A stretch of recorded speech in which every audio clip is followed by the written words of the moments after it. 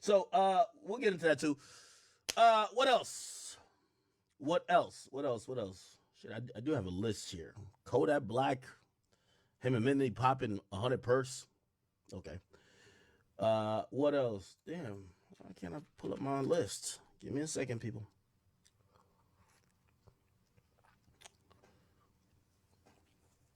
Some people are running with news that there was a 10K hit put on Folio. Okay. Let me see what else. Give me 1 second. I have a whole exhaustive list.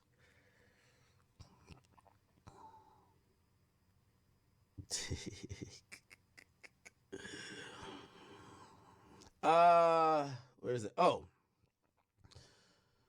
Yeah, so Kodak Absol, Lil Baby, Lil Baby has dropped about 45 snippets now. He's dropped a double album worth of snippets. He's really trying to find the one. You got a new snippet. 50 Cent trolling Rick Ross in Canada. We have 21 Savage, who's, whatever. 21 is posting the zestiest pictures in history. Like, I ain't gonna lie. At this point, we've seen so many selfies of 21. Like, I'm begging him, nigga, post a picture with a gun. Like, please, remind us. Like, too many selfies. Like, I feel like my man's, and by the way, y'all know 21's my man's, but like, I feel like my man's doing duck lips at this point. Bruv, post yourself with a knife, a gun, something threatening, my nigga. Too many goddamn selfies. Some people wanted me to talk about it. Terrence Howard. It's kind of like an ongoing thing. He did 2 podcasts with Joe Rogan, but people are fascinated by a lot of his theories and a lot of the stuff he's kind of spouting. Also, there was an expert that kind of like challenged him. People wanted more conversation about the Meg sales. Gucci Man is recruiting artists by just like having a bunch of money out there, just saying, yo, just come on board. I could make it good for y'all. Okay, it's interesting. All right. We'll probably get into some other stuff as well. There's probably a bunch of other stuff that's kind of like on the blogs. By the way, I seen, well, I guess Nicki fans were like happy, but Safari came out and was like, they asked him a question, what was the biggest regret of your like career or life? And he basically said like, or the hardest thing you had to go through. And he said it was a whole Nicki Minaj thing. And everybody's like, God damn it, nigga, don't you got 2 kids with some other woman? And the other woman is Erica Mena, and didn't you marry her and all that other shit? Like, you still thinking about Nicki? Yeah. So we'll slightly talk about that as well. Somebody says what? Yeah, fumbling Nicki Minaj. I mean, I don't know if it's necessarily fumbling Nicki Minaj, but nobody will ever be Nicki Minaj, right? Like, because like, truth be told, apparently when Safari was with Nicki, and I guess we could kind of jump into that early since I just already kicked the can off of that. So Safari, which we all know, this was Nicki Minaj. What the fuck? Is my internet down? No, my internet's good. What the fuck? It took a while to load. Safari, who was pretty much known as Nicki Minaj, like, purse holder. He did an interview on the We in Miami podcast. And he said that his breakup with Nicki Minaj was one of the biggest struggles he had to overcome. Now, let me just play what he said, and then we'll kind of get into a little bit more. What would you say your biggest struggle or obstacle you ever had to overcome? Like, I'm not even gonna sugarcoat.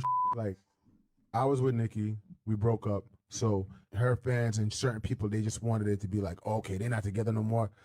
Him, let him be nothing, let him disintegrate, let him disappear, whatever. But 9, 10 years later, 10, 15 TV shows later, a lot of music out later, doors up later, cribs, like, I'm still here. And, some people don't like that. They're like, damn, why still paying attention to this? When me and Nicki first broke up and she got with Meek, and they were like the biggest in the world, and we was all beefing and shit, you got to think about it. I had 2 of the biggest people in the world like against me. So that made everybody be against. What would you say your biggest struggle? Y'all forgot. I know Meek is a hater. Meek snitched on the nigga for the nigga to go through breakup issues with Nicki. Then took Nicki, and then seen the nigga in public and beat him up with his goons. Meek's a hater. That's when I realized Meek's a hater. How you gonna snitch on a nigga to his girl, then take the girl from the nigga, and then see the nigga in person and fuck up the nigga. That was the ultimate hater shit. I ain't gonna lie. So, yo, if I was Safari, I'd be on my Julio Fulio shit, nigga. I would be offering up bounties for strands of hair. I'd be doing voodoo, nigga. I would have to make sure that nigga died in a plane crash. Okay, I would be doing all type of voodoo. Yo, y'all seen the voodoo type of shit they've been saying they doing? Nigga, I would have to doing that shit, my nigga. Ain't no goddamn way. But I forgot, yeah, Safari did kind of go through it a bit. You know what's funny? Everybody who told stories about like Safari back in the day when they ran into Nicki, they never said like, Nicki denied ever, like they never asked, but they never acted like a couple. It was just like, oh, he's just the guy with you. They were never, no PDA, no babe. I guess they weren't calling each other babe. You know, like sometimes couples would be like, babe, what you want to eat? I guess it's not that. It was just like, Nicki, what you want to eat? So I guess people were like, you know what I mean? There was a time I think even Wayne was talking about flirting with Nicki while Safari was sitting in the studio, and I could imagine you're conflicted. Bro, you say something, she might get dropped from the label. So you got to sit there and watch her boss basically insinuate. Didn't Wayne also like rap like he basically wanted to fuck her? Like, you got to sit there while another nigga is insinuating or shooting a shot at your chick, and you got to hope that she's probably just gonna, I don't know. It was also said she never respected him too. This is what I also heard. And by the way, as much as the Barbs hate on Safari, I don't think he gets enough credit.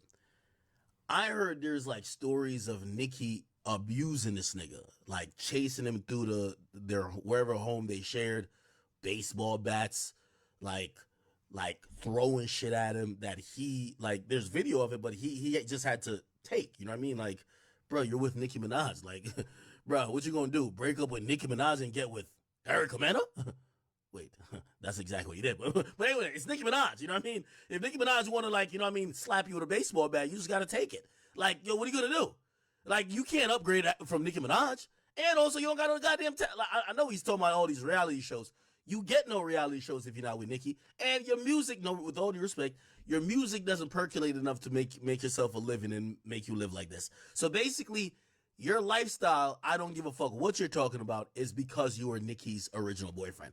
So, despite if she beat your ass, despite if she cheat on you and kiss Nas in front of you, despite if she listened to Meek Mill pillow talk and snitch on you and then had Meek Mill beat your ass, it don't matter. You got to be thankful to Nicki, and unfortunately so, right? Anyway, let him finish. Or obstacle you ever had to overcome. Like, I'm not even going to sugarcoat like, I was with Nicki. Okay, so let me go to the next one. Against me. Right, the whole industry. Yeah, so it was like nobody wanted to be next to me. Nobody wanted to like work with me or none of that. So it just made everything hard, and I was like, that was a dark time for me. You know what I'm saying? That really affected you. Do you wish like you had kept your relationship with Nicki a secret? Even nobody knew until after the fact. You know what I'm saying? Right. Yeah. There were rules like you guys. You couldn't like kiss in person or like show affection. Hell no. That wasn't even a thought against me. Right, the whole industry. Yeah, so it was like So essentially he said that it wasn't no rules, but because of how it played out publicly, people felt like he was just like the definition of a cuck.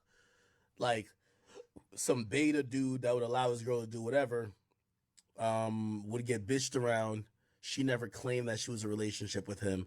And yeah, pretty much any contributions he did to whether her lifestyle or mentality or maybe even music, he said apparently he felt he contributed to some music. He didn't get the credit for anything. So that was the most difficult struggle, kind of getting off the heels of that. Anyway, I was in the comments, and of course, anytime a man is doing good, this is factual, chat. Anytime a man, like, we all go through these ups and down points in our life, and when you're finally about to see the sunlight, it's about to be daybreak. You know who's gonna come back and fuck up your day? An ex or a baby mama. So here comes Erica Mena, who's in the comments and says, "I will be forever embarrassed I gave sis." She's talking about him, sis. She's calling him sis. These incredible, beautiful babies. I believe they got 2 kids. He don't even talk or care about his seeds this much or in real life. Once again, females just being females. You can't as men, you kind of get used to this. He's sharing his story, and as a bitter baby mama, she's not even with him. She's sitting there typing, why he not talking about the 2 kids I gave him? Why he ain't talking about me marrying him? Why he talking about Nicki? Because it's Nicki Minaj, you fucking clown. It's Nicki Minaj and you're Erica Mena. We know you for shaking tables and throwing drinks. We know Nicki Minaj for writing the best rap verses and having 1 billion females follow her path. I am sorry, just don't equate. I'd be talking about Nicki too. Your impact on the world was getting 3,500 episode from Love and Hip Hop. Her impact on the world is that there is a slew of women who now believe they have a path to success in music because of Nicki. I'm sorry. If I'm Safari and I'm not with you currently, I ain't talking about you either.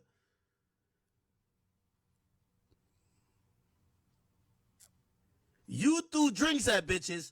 She threw hits at billboards. I'm sorry. I want to talk about my successful ex. So anyway, she's typed this. And I think she even kept going on. Hold on. Because I think they posted what she said. What you say Against me. All right, we're not going to play this again. you're big. And then, of course, I think she comes back around and says some other dumb shit. Basically, you know what I mean?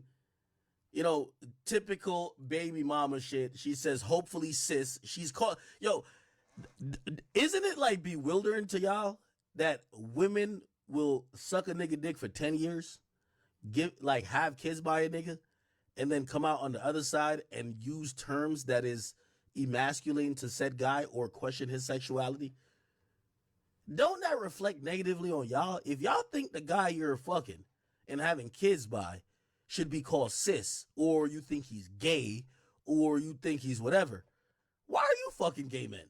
Ain't that a reflection? But the thing is, you know, you gotta treat women like retarded kids. Like, I'm sorry, no disrespect to women. Like, seriously, you gotta treat them like retarded kids. Like, you almost gotta, if they do something bad, it's a woman. If they do something good, it's one of those.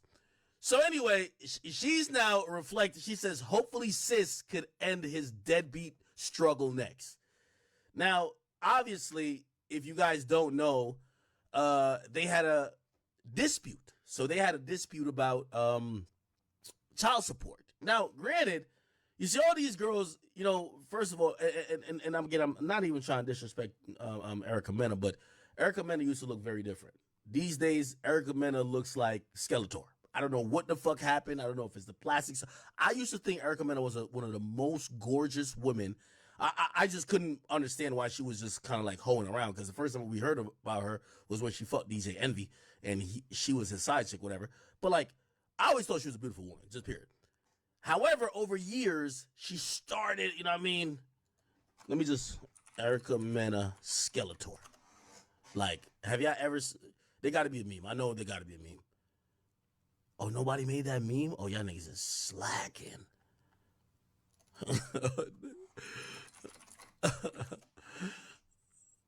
Oh, she probably got a little PR team. They got that bitch scrubbed. There's that one picture of her looking like finished. And I was like, damn.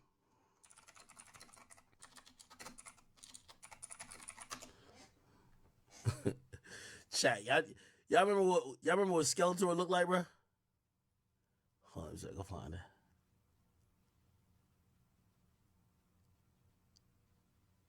Hold on.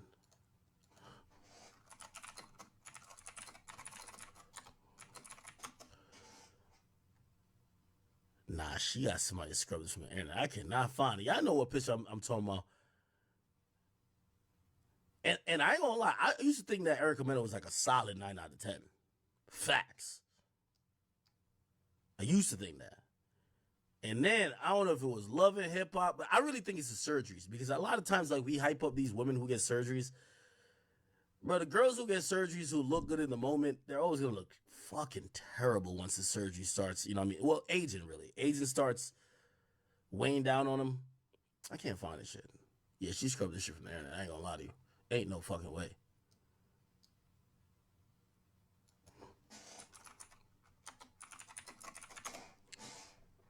Yeah, I cannot find this goddamn picture. I'm looking for it on another screen, that's why. Oh, this is it right here. This It's obvious me and Safari will never be. right here. I was in the hospital bed with this man's son. That man didn't care if I made it through that. Bro, I ain't gonna lie, she looks pregnancy. like Wendy That man Williams, nigga. didn't care if And no disrespect to Wendy, because I love Wendy. with this man's son. That man didn't care if I made it through that pregnancy. That man didn't care if I made it through that labor. I really have fought through some dark time. Like literally, I couldn't get out of bed, guys. There was days I could not eat, but at the same Yo, I'm time, I not have to laughing. face my kids, and I gotta act like everything's okay because I'm the only one that feeds them on a day-to-day basis. Like I had to drag myself out of that dark place with my first son because I had to hustle so much. Oh, here it is. All right, fuck that video. When niggas see this, it's like, damn. But some people did blame Safari because it's like, bruh, I'm telling you, there was a time Erica Mena was a solid, I think, like 9 out of 10. Tell me if I'm gassing. You feel what I'm saying? Look, vibrant, looking amazing. Bruh, if you like Latinas like I like Latinas, yeah, like she was that chick.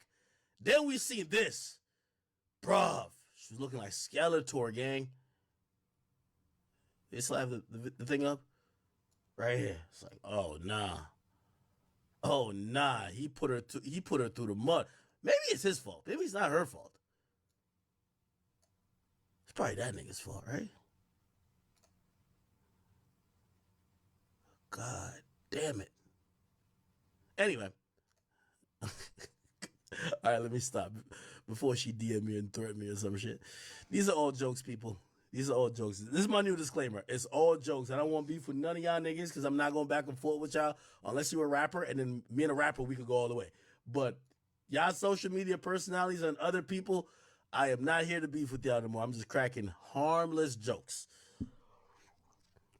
Anyway. Shit. Okay. So, pretty much, yeah, I think she fell off. And just like every girl who, you know what I mean, which I always tell women, like, you know, y'all got to pick who y'all having kids with, right? Because y'all going to be very disgruntled after y'all give up y'all youth, y'all beauty, and the best years of your life to some random nigga who's going to use that up and move on to the other chick. And I think Safari got some new girl. So when you see this shit where, like, she's in the shade room comments and she's hating, yo, I hope sis could end this deadbeat struggles. You wasn't saying that when you married him. You wasn't saying that when you pumped out 2 kids. You wasn't saying that when you was like top 5 baddest, social, TV influencer chick. You said that after that nigga pumped 2 kids through you, and now it's looking a little bit grim. They got the Skeletor look a little bit, so now you tighter the nigga, man. It is what it is, bro. Anyway, I'm not surprised that Safari's still talking about Nicki Minaj. I would still talk about Nicki Minaj. Nicki Minaj is your cash cow to success to this day. Like, I remember when Safari, he went to like some country and people were like, oh my God, Nicki Minaj's ex is here. Yes. He milked that pause to success. And he got some shit now. So, you know, congrats to him. But Erica Mena got to be out of her goddamn mind. There's nothing Erica Mena has accomplished but breaking glasses, fighting, ratchet behavior. None of that shit is some shit that people want to talk about. So yeah, of course, you got to talk about Nicki. I get all that. Real quick, let's hop into it real quick. I ain't even gonna hold you. Oh man, yo, real quick.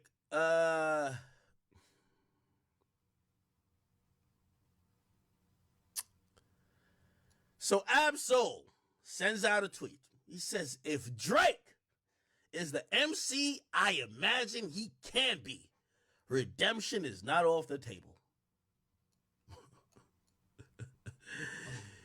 Yo, this might be, I was so happy when I seen this tweet because this might be PG Lang / Kendrick first misstep. Thank God. They've been going good. But this the first misstep.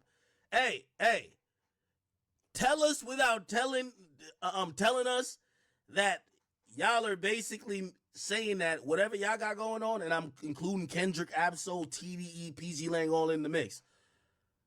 Whatever y'all got going on, y'all are so juxtaposed to what Drake got going on.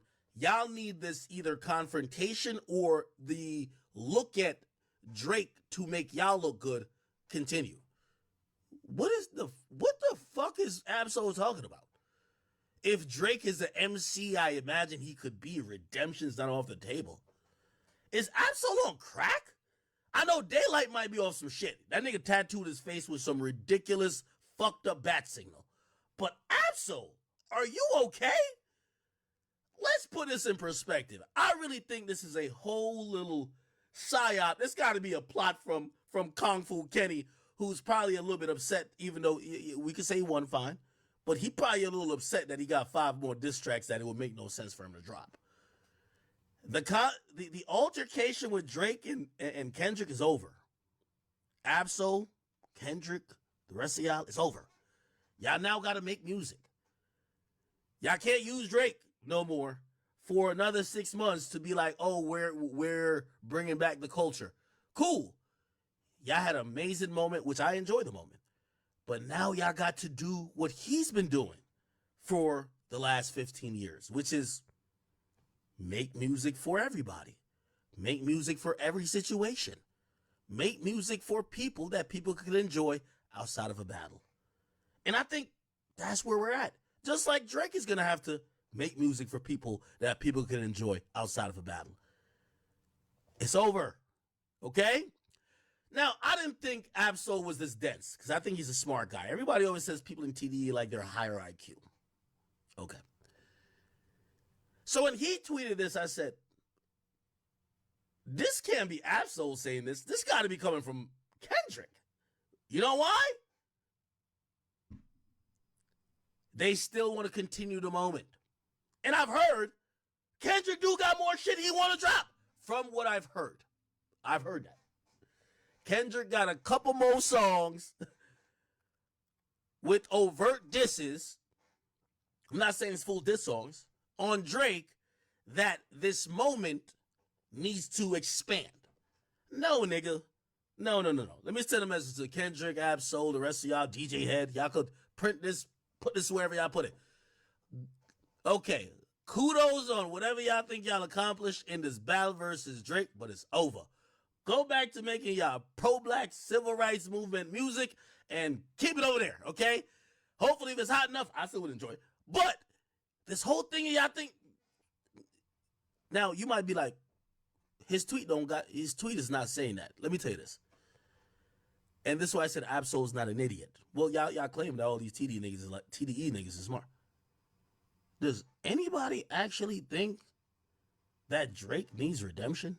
Like Drake is like, yo, it's so crazy. And even like, actually, I think one of the Rap Radar niggas called it out. It was like, why y'all acting like Drake is down bad? Put it like this. Kendrick just hit Drake with his best shot ever. And in that singular moment, a lot of people believe that he beat Drake at that competition. And even then, he's still not being consumed more than him. And Drake is still top rapper. Don't listen to me say it, because y'all might think Ak is just, yo, you're Drake's mouthpiece. We could Google it right now. Sacrifice so much time away from my firstborn that I'm most streamed rapper. Just look at most streamed rapper. We can just Google it. Drake was the most streamed rapper in June with 1.2 billion streams across all credits. He keeps up his record as being the most streamed rapper every month this year. Okay, your best shot was amazing. I think Kendrick is you know, like we now know how potent he is. He's nice. But I don't think this means Drake has been affected as you might think. The only conversation I think Drake might be affected in, and I don't know if we're having that conversation now. Like, for example, when I said, Kendrick, what top 5 you smoking on? Kendrick doesn't rank even near to me when it comes to popularity or commercial viability with Drake. The only top 5 I would compare him to before now, and I'm gonna be honest with you, I actually upped Kendrick a little bit for me. In my top 5 of all time, Drake always been there. Drake been there for about like 10 years now. Kendrick ain't been in my top 5. Kendrick been in my top 10. Well, top 15 probably. After this battle versus Drake, yeah, I think for my personal top, I don't know if he's in top 5, but he's inching there. He's probably like 6. So let me run down my top 5 real quick of all time. So we're going Drizzy Drake. We're going Jay-Z. We're going Lil Weezy. We're going Tupac Shakur. We're going Biggie. That's 5 off the rip. Now we got to think about where the rest of the niggas fall. Okay, cool. Now, if we're talking about rapper, that's where I got Kendrick in my probably 5 to 10 range at this point. Yeah, 5 to 10 all time. By the way, if you're wondering about Cole, to me, Cole is a top probably 20 rapper. Top 20 rapper. Not a top 15, not a top 10. To me, Drake is the guy. But Kendrick, I think Kendrick is right on that precipice. Now, what factors into that for me? I'm thinking about all of your contributions in rap. Your albums is one thing. Your features is another thing. How much of you've affected rap? How versatile you've been? How you've dominated rap? Like for example, someone like Jay-Z. The reason why Jay-Z's probably gonna come in maybe number 2 or max or the lowest number 3. And by the way, I'm saying rappers, again, we're not just talking about lyrical ability, because if I was talking about lyrical ability, I'm not doing top 5 without Nasir Jones. Let's be very clear about that.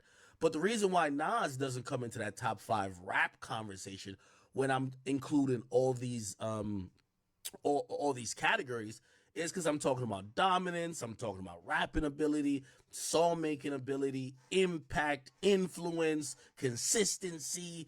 I'm putting a whole bunch of stuff in it, and that's why, of course, Nas is one of the greatest, and I would never disrespect Nas, so don't you take that wrong. If we're talking about lyricists now, and this is where I think we would have a different conversation. I have a bunch of different lists. Kendrick's in my top 5 of all time lyricist list. I ain't gonna lie, he is. Lyricism, yes. So the MC, that's an MC category. So MC, well, when I think about an MC, and people can tell me if I'm wrong, I think about lyricism is the main component of an MC. Do you get what I'm saying? Kendrick is definitely in my top 5 for MC. Rappers, he's in top 10. Drake's still in my top 5. Is Drake in my top? I'm trying to see if Drake's in my top 5 MCs list.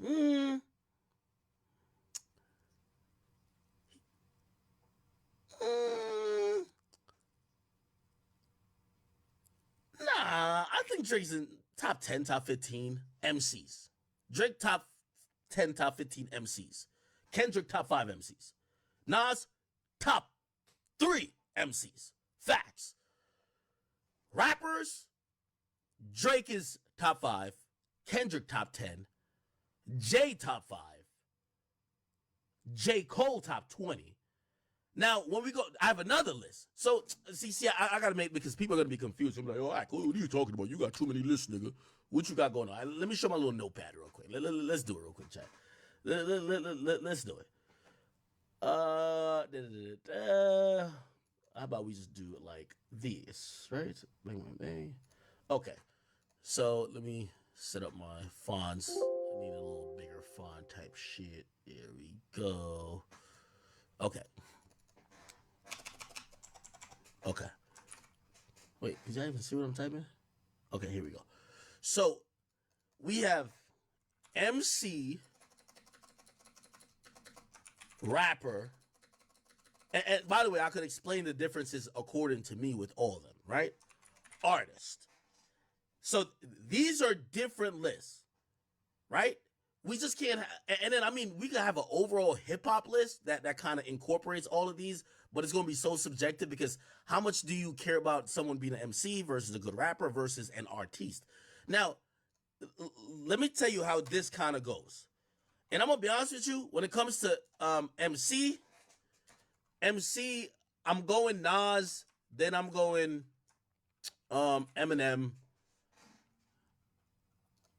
I'm having Nas and Eminem, like maybe not 1 and 2, but like they're definitely top 3, top 5 when it comes to MC, right? When it comes to rapper, I got Drake. I got Drake 1. Then I also have sorry, fuck. I wish I had like real tables here, but I don't. Sorry. I got Jay-Z. Some people might be on the top 5 MC list, might not be on the top 5 rapper list, and some people on the top 5 rapper list might not be on the top 5 artist list. It differs. You know what I mean? Now, when it comes to artists, I can tell you already, the top 2 hip hop artists, I should put hip hop artists. Hip hop artists. By the way, how do I rank an hip hop artist? A hip hop artist is, we're judging the art, which means your contributions to production, to sounds, to changing the style. It doesn't have to be just, because you rhyme words together good. Here, your influence also that counts in artist too. Here, I got Kanye number 1. I got Tupac number 2. So you're kind of seeing how I like categorize it, right? So like on an MC level, I'm looking at Nas and Eminem. Rapper level, Drake and Jay.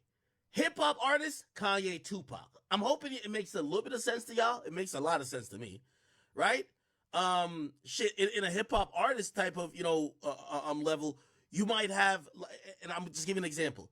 Dr. Dre might qualify for my top 5 or top 10 hip hop artist. And I know you might be like, well, he mostly does production. Well, he's an artist by him molding a sound. It doesn't matter about only if you rap. So Dr. Dre is in the top 5 or top 10 for me when it comes to hip hop artists, right? But is he in the top 5 or top 10 for me when it comes to rapper? No, nor MC. Do you get what I'm saying? So for me, it's like very different. For me, it's like very different, right? And MC, I'll put Kendrick up there too. So Kendrick, I believe, for me, Kendrick,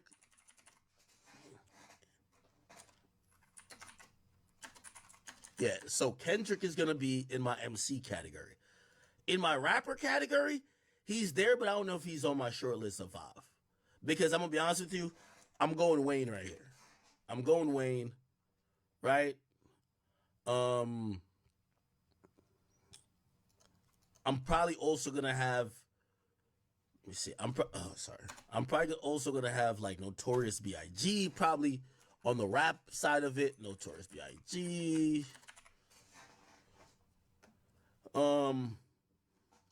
Is this making sense to y'all? Or is my brain just like fucked? Y'all might be like, what are you talking about, nigga? So like, some people on certain lists ain't on certain lists. Does that make sense?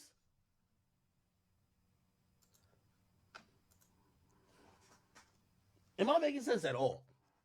Let me open up the chat real quick.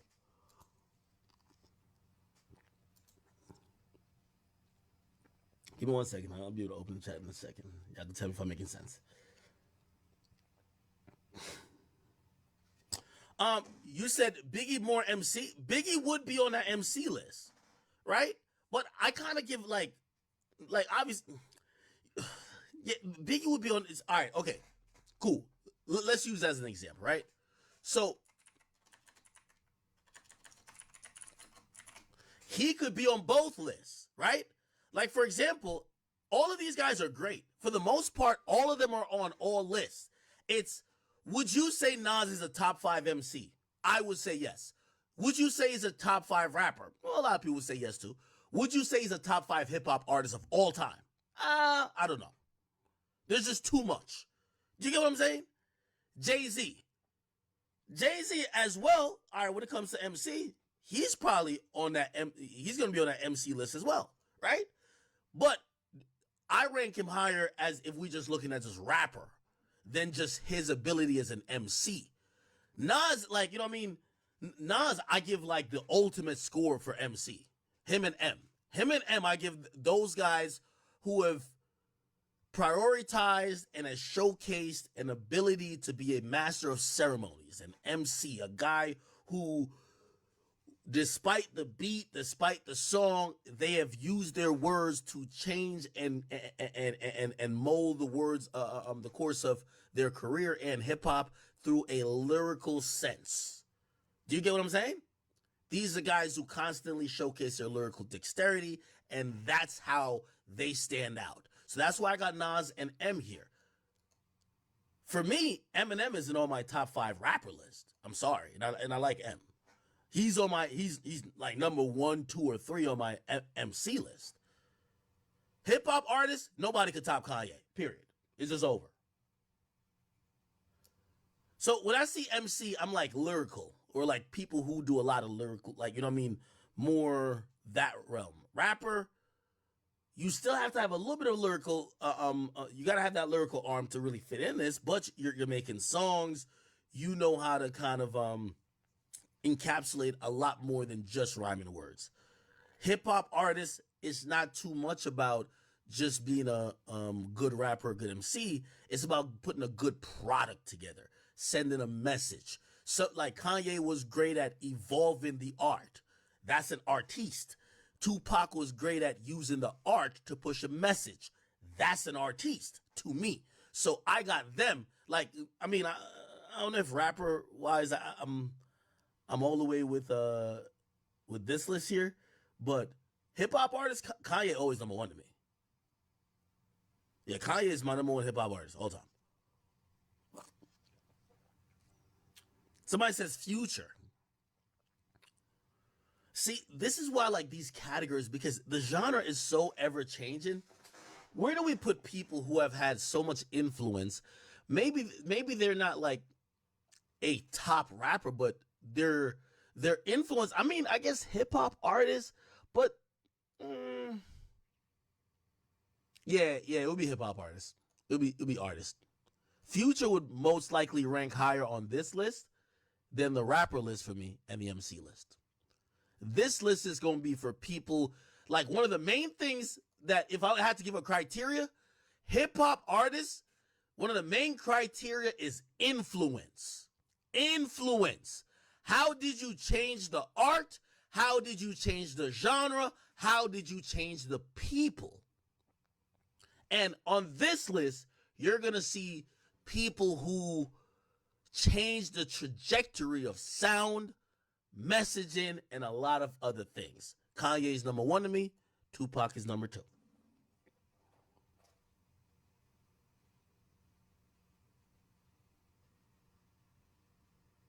I think that's reasonable. Okay, anyway.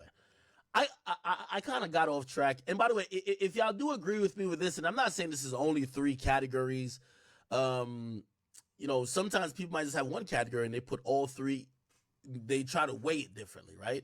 I just feel like it's unfair. Like, if we're talking about great MCs, let's talk about great MCs. If we're talking about great rappers, let's talk about great rappers. And if we're just talking about great artists. And by the way, here's the thing too. Like, Metro Boomin could I'm not saying he's top 5, but he could qualify to be a hip hop artist, as opposed to he would never qualify for these ones. An artist could be a producer. It could be it could be a rapper. It could be someone who is blended rapping and singing. It could be someone who has just taken hip hop in whatever capacity and has just moved it to another place, or used it as an instrument to send messages or to influence other people. That's all that I look at it. And again, I'm open to people disagreeing with me, and I hope if any OGs see this, I would love to, you know what I mean? Again, I have different categories. They might just have 1. I have an MC category, you know what I mean? Like, for example, I'm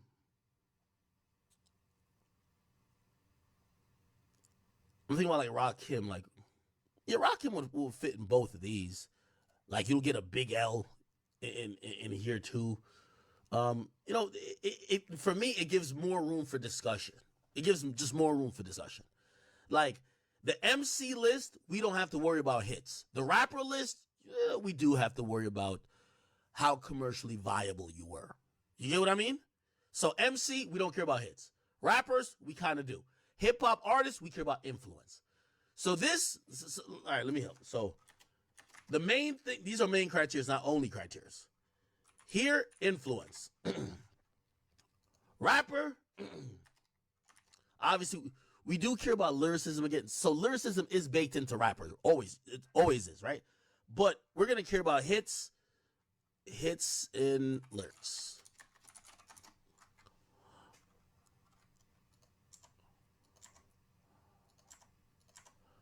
Okay. And then MC is always going to be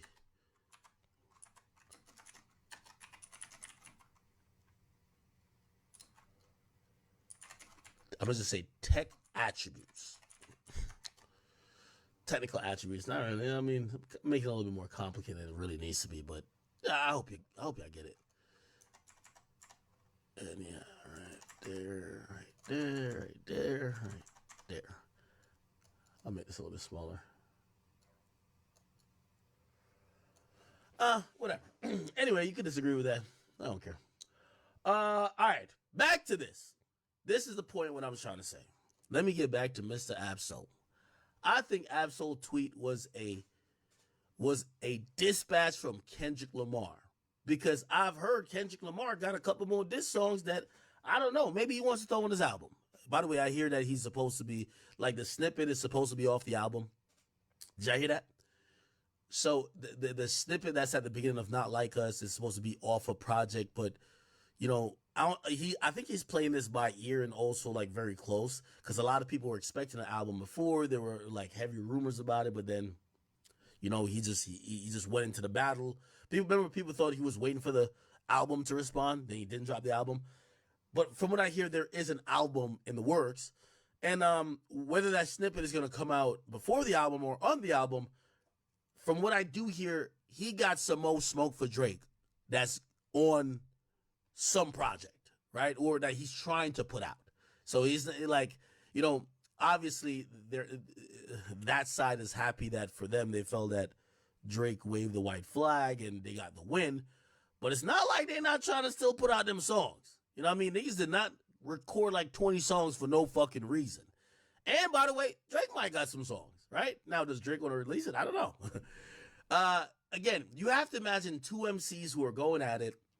They probably all were cooking, right? Like niggas is cooking up, bro. Like Drake was cooking up. Drake was cooking up. Kendrick was cooking up. You know? Like I have a little bit more insight. I won't say at this point, but I know the pressure that was on really both artists. Like both artists in a sense of how tapped in they had to be into try to read the other side, try to play chess, but also try to have shit recorded that you're not hearing that other motherfucker's song and be like, well, I got to start from scratch. Right? Like, like again, without saying too much, because if I say, I'm be like, well, this is what he was talking. No, I won't say. Both of these niggas recorded a whole bunch. And by the way, you know, like this is where like people like Joe Budden is like very useful, because he tells you how he handles a battle. And he's like a guy who's pretty battle tested. He knows what's up. He's like, yo, when Drake had dissed me, I recorded like 20 of them shits. Right? So he had songs he probably never dropped. Dissing Drake. Same I've heard with both camps. So Kendrick got some Drake shit he ain't dropped. Drake got some shit he ain't dropped. And obviously I think Kendrick at this point is like, shit, I'm already in the victory lap phase. Not Like Us is good. Maybe not drop the overt ones that's going too crazy, but I could still like, nigga, we could still talk about the win, right? Or we could still like, you know, whatever. So I believe that Absol popping out was sent by Kendrick, 100%. The only thing I'm trying to tell him is this was too obvious, and I feel this is the first misstep by TD or PG Lang, because, my nigga, brother, we're not on crack. There's no way Drake is sitting back like in cold sweat, shaking, saying he needs redemption. Today, tomorrow, at birth, he was, is, and will be a bigger artist than Kendrick. The only thing that probably will be different is when people talk legacy. These battles are legacy conversations. I remember, like, you know, even my feeling with the whole Pusha T thing. And I talked to Drake personally about that. I said, yo, man, obviously he went on to have Scorpion, is one of his biggest, most commercially viable albums ever. It wasn't about that. It was about when we argue that shortlist, just like how LeBron plays for, like, LeBron wants to be better than Mike. And not just better than Mike, he wants to be the best of all time. And one of the people who always get put above him in terms of the rankings is Mike. So he has to be cognizant of what that person's did or whatever in what he does. A battle for Drake is a legacy play. It's not about, like, I hate when y'all, with all due respect to Ja Rule, don't ever compare Drake to Ja Rule. Like, Ja Rule couldn't hold Drake's jockstrap. No disrespect. Like, Ja Rule was cool. Drake is the GOAT. Like, Ja Rule was never on no all-time list. No disrespect to him. And I'm trying to be nice, but let's be honest. Battling, just like, I mean, it's hard to kind of relate to the Tupac and Big thing because I think they were so much in the midst of their career. I mean, they probably didn't know at that time that their name would be synonymous with rap beef and be the most famous rap beef of all time. And their songs that they recorded at those times was forever going to just be immortalized. So they probably weren't thinking like this. So maybe they were thinking, oh no, like, oh, Pac might have thought, yo, I recorded Hit 'Em Up. I killed his career. You ain't killed Biggie's career. We're still celebrating Big. There's nobody who celebrates Big's catalog and be like, oh my God, why we even listen to this shit? Tupac dropped Hit 'Em Up. No, it's like, no, Big is a fucking all-time GOAT. And nobody, even though, you know, Big and his people said that Who Shot You wasn't about Pac, but nobody celebrates Pac and be like, oh, the only thing I can't really bump Pac no more because that nigga did drop Who Shot You. That's what I'm trying to say. That's the same thing with Kendrick and Drake, if you ask me. I don't believe that nobody is looking at Drake or even Kendrick to be like, oh, either one of these guys are affected or are done or whatever. So that's why I look at this and I'm like, this is like some retarded ass tweet. Redemption for what? How does the biggest artist redeem himself from being number one when he's still number one? Make this make sense. Now, I'm going to also play devil's advocate and try to have the conversation with myself. Maybe he's talking about redemption in terms of cultural eyes. That's a possibility. I think that's the only place that Drake has ever been affected. Like, Kendrick used the culture card on Drake, and I think that was an amazing card to use, and Drake didn't have any really counter. That's pretty accurate. Except, I really think hip-hop is in the space right now where I don't think Drake has ever sought to get redemption for culture. In the heights and the midst of when people were talking about police brutality and Kendrick was dropping like Negro spirituals like we gonna be all right, Drake literally said, hey, sometimes I want to speak about shit like that, but I know niggas don't be wanting to hear shit. Like, he basically just kind of suckered out of the whole thing, and it didn't affect him. So, like, I don't think Drake has ever yearned to be culturally beloved as Kendrick Lamar. I think he's always just only yearned to be the biggest rapper in the fucking game. And he's the biggest rapper then. He's the biggest rapper now. I don't think he'll ever have more cultural love than Kendrick Lamar. And by the way, I don't think Kendrick Lamar yearned to be, I don't think either would switch places. I think people won't acknowledge that. I don't think Kendrick would want to be the biggest rapper in the world if he didn't have cultural impact like he does. And I don't think Drake would want to be Kendrick Lamar if he wasn't the biggest rapper in the world. So they're kind of both comfortable in their own spaces. So what does he have to redeem? Now, I understand there will be like, for example, when Meek Mill got killed by Drake, when I mean killed by Drake, he literally got executed and buried. That nigga went from selling 250,000 to basically the only thing he was selling at that point was a bunch of L's in his comment section. His career was severely affected, like noticeably. Like you could see it with consumption wise. Nobody was fucking with him. It was very obvious. If we're to say Drake isn't chasing being culturally loved, like how Kendrick is, what redemption are we talking about if he never even had that in the first place? Do you understand what I'm saying? There's always going to be a section of the population that says, Drake's your culture vulture. And it's also a section that says, not really a culture vulture, but I know why you tapping in with them niggas from Memphis or Atlanta. You just fucking with a wave. There's always going to be a section that says that. I don't think Drake has ever been cultural. And I don't think that this is the moment he should even try to be cultural.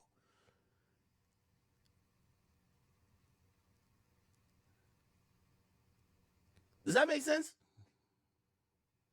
Somebody said, you might be in denial. I'll open up Discord. Y'all can come debate me. I'll get in Discord. Y'all can come debate. The point of what I was trying to say is that I believe that this was a pathetic attempt from Kendrick Lamar camp to try to act like there is still a juxtaposed battle happening. Y'all already had the championship parade. Why y'all still acting like y'all in the finals? What Absol should be tweeting about is Kung Fu Kenny got some shit coming, and it got nothing to do with the feud that he supposedly, that everybody's claiming he won. If he won the battle, why y'all still talking about what Drake finna do? That to me was a little bit like, oh, y'all trying to sucker the nigga back in. It's like, well, it's like almost challenging Drake's ego. Well, it's like challenging his ego by saying, well, if he's really a rapper, we all know rappers gonna get their get back. No! The fight is fixed. It's done. It's over. I'm pretty sure Drake gonna keep dissing the nigga, but he ain't gonna keep dropping diss tracks because y'all already got narrative going on. It's all good. You go drop your pro-black music. He gonna drop his music for the club and bitches. And let's keep it moving and until hopefully maybe another time they get another flare-up. But the flare-up ain't happening right now. Somebody said, I'm so salty I float in the pool. You think so? All right. I am in Discord. I am here to debate.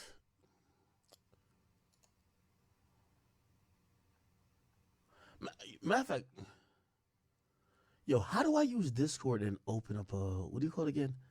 Like one of them stages type of shit.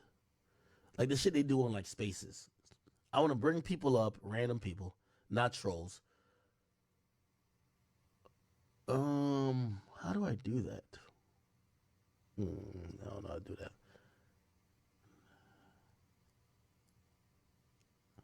Let me join here, and this is what these things got going on. Yo, hey, let me ask y'all a question. What y'all think about Kawhi Leonard withdrawal? Okay, these niggas got a whole different conversation going on here. Holy shit! All right. Anyway, I'm down to debate about that. Anyway, the point is this: yo, Absol, cut it the fuck out. Listen. As much as they try to act like I'm the mouthpiece for OVO, which I'm not, any artist I get info on, I put it out. If I get some, I just gave y'all some info. I heard from some people that Kendrick do got more diss songs he's trying to put out. I'm not TDE or PG Lang's mouthpiece. Nigga, I'ma always tell you anything about an artist because I'm the plug for everything. If an artist don't communicate with me or they want to communicate with me, that's up to them, right? So, yeah. I think if DJ Head tweet this out, you know, DJ Head is just like, he's letting y'all know he's Kendrick's guy, right? So, you know, you can't even say bias because he's telling you he's biased, right?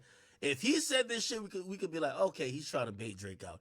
Here's the point. Absol, the reality is this, and y'all could clip this and print it. For you Kendrick Lamar fans and even Kendrick Lamar himself, congratulations on what y'all think y'all did during this battle, but now y'all got to go make music that don't got to do nothing with Drake, okay? Listen, I know the strategy all too well. Go look at the 48 Laws of Power. Go look at the 33 Strategies of War. You could go read any type of historical book.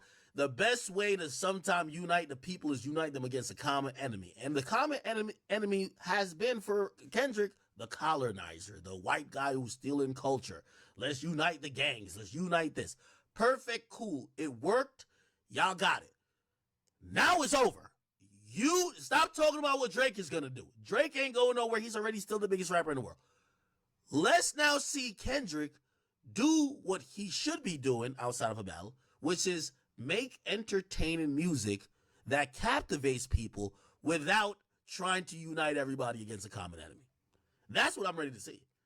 So let's not talk about what Drake is going to do. And also, here's the thing.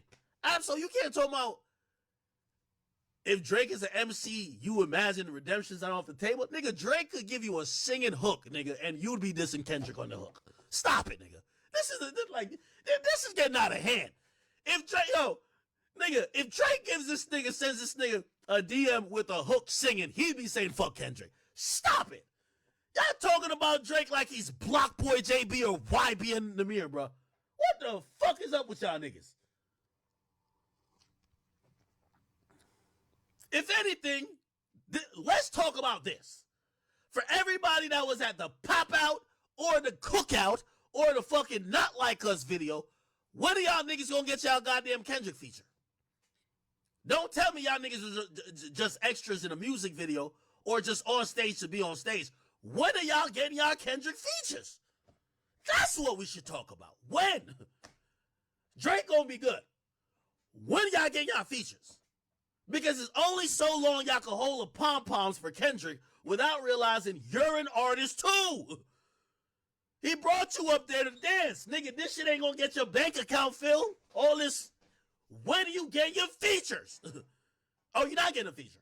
Oh, it's not happening. Oh, he gave you a look in the music video. Oh, that's it? Oh! Oh, he's back in New York? Oh! When are y'all gonna get y'all cash out for showing up on stage and dancing like a bunch of motherfucking clowns up there doing all this shit? When are y'all gonna get the features that gonna help y'all shit? I just want to know.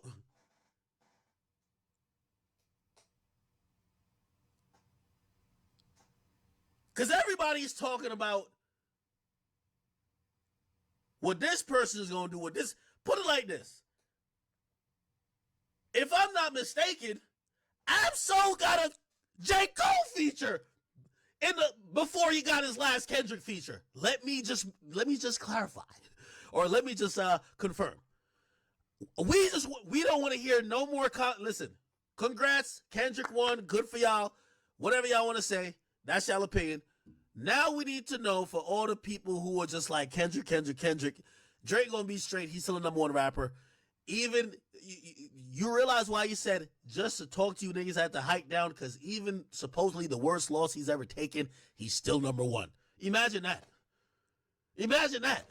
The worst loss supposedly he's ever taken, he's still #1. So fuck what Drake got going on. Yeah, it's gonna hurt his ego. Yeah, you got it. But when are y'all getting the features? Let's go look at this shit. You know I'm held, right, chat?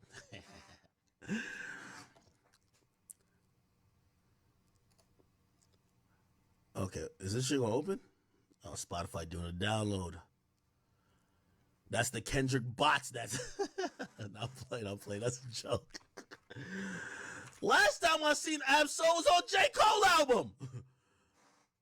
I'm sorry.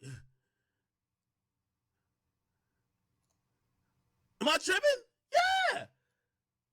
So all of this Kendrick glaze, when are we getting the next Black Hippie song? For the rest of you niggas that came on during the cookout or the pop out, what are y'all getting like a feature or shout out? That nigga won't even throw up y'all shit on the story. So when y'all are talking about, man, Drake could still come back, fuck Drake coming back. Are y'all gonna come up? Let's talk about it. Fuck talking about Drake coming back for all those artists, and I could name every single one. Half of y'all fell off that was on stage with Kendrick. Half of y'all fell off, but I don't want to shout out by name. Y'all do know your name, right? You do know you fell off when you was on there, and you was there just to dancing, but your song is not on the charts. You know you fell off, right? You know you fell off, right? When are you coming up? Let's talk about that. Oh, y'all want to talk about that?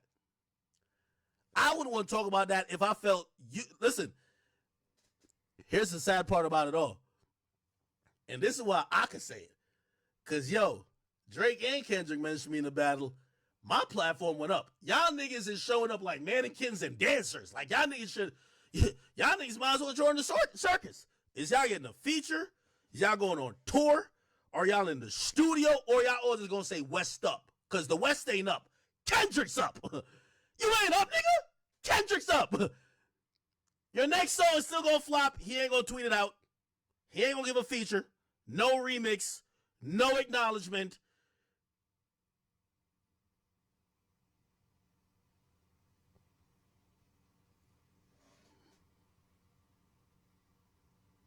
I'm just saying. Can we talk about it or we can't talk about it?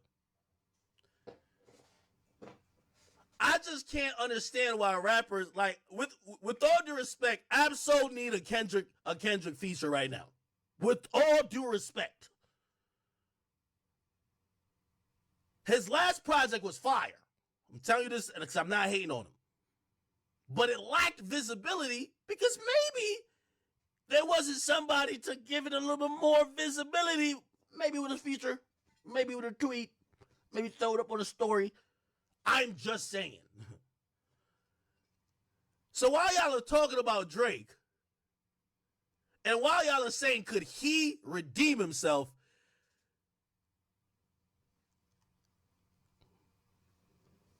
It's a good old day for him when, even with the biggest loss he's taken,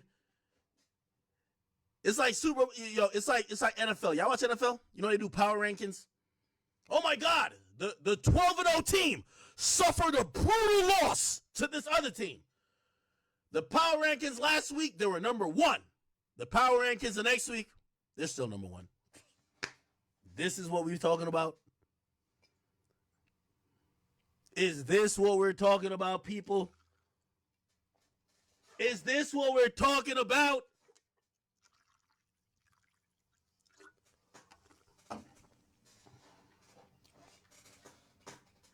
I just want to know.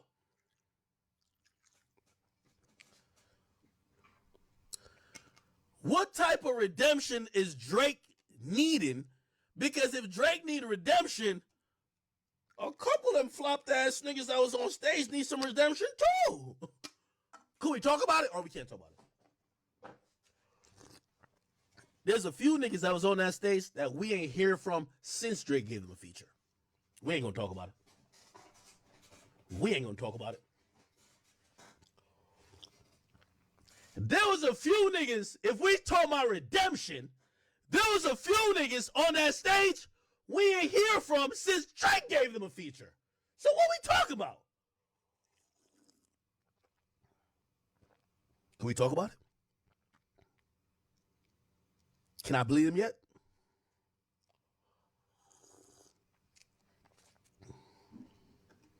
It's all good. I love the conversation. We just need to be... Listen. Just always remember this. For everybody, especially people in the industry and rappers yourself. While you're holding up the pom-poms, cheering for Kendrick, you did not win. You're still not on the charts. You're not going on tour. You're not getting a feature. And you will never be seen with that nigga ever again in your life. Relax yourself. Okay? That's what you say. You like the niggas in the quote unquote over your sweatshop. We don't know where you at.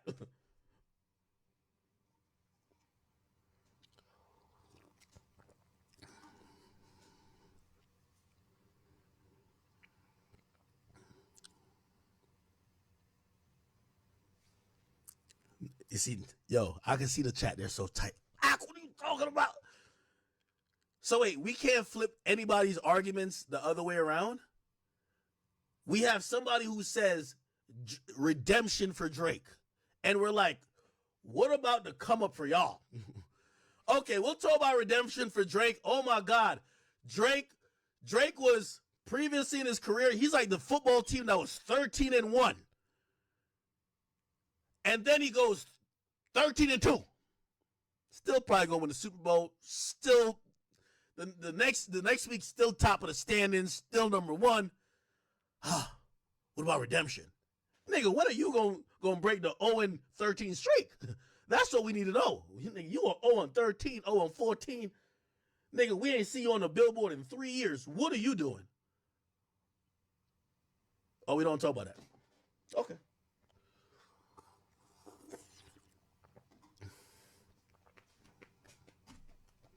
They don't want to talk about that, chat. Half of these niggas talking. I bet 100,000 Kendrick ain't doing a song with these niggas for the next year.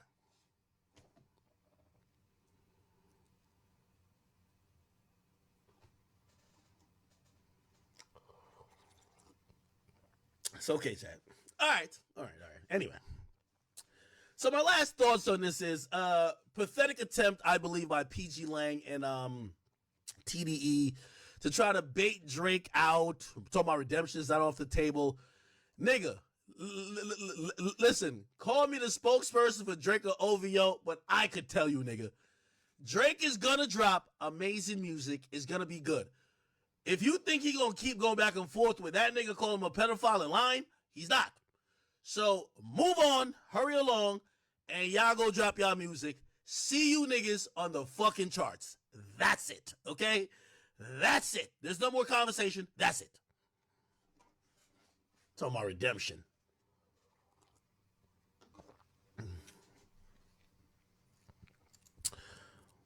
Yeah, people are tight. Frank says, Frank from the UK says, like, yo, Drake's like that rich friend. Rappers only like him for what he could do for them. I'm not even saying that's not true. But they genuinely like Kendrick and don't expect handouts. Bro, I hate when y'all say shit like this. Frank. Let me repeat what Frank just said. He said Drake is like the rich rapper friend. He's like that rich friend. Rappers only like him for what they could do for them. But they genuinely like Kendrick and don't expect handouts. That's the difference. Drake try to buy respect. Let me tell you this. The whole music business is like that. I don't know what type of... Y'all keep acting like Kendrick is Jesus. He's not. Just stop it. He's just not. This is a business. Niggas dick ride whatever side that can help them. People are trying to make money for their family. The same way they look at Drake, they look at Kendrick. Nobody's pure. Now, granted, Drake is going to look worse than Kendrick. I'll tell you why. Because Drake does more music, associates with more people. But there's no relationship in this shit. Like, yo, I'm having a conversation with one of the biggest people in music. Actually, somebody who, I don't know if I would call him a friend, but... And he said this, and he said, yo, Ak, we all know this music industry shit is fake. He said, you don't know what's going on with my kids, what's going on at home. He said, me and you, we get on the phone, we chop it up, we always whatever. But I'm going to be honest, if shit went left for us and my team, I don't expect for you to be still calling me. I don't expect for you to answer my calls no more. And I thought about it, and I said, it's kind of accurate. It's true. And now, is it somebody who I rock with? Yes. But it's based on the music industry. Like, bro, these ain't your day one friends. Like, you're an idiot if you think Drake don't got day one friends, but Kendrick does. No, it's music. It's all fake. It's all, bro, half of the 90% of the niggas that pop out is there because it's for potential business upsides, not for genuine friendship. What do you y'all think this is?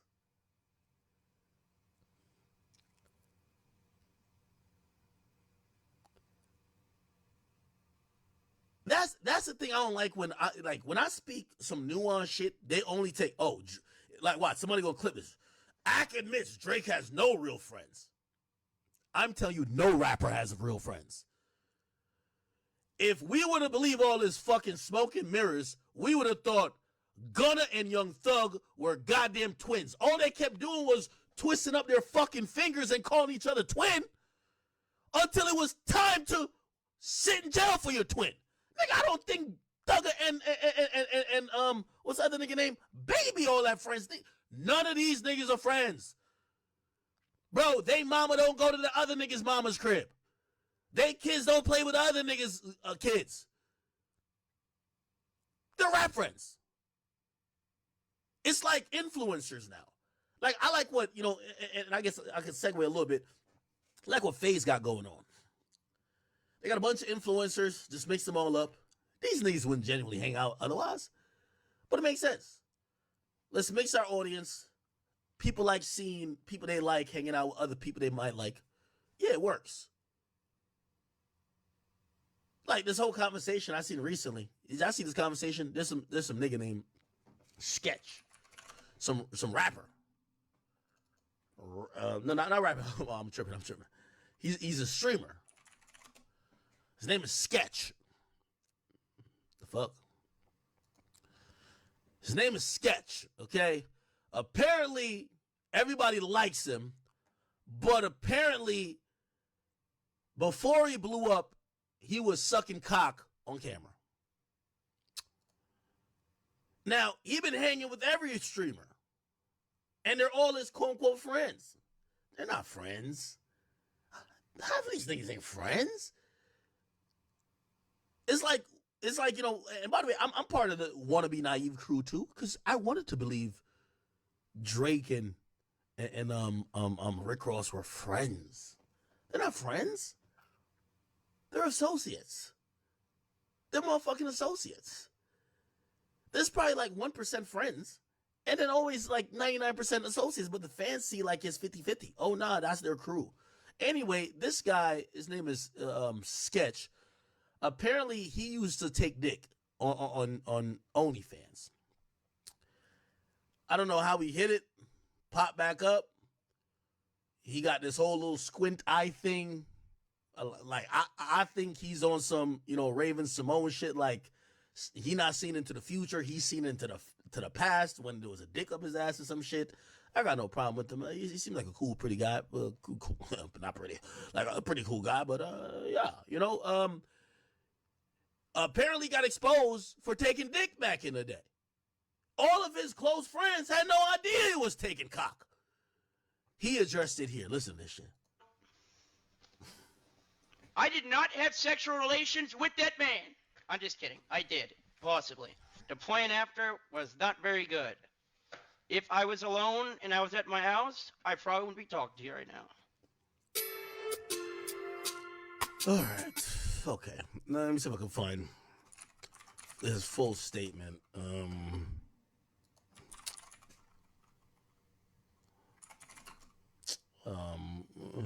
I'll be going fear bug shit sometimes. What's his name? Sketch? Stretch or some shit like that? Is his name Sketch or Stretch? Niggas say he was getting stretched out. Pause. And I have a lot of people to credit for, I'll be honest, Plan A was, and I will say candidly, was... So apparently when niggas found out he used to take cock, he said he was about to run away or stop streaming, and apparently people talked him back into it. However, for me, it was shocking when we found out his closest friends had no idea. That should already tell you, going back to the point of y'all saying Kendrick got real friends, but Drake don't. There is no closest friends. There are your influencer friends. Yeah, his influencer friends didn't know his personal life or didn't know him before he became an influencer. So he's talking about when he used to take cock back in the day. He was a gay OnlyFans creator. And then I guess he stopped doing that. He now became a big streamer. And, I guess he said he was about to like lose it when people found out about his past. And he said his new friends helped him kind of like, face it. And he's addressing it now.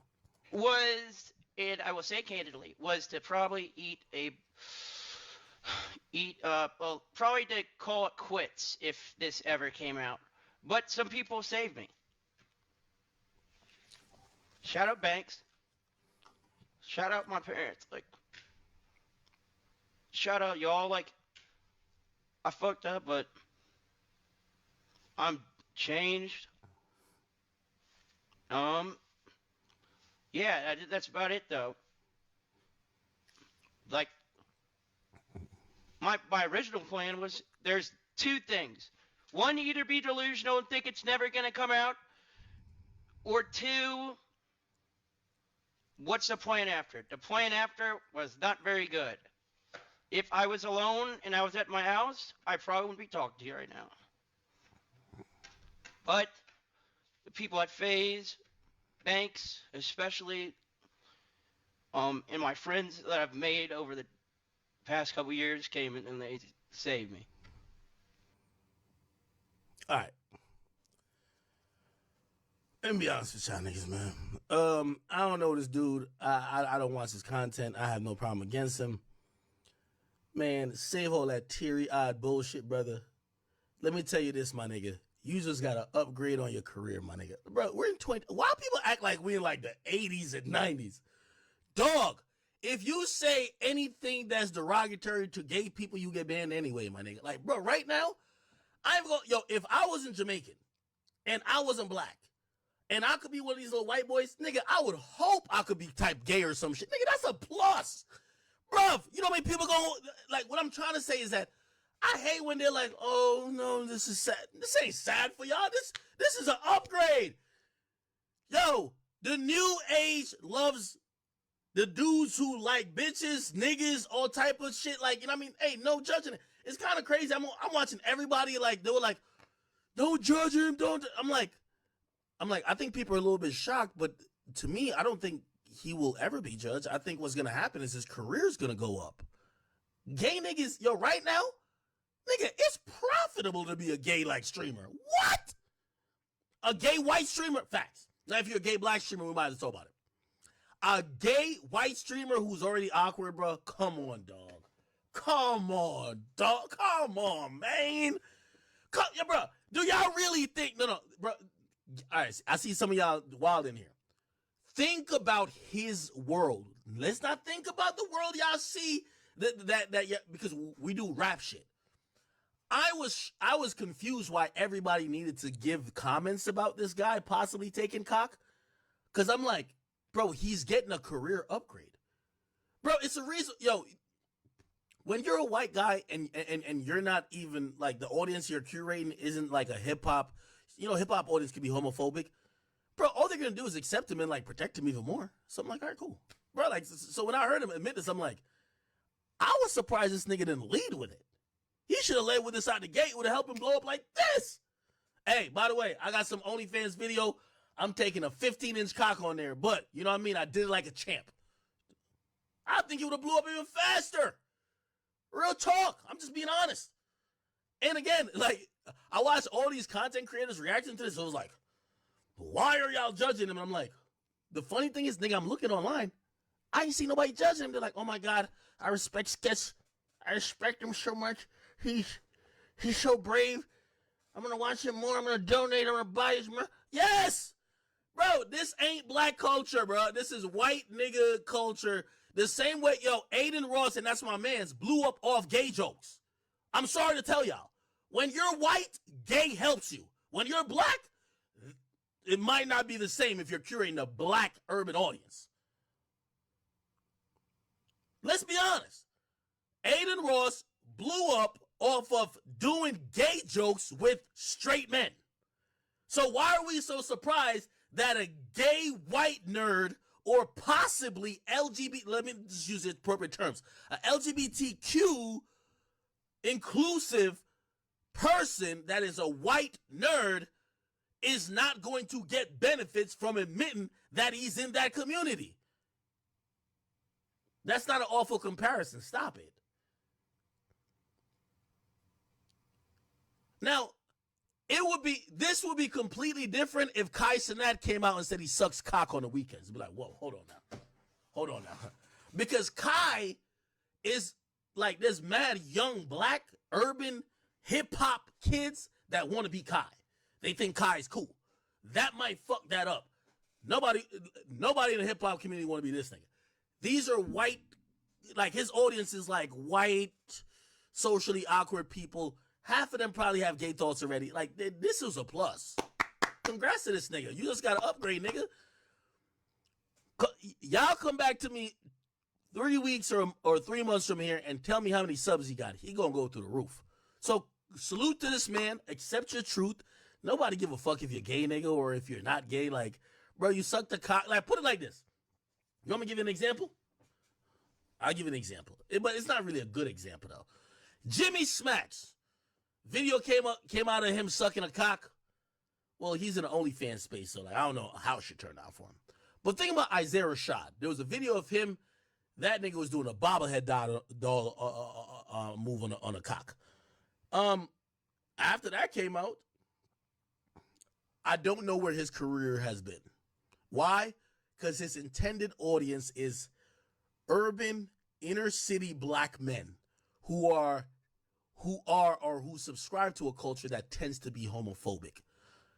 Maybe somebody could educate me and tell me something I don't know, but the audience that Sketch aims for with his content isn't black, urban, or usually generally homophobic in nature. They might be trolling and shit like that, but again, a black audience that's inner city, like, bro, they're not gonna be forgiven.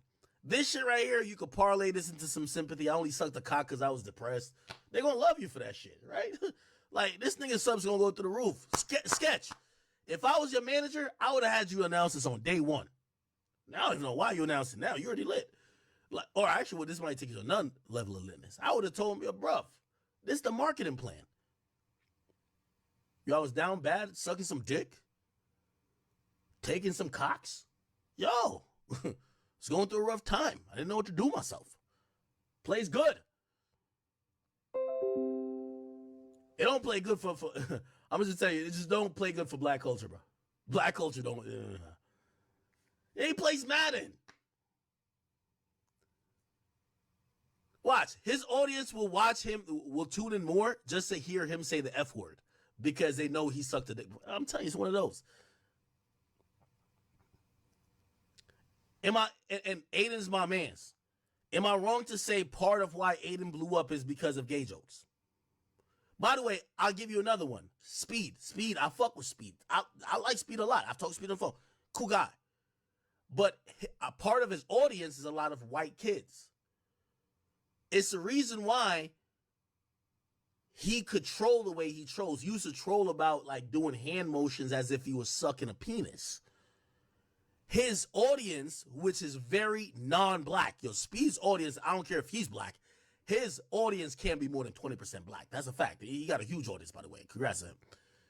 That's why he could do that, right? Because a primarily inner city, black, hip-hop-esque audience, they go hard against anything that's homosexual. A white audience, especially if they're young, they think it's funny. That was what happened with Aiden. This guy, he's going to appeal to the awkward portions of those guys. They're still going to think, if he makes gay jokes or be like, oh yeah, I used to do that. If he embraces it. Now, granted, I'll also admit this. I do think this dude had, he was struggling, right? So it was like he was trying to figure out what he was, I'm guessing. But if he embraces the fact that he used to be taking dick and sucking penises and he makes jokes of it, a lot of his white non-suburbanite audience that is, not that, entrenched into either hip-hop or hip-hop traditions that comes along with certain homophobic tendencies, they're going to think it's funny and it's going to help him, if you ask me. So I say that was saying, I don't know why everybody was feeling bad for Sketch. I was like, Sketch, you just got to upgrade, little nigga. Just got to upgrade. Go ahead, my boy. Live your truth. Somebody said, what about Jason Lee and Zell Swag? I don't know who Zell Swag is. And Jason Lee is a person who's Yo, am I not making sense to y'all? Like, let me just repeat it one more time and I'm moving on. Because y'all are now trying to act like I'm not making sense. Listen the fuck up. Aiden Ross, Sketch, they're white men. Half of their audience it's like Eminem. Half of Eminem audience ain't hip hop fans. They're white people. They just like him because he's their skin color. They relate. They could do gay shit and it's seen as funny. It's not a career killer. Actually, in this age, it's a career helper. If Aiden came out as gay, well, it would probably affect Aiden a little bit because he's really entrenched in hip hop now. This Sketch dude, I've never watched a stream of his. I just hear that he's popular. His audience is not hip hop. His audience is not black. His audience is those white people who would look at his potential homosexuality and see it as funny, hilarious. Oh, okay, whatever. They don't care. The difference when y'all bring up a Jason Lee runs a gossip site that caters to black women. Black women who care about rappers and athletes. That's hip-hop culture pretty much. Yes, they'll accept him, and that's why you see there's 2 black gay men who run successful female blogs, Jason Lee and what's the other nigga name who he runs the Neighborhood Talk. He's gay too. They couldn't run a masculine site. What I mean by masculine site, I'm not trying to disrespect him. They couldn't run a site that's all about rap and rap views. People would constantly bring up, nigga, you gay. That's why they cater to the females. If they tried to run a Say Cheese or an Akademiks, they would get run out. Their platform would suffer. But we all know the best friend of a black woman is a gay man. Facts. So that's why they seem to flourish there. Now, both of them are a little bit, I won't say necessarily flamboyant, but like they kind of appeal to some of the tendencies of black women. Sketch, if he's homosexual, he's just a homosexual man. Like he's not a homosexual man that black women would identify with. So that's what I'm trying to say. Hip hop culture has no safe haven for him. But if his audience is not hip hop culture, who gives a fuck? It's actually a plus for him because in those precincts, it's more like, put it like this. Salute to Destiny. I'm trying to do a podcast with Destiny. We've been trying to like schedule back and forth. We eventually do it. Destiny admitted he sucked a cock. Destiny admits like he fucks women and men. Bro, if I came on here on some legit shit and I told you I fucked Whack 100 and I fuck women, bruv, that would never be the nigga. I don't care what I say. We'll be like, all right, let's talk about sales. But you fuck Whack 100 and that. Like, that's what order would be. Matter of fact, half of y'all would just stop listening to me. That's a fact. It's different rules when you're black and you're covering hip hop. Hip hop still has a little bit of misogyny, still has a little bit of phobia is a thing, but homophobic thoughts. Yes, it has those things. So that's why I'm saying if this guy is not in those precincts where I think the rest of the world has gotten a lot more woke, he's okay. He's fine. That's why I see every streamer acting like he lost a limb. No, he's fine. He's not like a hip-hop streamer. He's not a black streamer. If Kai came out and said he was gay, it would hurt him. If Speed came out and was gay, I don't know. Because I think most of his audience is international whites. If Your Rage came out and said it was gay, I think it would hurt him. Sketch?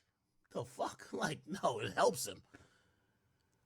You know why? Because he gets to brand himself as like, you know, to win in America these days. Now you can't help what you're born. So if you're not black, I mean, if you're not white, like if I had to create an archetype to win in most situations in America, you want to be white, right? You want to be white, and then you want to be sexually fluid. You know what that means? You can fuck bitches, but you could still not get the judgment for fucking bitches that comes along with male toxicity or male whatever, because they feel like you like dick too. And then if you really want to win, you got to act like you're like almost like this non-sexual, like you might have a penis / a vagina. That's how America is right now, my brother. I'm telling y'all what it is. So when I see this nigga, I'm like, all right, he be all right. This is actually a good thing for him. Good job, my brother. Admit whatever you got going on and you be good. Power through. Subs gonna go through the roof. And by the way, I mean, I don't know who he is, or I don't watch him. I know he's a huge streamer. But, yeah, I don't think nothing negative of him. As soon as I seen this, I'm like, fuck, this nigga's subs about to go through the roof.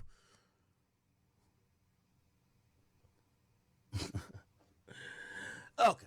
All right, anyway. How'd I get onto this? Look, everybody talking about it. Everybody keeps saying, yo, why y'all mad at him? And I'm like, yo, I ain't see one nigga mad at him yet. Who's mad at Sketch? Everybody keeps saying, you're so brave. You're so honest. You're the best. You're the realest. I ain't seen one nigga hating on him yet. To be honest, bro, I don't give a fuck. Y'all. That's what everybody say. I shouldn't give a fuck. It's not y'all. It's not y'all. You know what I'm saying? Like if that's not what you into, then that's not. If that's not what you into, then it shouldn't even be that big of a deal. You know, so I think y'all dragging it. And that's even assuming if it's real. If it's real, cool. If it's not, cool. You know what I'm saying? Because at the end of the day, he grown. He can do whatever he want to do. All right. So Duke says that. Yeah, he's cool. What, he was going to kill himself because he's gay? Oh, I've heard that one before. Wait, the dude said he was going to kill himself? Bruv, I ain't gonna lie. These days, yo, I'm in hip hop and I'm Jamaican, so like I got a lot more different shit. If I was a white man right now, nigga, I would be lying to y'all say I'm gay. Nigga, being gay is the lit shit right now. What the fuck is y'all talking about? What? Yo, somebody better talk to Sketch. Like, yo, Sketch, wake up, little boy. Nigga, you gay. That's a win. Nigga, you just went to Super Saiyan 5 on these niggas. That's the new gangster, being gay. Or being bisexual. You fuck a bitch and take a dick. At least for white people. This is white people shit I'm talking about, Chad. I'm not talking about black people shit. I'm talking about white people, all right? I was going to kill myself because DMs got leaked, bitch. Shut up, nigga. Like, look at how dirty these shoes are, Chad. But oh my fucking God. Bitch, how many back shots he took in these? Be honest. How many bodies did these shoes see? Nah, don't clown my boy for the back shots. It is what it is. Who cares? Oh my God. Yo, y'all tell me if y'all are like me. Bruv, this is me nowadays. Every time I see a gay nigga, a trans nigga, or any type of nigga that be from that community come out with an announcement, I'm like, how come y'all get to get all this free clout from some irrelevant announcement? Why can't I be like, yo, hey, everybody stop. No movement. No movement. I have an announcement to make. For the longest, I've sat back and I've let y'all assume all type of bullshit about me. For the longest, I did not want to say this out of my own mouth, and I did not want to actually just lay claim to this, so I've let y'all say anything and have speculated. But I think it's on my conscience, and I couldn't sleep last night. I was about to hurt myself. I need to announce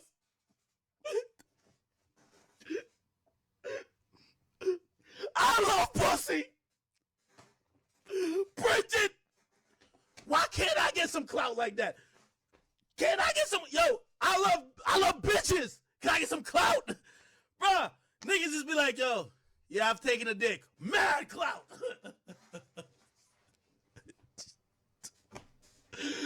Yo, how come that's my only thing with this? Anytime bro, we're not in 1994. We're not in 2004. Anytime a gay nigga come out now, I'm like, yo, bruh, how come we all care? Like, I'm not saying nothing wrong with it. Like, do your thing.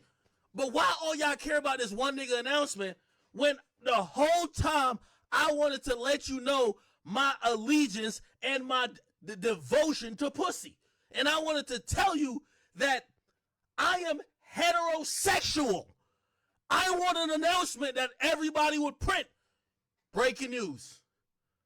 Y'all thought this fat motherfucker must have been on some Saucy Santana shit, but apparently the rumors are not true. The facts are, brace yourself, trigger warning, Akademiks likes pussy.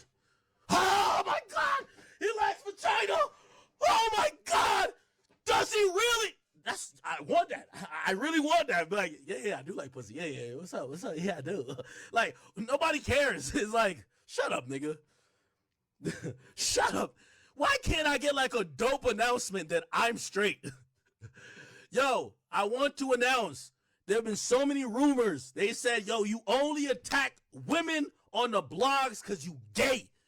They say you care about covering men's personal life because you like dick. I want to break the news to everybody. Big Ack only likes pussy. Can that be an announcement? That's my only saltiness. Like, yo, salute to whoever this nigga is. But nigga, I only be salty. I'm like, yo, so your news about taking dick went viral and a half. But I could make the biggest announcement. Nigga, I could show a video. Yo, there's a video of me fucking the pussy. I love it. I love this. They'd be like, man, sue this nigga, man. Revenge porn or something. What the fuck? He weird. What he talking about? A nigga saying, yeah, I ain't gonna lie, Chad. I took some dick back in there. That's all I'm trying to say. If y'all are gay, bruv, this ain't 2010 no more. No more announcements. Just tweet it out. It's not a big deal. I'm tired of y'all niggas getting clout for getting cock. Because at this point, I think the clout chasers of this world is going to be like, wait, so if I'm fucking bitches, I get no clout. But if I fuck a nigga,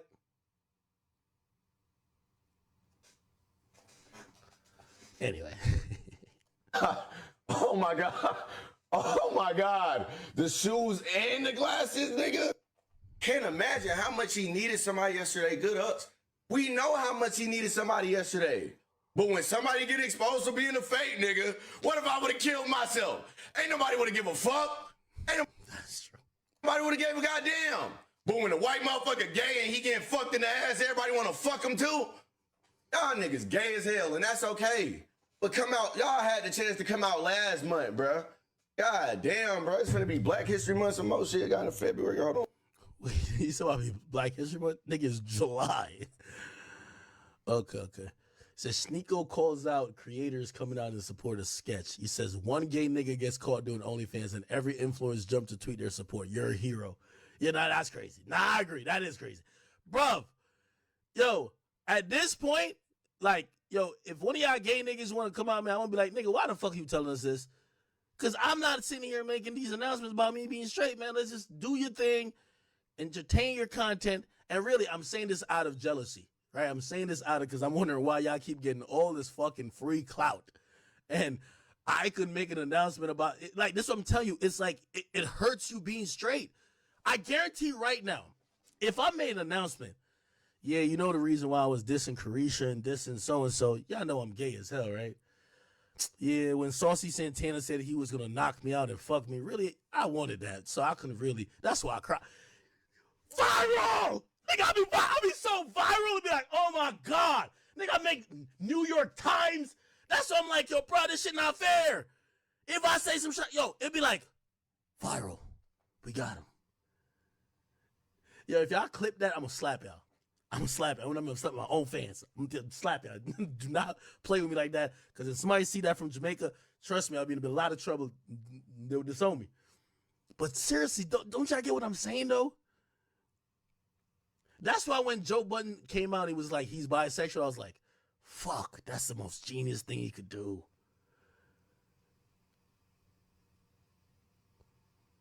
Yo, being straight is the new equivalent to being white. Yo, I watched this video today. They were like, yo, white men are being replaced. Yeah, when you white, niggas want you to shut the fuck up.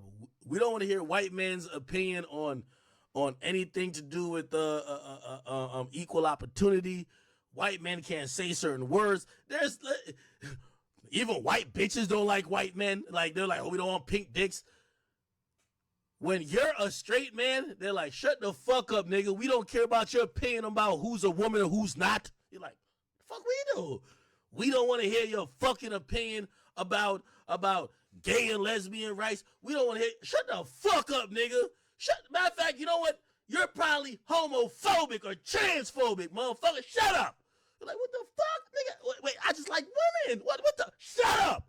We don't give a fuck about what you talking about right now, nigga. Being straight is equivalent to the new white male, bro. White men are so mad. This is why they join the Proud Boys and all that bullshit, nigga, because they ready to get extreme. They're like, hell no. You know, the little rednecks be like, oh, hell no, we ain't building this motherfucking country to go get a bunch of Negroes taking over with a bunch of gay people. And now we can't even march. We can't even raid the Capitol. Yeah, that's how they're feeling. Us straight dudes, when it comes to people talking about what's a woman, put like this. This is like a trick they be trying to do now. If they show you a trans woman and you be like, what the fuck? Nigga, I don't fuck. I can't even say the word. They just suspended. What's that nigga name? What's that boy name again? Nick Mertz. He said the T word on here. They suspended his ass. I'm telling you, if I was a white man, Sketch, you would have never beat me to the punch. I would have let niggas know I'm gay from the get-go. Even if I'm lying. I would have been lying. Yeah, I'm gay. No, I would have been fluid. I would have been like, I would have just told him like, yo, yeah, I'm sexually fluid. I'm a sapiosexual. I fuck who I get along with, man or woman. That works. You see, as a black guy, you stuck in a box. You can't say you gay, because they're going to disown you. And you definitely don't want to go have the party with the white people. So you can't say you gay. And then when it's known that you straight, nobody will hear what the fuck you got to say. You know what's so funny? Like, you know them two blogs I be telling you about? Neighborhood Talk and Hollywood Unlocked is ran by gay men. They do the same thing I do. They post about other people's drama. I post about rap news too. When my name come up, I would go look at those two blogs. You know what they said? Why the fuck a straight man be caring about women so much? I'm like, don't y'all realize a man also runs the platform y'all on? They don't care because a nigga gay. I'm telling you, gay people winning, bro. Gay people winning so bad right now, I'm telling you, I'm starting to get jealous. I'm like, fuck. How these gay niggas winning like this, bro? And I know white people be thinking that about black people. I ain't gonna lie. There's mad white people that be like, the Hawk Tua chick said she only likes sucking black cock. I think that's what she said. She likes sucking black dick.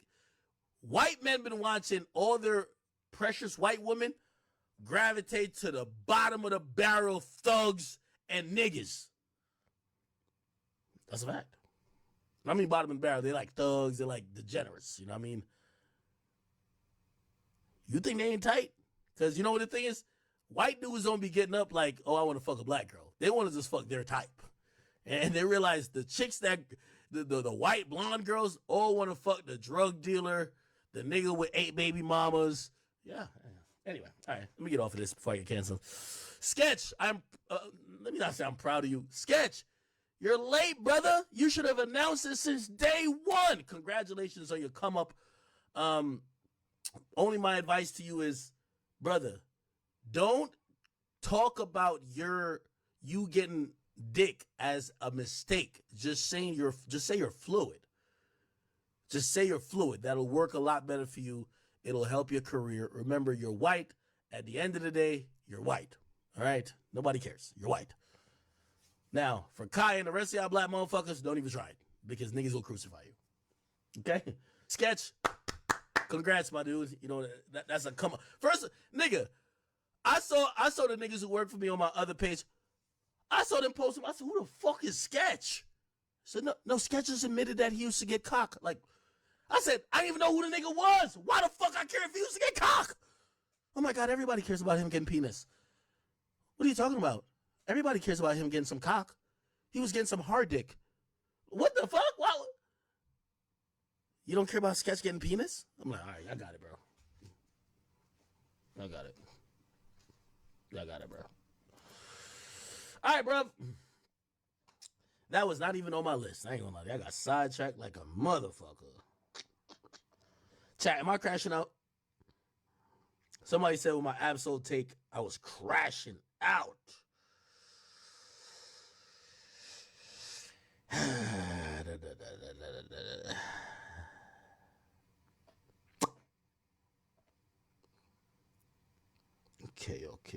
Okay.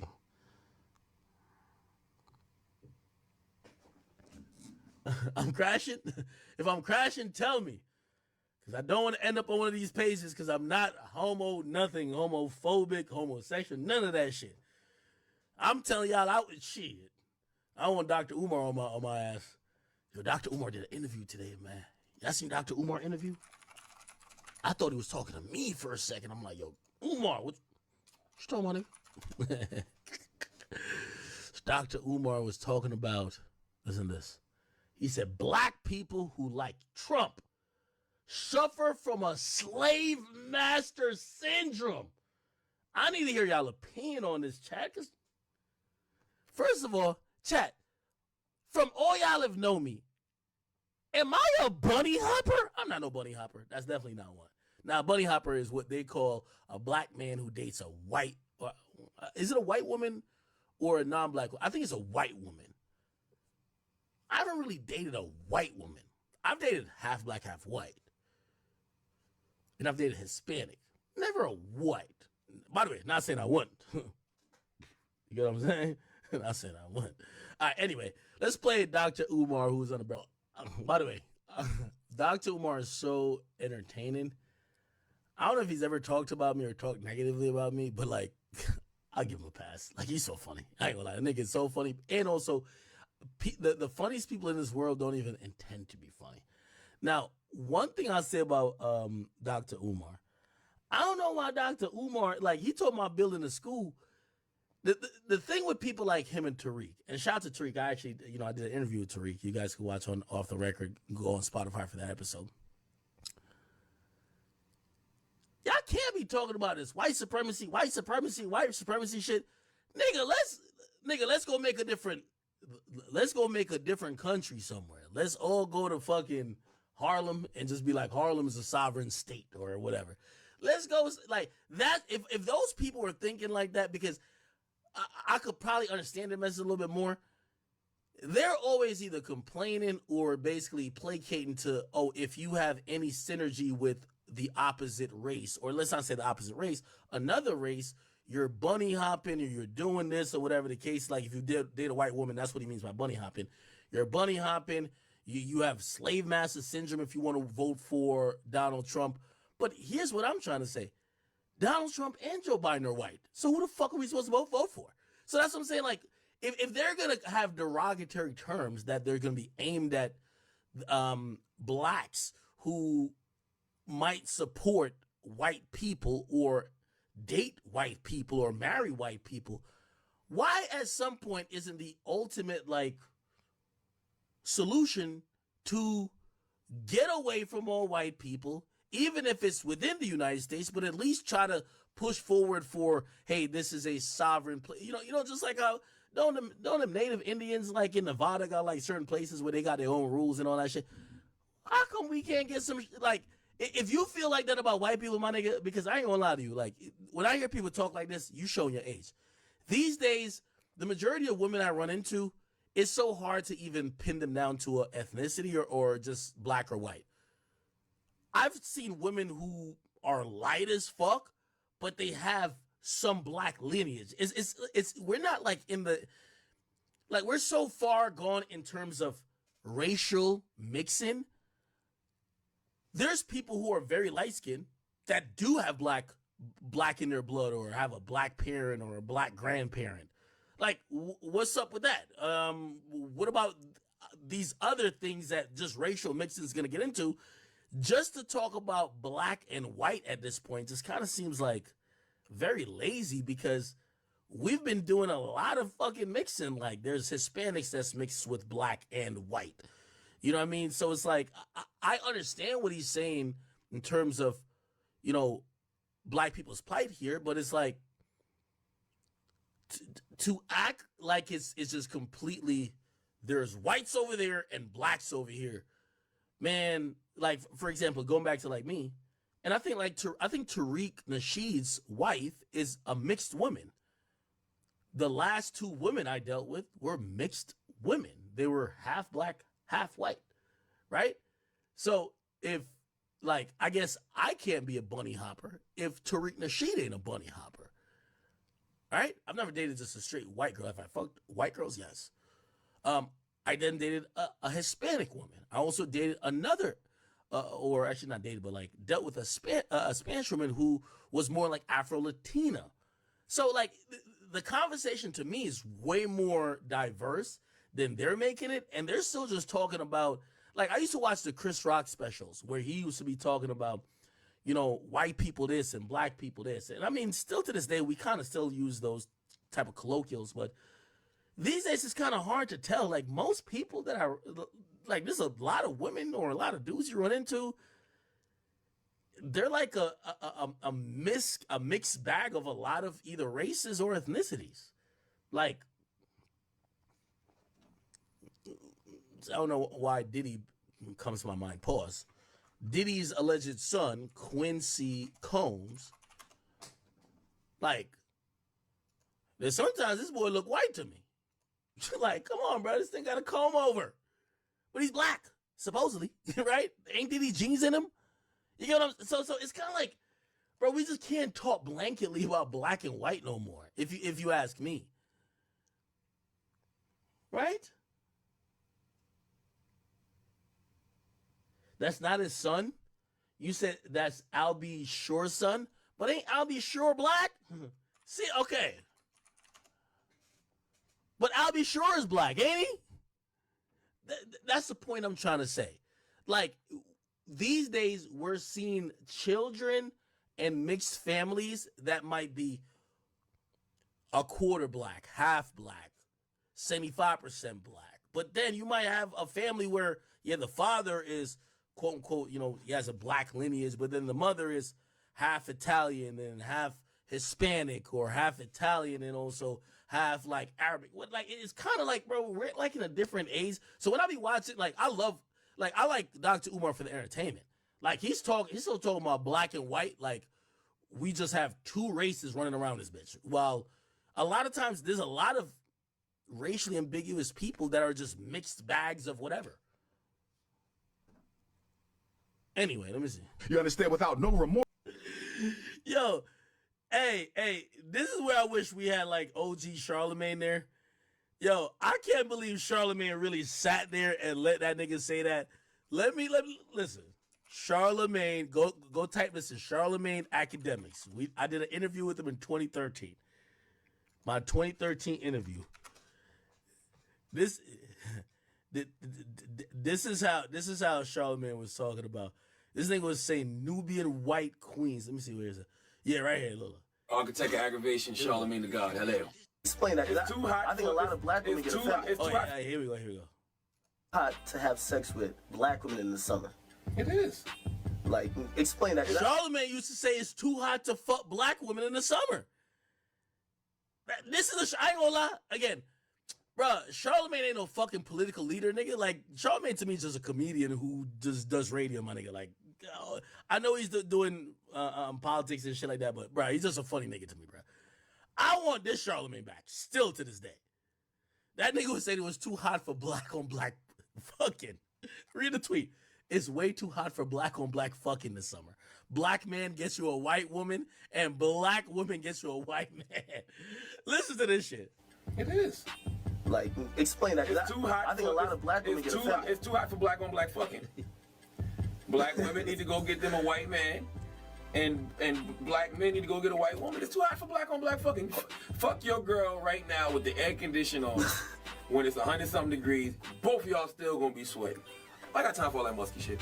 Hold on. So, are you saying that because you really are for interracial relationships, or are you saying that because you really it's really too hot, in your opinion? I think I'm saying that because it really is too hot. And number two, we should encourage equality. You know, there's so much people talking about skin color, especially with that whole dark girl special that came on the other day. And everybody's talking about skin color. And I'm like, yo, are we really still having this conversation? You know, motherfuckers worry about the wrong things too much. It ain't about whether you're black, dark black, light skin. It ain't about whether you're white. It ain't about whether you know, Asian, Puerto Rican. It just matters about if you're pretty or not.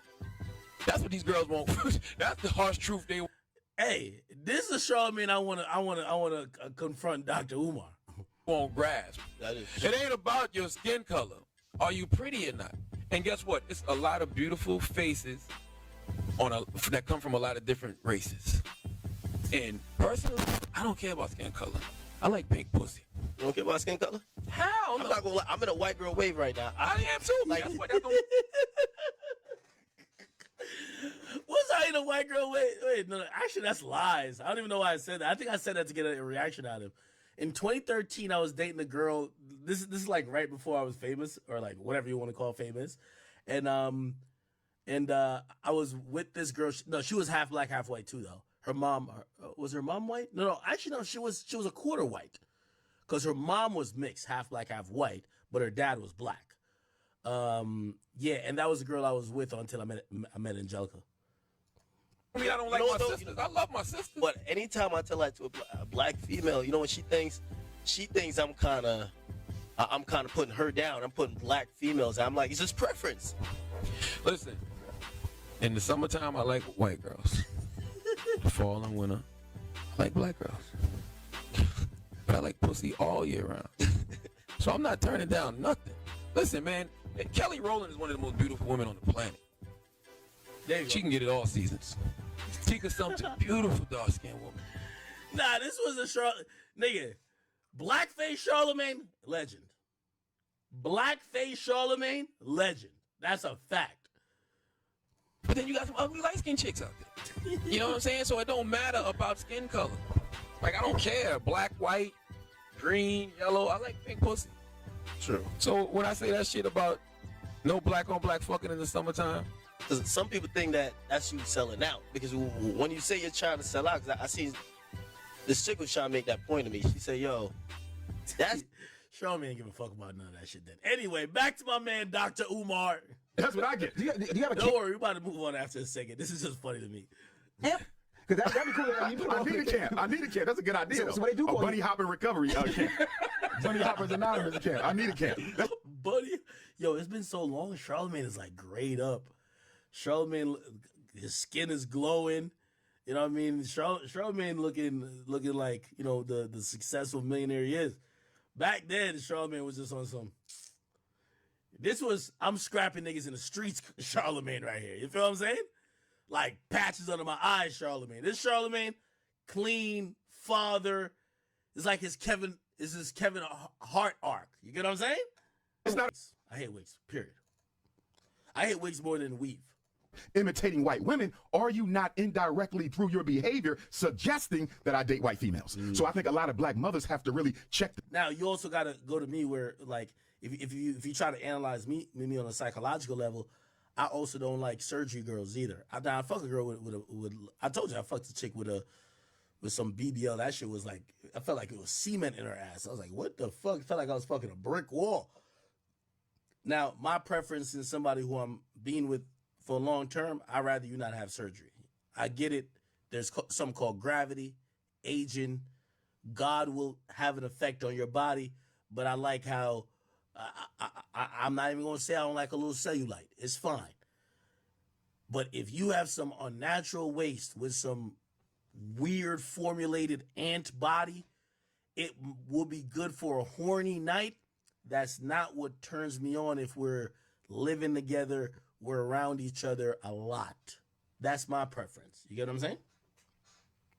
Now, again, you know, yeah, I go to the club and say I'm single. I might see the girl with the BBL. I might fuck the girl with the BBL. Now, granted, that's not also, by the way, that also goes for lip fillers, cheek fillers, any enhancement, I'm telling you, I really believe that God made all of us perfect. And I do believe that aging is a part of the process. And I also believe, number one, if you're getting a shit ton of surgery because you're trying to fight the aging process, why the fuck? I know usually people who do that, they look worse when age finally catches up to them than how they will look naturally if they age. So why the fuck would I want the extra botched version where now we got to go back to the doctor? They got to take some shit out your ass. They got to take some shit out your boobs. They got to inject your shit again that your lip fillers dissolve. Your lip look like it got pusses all over. Like, that's not some shit that I like. You get what I'm saying? So it's like a car with a body kit. You ever see the Chrysler 300s that they used to try to make out to look like they were like, was it Bentleys or whatever? Like, there was a similar build, and some people would put a body kit to make it look like it was a Bentley. Now, you were talking about a car that's 40, 50,000, trying to make that car look like a $300,000 car. But beneath the hood, it's a $40,000, $50,000 car, right? For me, I just like people just being natural. That's just me, though. For long-term relationships, don't get it twisted. You come with a botched BBL, some fucking Kylie Jenner fish lips, like inflated lips, I'll still fuck you for the night. Not take you serious, though. Themselves with regard to how they're modeling the fact that they believe within themselves. Oh, that's another thing too.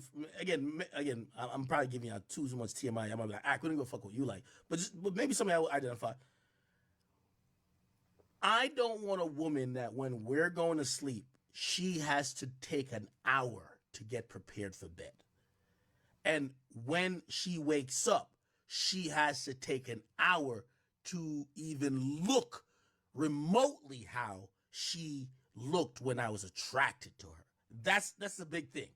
And me, I've lived with women for about 10 years now. So I'm not used to a woman just coming over with their best self and then leaving. I'm seeing you in the ugly phases. I'm walking in the bathroom when she might be on the fucking toilet taking a shit or pissing. You know what I mean? So like, I'm seeing you in the non-flattering portions. I just don't want it to be some ridiculous like difference. Like, yo, this person needs to go do 40 things for an hour and a half before they could come downstairs. I don't eat breakfast, but say for breakfast. You know what I'm saying?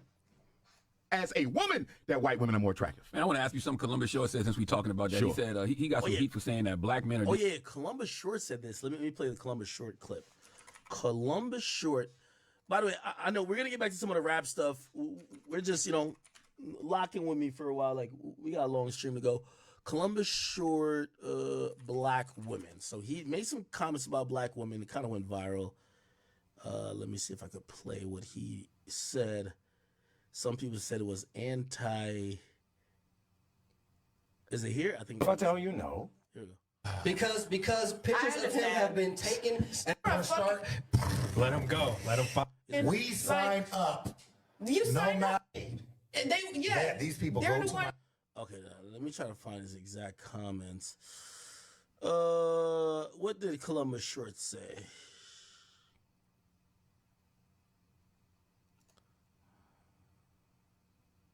Oh, okay. This is what he said. Wait, why am I having no audio?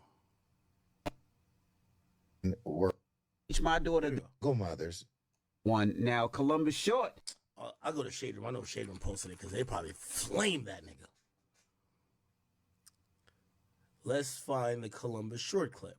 Oh, they posted this. Maybe we can find the Columbus Short clip here? Okay, here's the Columbus Short clip. Oh, we'll just go here and find it off here.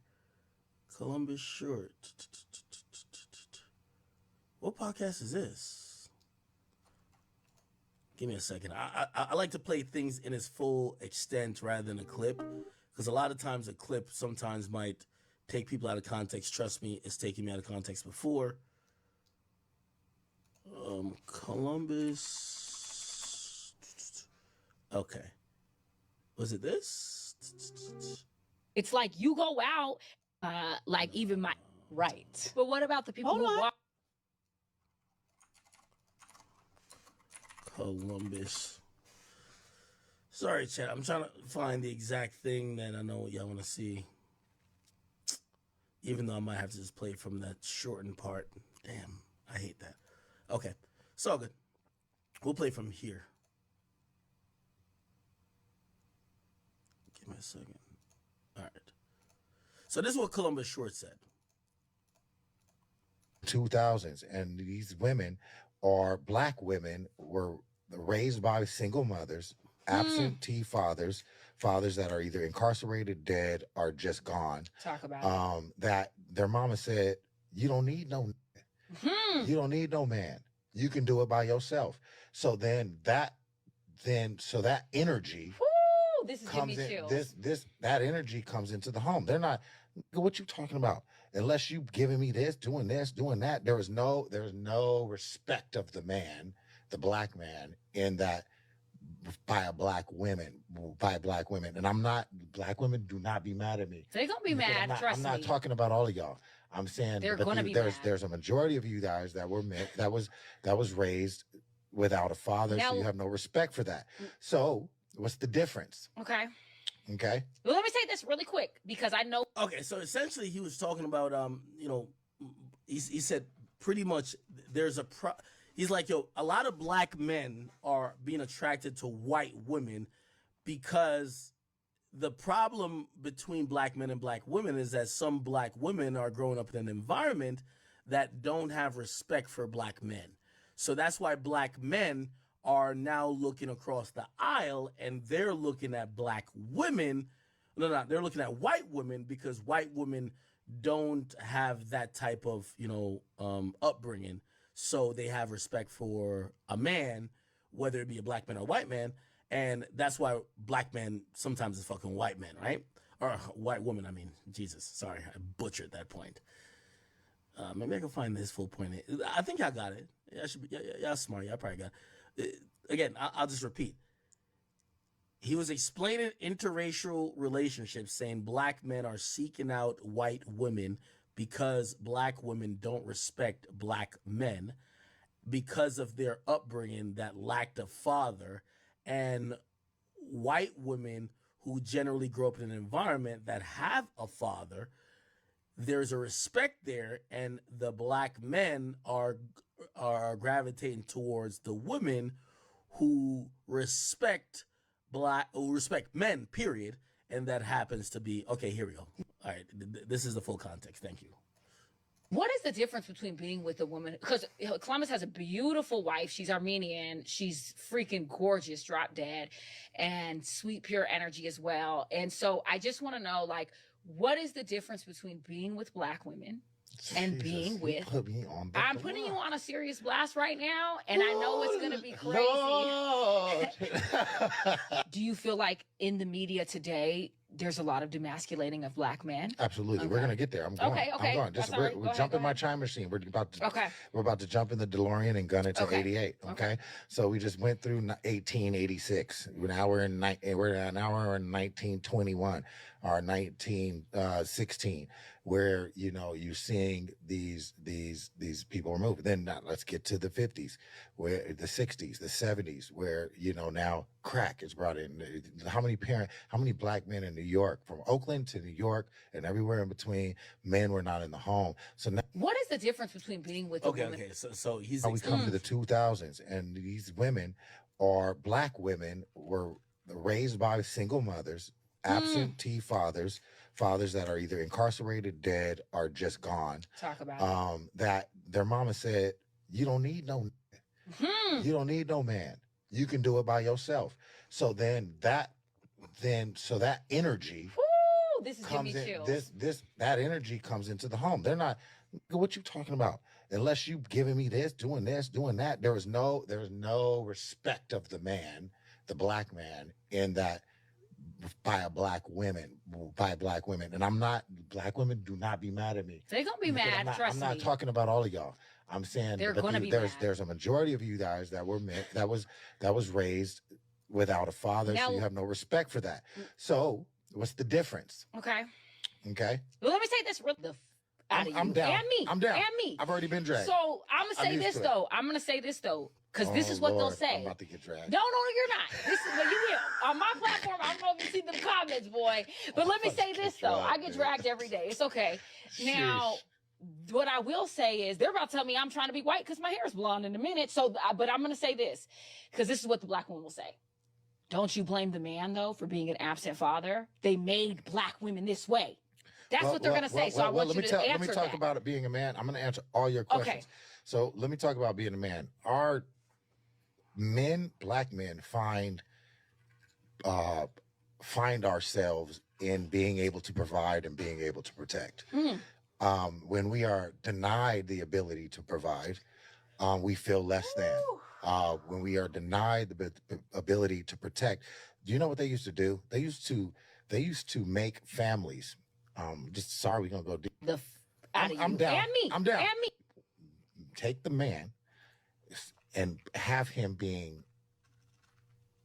violated in front of the wife, the kids, by another man, and then thrown back into the family. And what is that woman? If you can't protect yourself from them men, how are we supposed to trust you to protect us?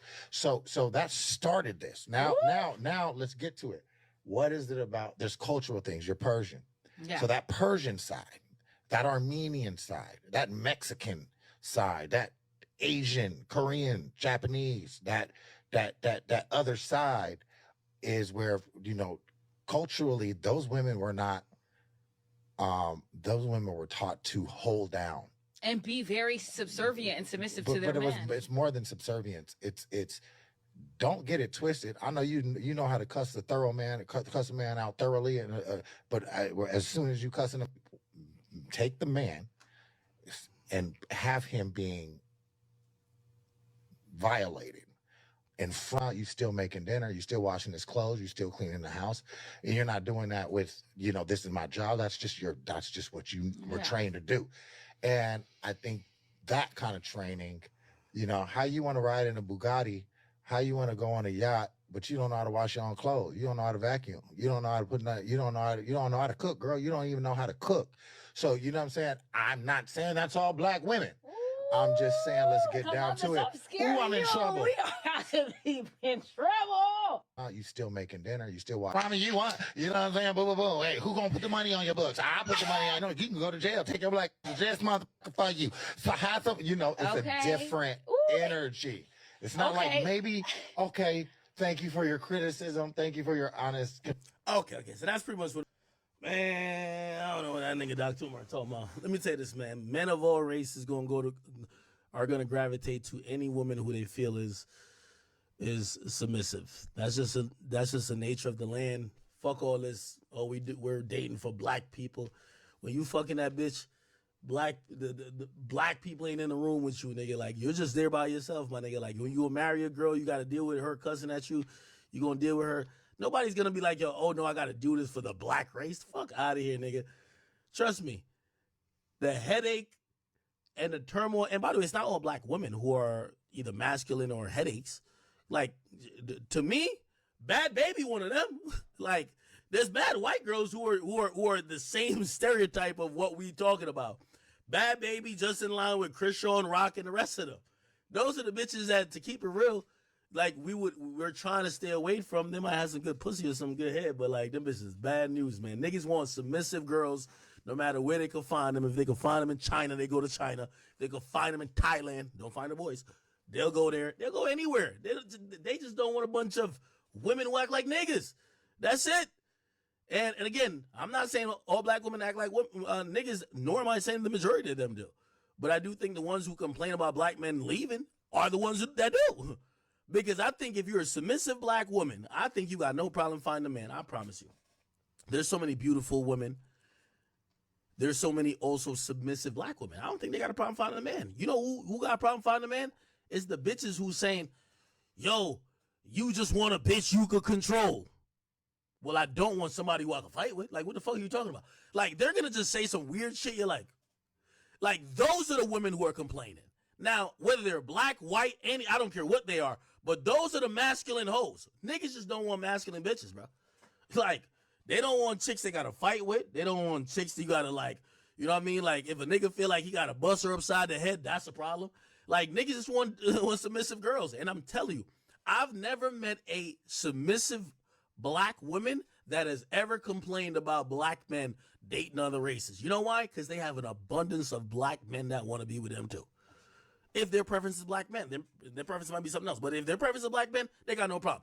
The only people who say that are the tough, rugged, alligator skin, ratchet, horse, deep throat, like uncouth pig swine acting people like Krishan Rock. The Krishan Rock, I don't even say Sexy Red because Sexy Red, like, she clearly only like hood niggas, but like the rest of the chicks who think it's acceptable to act like niggas, they say the dumb shit like, yo, y'all only with a white girl because you could control them. No, they just don't want to have to square up with your stupid ass because when they hit you with a right hook, you're going to call the cops. And that's the only way to communicate with your stupid ass because you're too fucking masculine. You get what I'm saying? If a nigga shout at you, you don't care. You over here, you want some square up shit. Yes, niggas' natural inclination isn't to be with a overly masculine chick. That's a fact, bro. Now, if it comes in shape of a black woman, Asian woman, Hispanic woman, like I know a lot of Hispanic women that be saying, oh yeah, like they'll say the same thing, like, yo, like certain dudes only want a white girl. No. You sound like a man. You talk like a man. You what up, B? What up, son? Like, yo, you ever see talk to some of these chicks from New York? Oh my God. Very bad. Anyway. Yo, y'all gotta see this shit, chat. This is crazy. So, despite what Whack 100 came on here and told us, the Game and Rick Ross still don't get along. Now, if you don't know, the Game had dropped a diss song, which he personally sent to me, and he dissed Rick Ross. Rick Ross never answered, but he laughed at it, and he said that, yo, basically was saying the Game needs some money. And he was like, yo, he's not going to feed into it because he's not trying to get niggas paid. So he never really responded to it. However, Rick Ross has been getting trolled by his baby mama. Now, if you don't know his baby mama, congrats. You're very lucky. But her name is Tia Kemp, and she has recently been empowered either by Zeus or Tronics, one of these networks, to get her own reality show. Now, when they give these women that are only known for fucking a famous rapper a reality show, all they could do is more fuckery, debauchery, thottery, and other degeneracy. Okay? Now, of course, this made headlines because, yes, this is Blueface's mom. No, yeah, Carlissa. They gave her a show, Tokyo Tony, which is Black China's mom. She's on the same show. And Rick Ross's baby mom, Tia Kemp. So all three of them are on the same show. It's like a new rendition of that Carisha show that they used to have on Diddy's network before everything went crazy. So, like, they're basically trying to bring up men up there, but they're like cougars trying to flirt and have sex talk with the dude, right?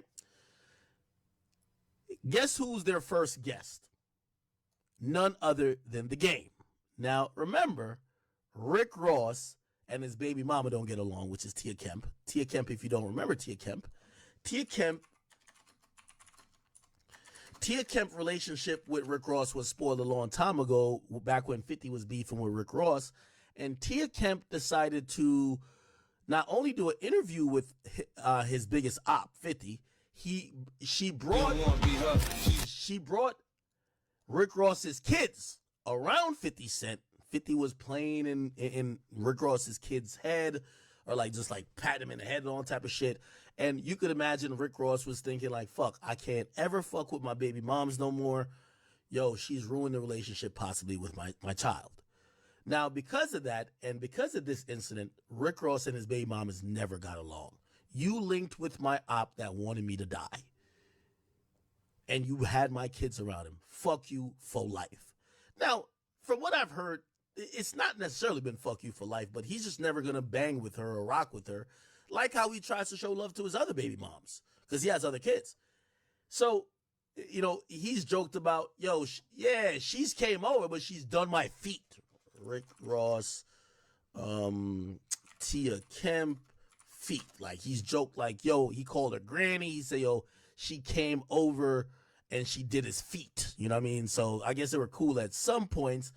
But, you know, Ross was kind of always downplaying it. She's been like, you know, really hell bent on on slandering Ross, while Ross is saying, yo, he ain't that mad at me because we were cool like a couple months ago. She came over and did my feet. Right? Let's see what Ross said. This was him explaining why she was mad. Here we go. If better was what the fuck? Is that an ad? Oh, this is an ad. This is a non-skippable ad. God damn it, YouTube, you making that money. Hold on, lady, give me a second, people. Give me a second. All right, here we go. a better routine. Damn, they don't even say ad on it. What the hell? All right, here we go. This is Ross talking about it. A lot. A mother who's a 30-year reoccurring. He said she's a crackhead. She's back at Tia's dealing with it. She not living with Tia. Tia say mom's with the sister that has a job. They don't have the best relationship, but she's helping her mom and Tia's helping her mom. So that's why you won't see me cut her IG page off or none of that, because you gotta let her express herself, you know? Let me get this glass of Luke Belair. She has to express herself, so let's not take any of that personal. Let's wish her mother Sabrina the best, and just hope, you know, she fights the addiction. Rose vibing her. Yeah. Right. The empire, the biggest. If we gonna have some fun, let's have some fun now. But just let everybody round. Okay. Push your flight back. Call Delta. It's been a medical emergency. What's the best medical emergency? Asthma attack. I used to call them. Anyway. From show to show, y'all ain't gonna never forget me. I will be a household name. I ain't a Tony Tokyo. This is Baby Mama right here. P.O. I don't smoke black and my I ain't Blueface Mama. She should have him long time ago, because he's a rude bitch. Listen here, let me tell you, mother. Don't call me cousins. That, the sandbox, the sandlot, all this shit. Let me read this back, bitch. Listen here. I be back, because this bitch is frozen. It ain't moving. But, bitch, the way I'm finna move on your ass, you gonna wish you ain't moved different. And with me, you gonna wish you shut the f*** up and deal with the f***. I say it, because I run this shit. You don't. Tried to tell you years ago. You just run that money you make. Okay. Ross kind of shut the conversation down. He says, you must have Alzheimer's, granny, because September 26, 2023, I let you mop and do my pedicure. You were in best spirits. And this is her in a bra, laughing and looking like she had a good time. She did his feet. Okay. So it looked like he probably fucked her last year, but, you know, Rick Ross was dating like these new young girls and whatever. And, you know, every woman is going to be like, damn, I gave you the best years of my life. I pumped out a kid for you. And now you're fucking another girl. I feel upset. Right. So she's been on a mission to destroy Rick Ross. And now she has a talk show because of the shit she's talked about Rick Ross. Anyway, the first guest was The Game, who ironically is beefing with Rick Ross. So, of course, she's trying to make headlines and shit. She gives The Game a lap dance on the very first episode. Check this out. Okay, gang, so let's get serious. How much would you pay to give Tia a lap dance? Pay? Yeah. Tia would let me give her a lap dance, and she'd give me one back. I don't pay for nothing. Come on. Ooh. Come on. Don't let him call you out. Nah, hey. Oh, shit. Oh, shit. Boss might get mad, but hey, dog, fine, man. Hey, yo, hey. You know what's crazy? You know what's so attractive about you? It's just your attitude, you got a lot of charisma. Keep it real. I ain't sugarcoating nothing. It's me. Now, you could go back to the biblical days, man. A woman will always be used as a pawn in the battle between two men. You know what I mean? I don't know why it's like that. I don't know why, like, most women don't realize you have more power if you don't play into it. But she even says, Ross, don't get mad. And then she straddles the game and blah, blah, blah, blah, blah. Anyway, I say all that to say,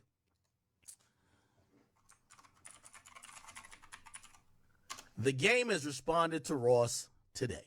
Because Ross, I guess Ross tagged him in something on his Instagram, and he posted the screenshots of what the fuck is going on, and he violated Ross as well. So Ross had tagged him in something. Let's see the post. It says the game may lose house over $7 million court loss to Priscilla Rainey. So I guess, let me see. Rick Ross, because he don't like the game, he put up on a story that the game may lose his house. Let's find that. This is Ross' story right here. Probably gonna find it somewhere. Okay, here. So he posts this guy right here that's dancing in a Speedo or something like that. By the way, there was rumors that the game used to be a stripper back in the day. And this is the article that he may lose his house. You know what I mean? Ross is right now is up. So he's laughing at the game like, aha, nigga. Right? Did he say anything else? Looks like not. Important. Do you niggas understand your... Okay. We'll come back to this. Maybe he's talking about the game. Regardless, the game, because he at the game responded in the DM and said, even if I lost my house, which I'm not, you still gonna be a fat bitch, nigga. That Ozempic gonna kill you before the Twinkies do, whole ass nigga. And then he says, since we at niggas, here you go, bitch. Rich Forever, which is Rick Ross's at name.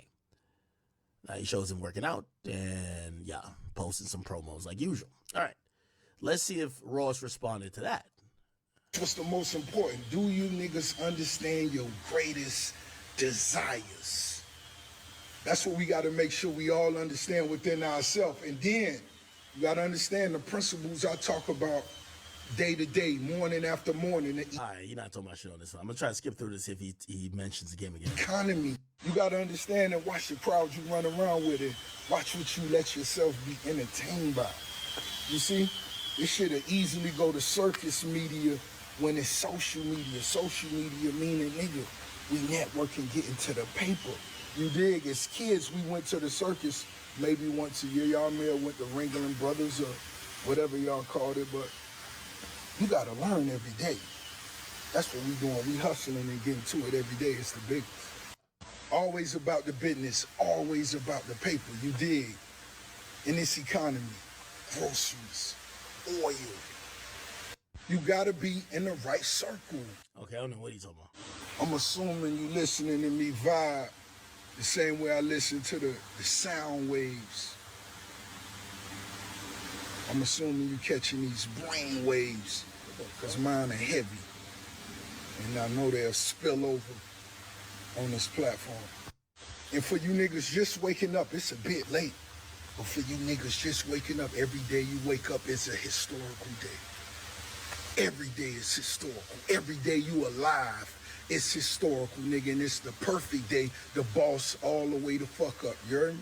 That's what I'm talking about, nigga. It's inside you, nigga. Make the day the last day, nigga. Drop that motherfucking mop and take it to... Okay. So no. That's... My homies know I'm like... Ross just kind of like start shit to promote his products. One thing, man, if your money ain't right, okay, man, you gotta... This might be at the game. This might be the game then. You talking about money. Okay, here we go. Plan years and years and years and years and years ahead. That's why you hustle right. You hustle hard. You hustle wise. You can't be an emotional square lane nigga. Because niggas gonna sit back and toast. Toast. I mean, they can't wait to toast to your demise.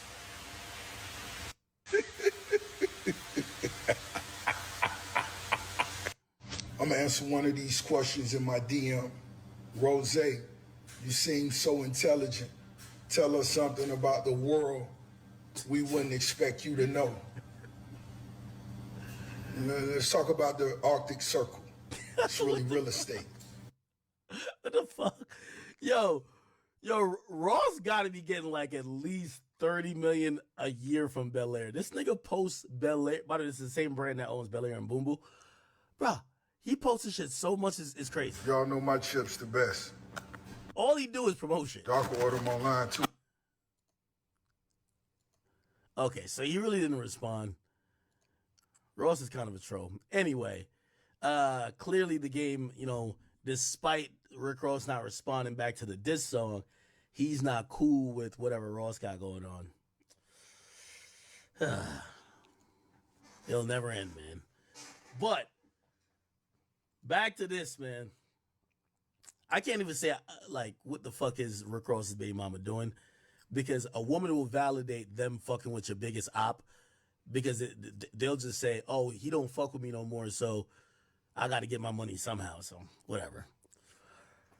All right, okay.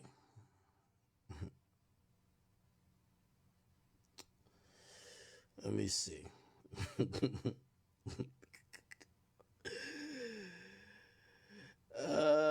Boy. All right, let me see. What else?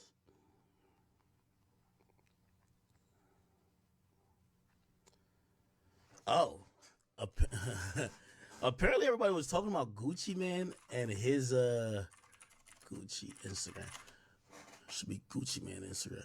So Gucci Man is recruiting new artists. And the best way to try to recruit new artists is by telling niggas what they could get by signing with you. He started a whole new label. This is about like his third or fourth label over time, and probably about like his second or third since he got out of prison. A lot of people talked about his last label to say, yo, Gucci, all your artists is dead or like motherfucking in jail. So I guess he's like, either trying to rebrand or he's just like, let me just start something new. And he made this whole thing basically saying, who want to be a millionaire? I got 2 million. 1 million for the next male superstar, 1 million for the next female superstar. I got a brand new record label. Okay, so 1017, whatever, that's out of here. Then he had 1017. He had 1017 bricks. No, 1017 records and 1017 like Icy or Burr or some shit like that or whatever. He had something that was with Alamo. That was the second rendition. So this is a third or fourth. He says he's now going with the new record label called So Icy. So this is his fourth time trying to make a record label. He made this video to try to convince people to sign with him. Check this out. Have no worry, you got the Trump girl right here. All these $100,000 a pop. So look, 100,000, 200,000, 300,000, 400,000, 500,000, 600,000, 700,000, 800,000, 900,000. That's 1 million right there. That's what I'm willing to invest in my next superstar, because I'm starting a whole new label, fresh. So I said millionaires. So who want to join my new label? Because I'm looking for my next male superstar. Babe, where you at with the count? How much you got over here? So far, I got 100, 200, 300, 400, 500, 600, 700, 8, 9, a million. I got a million, plus I got some extras that I'm still counting up for the female artists. So I got $1 million for my next female superstar. I got $1 million for my next male superstar. Who want to join the So Icy Millionaires? Hit my DM right now. Happy 4th of July. Fuck y'all haters. Ow. Okay. One thing I do like with Gucci, man, him and his wife, they're like, hey, whatever. I don't know if they ever beef, but they always look like they're on one accord. And we like seeing a family move on one accord. So that's really dope. Now, I'm got to be honest.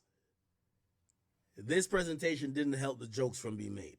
Niggas was like, yo, bro, that's the money they putting on your life insurance. They gonna collect 10 times that. Because, a lot of Gucci artists have been incarcerated or got locked up.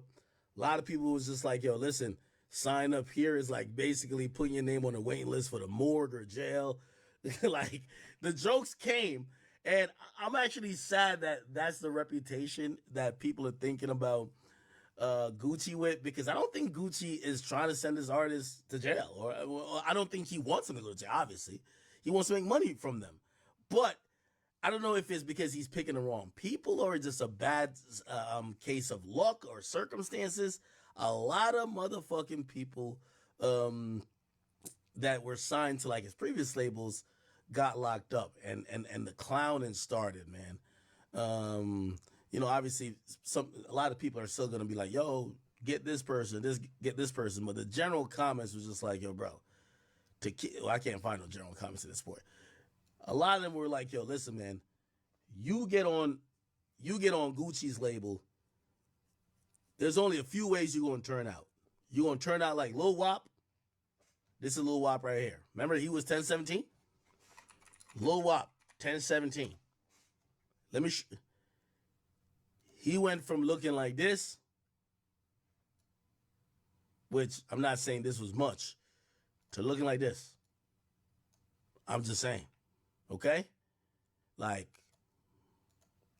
he went from this to this. You get what I'm saying? They said, well, wasn't Asian Doll over it?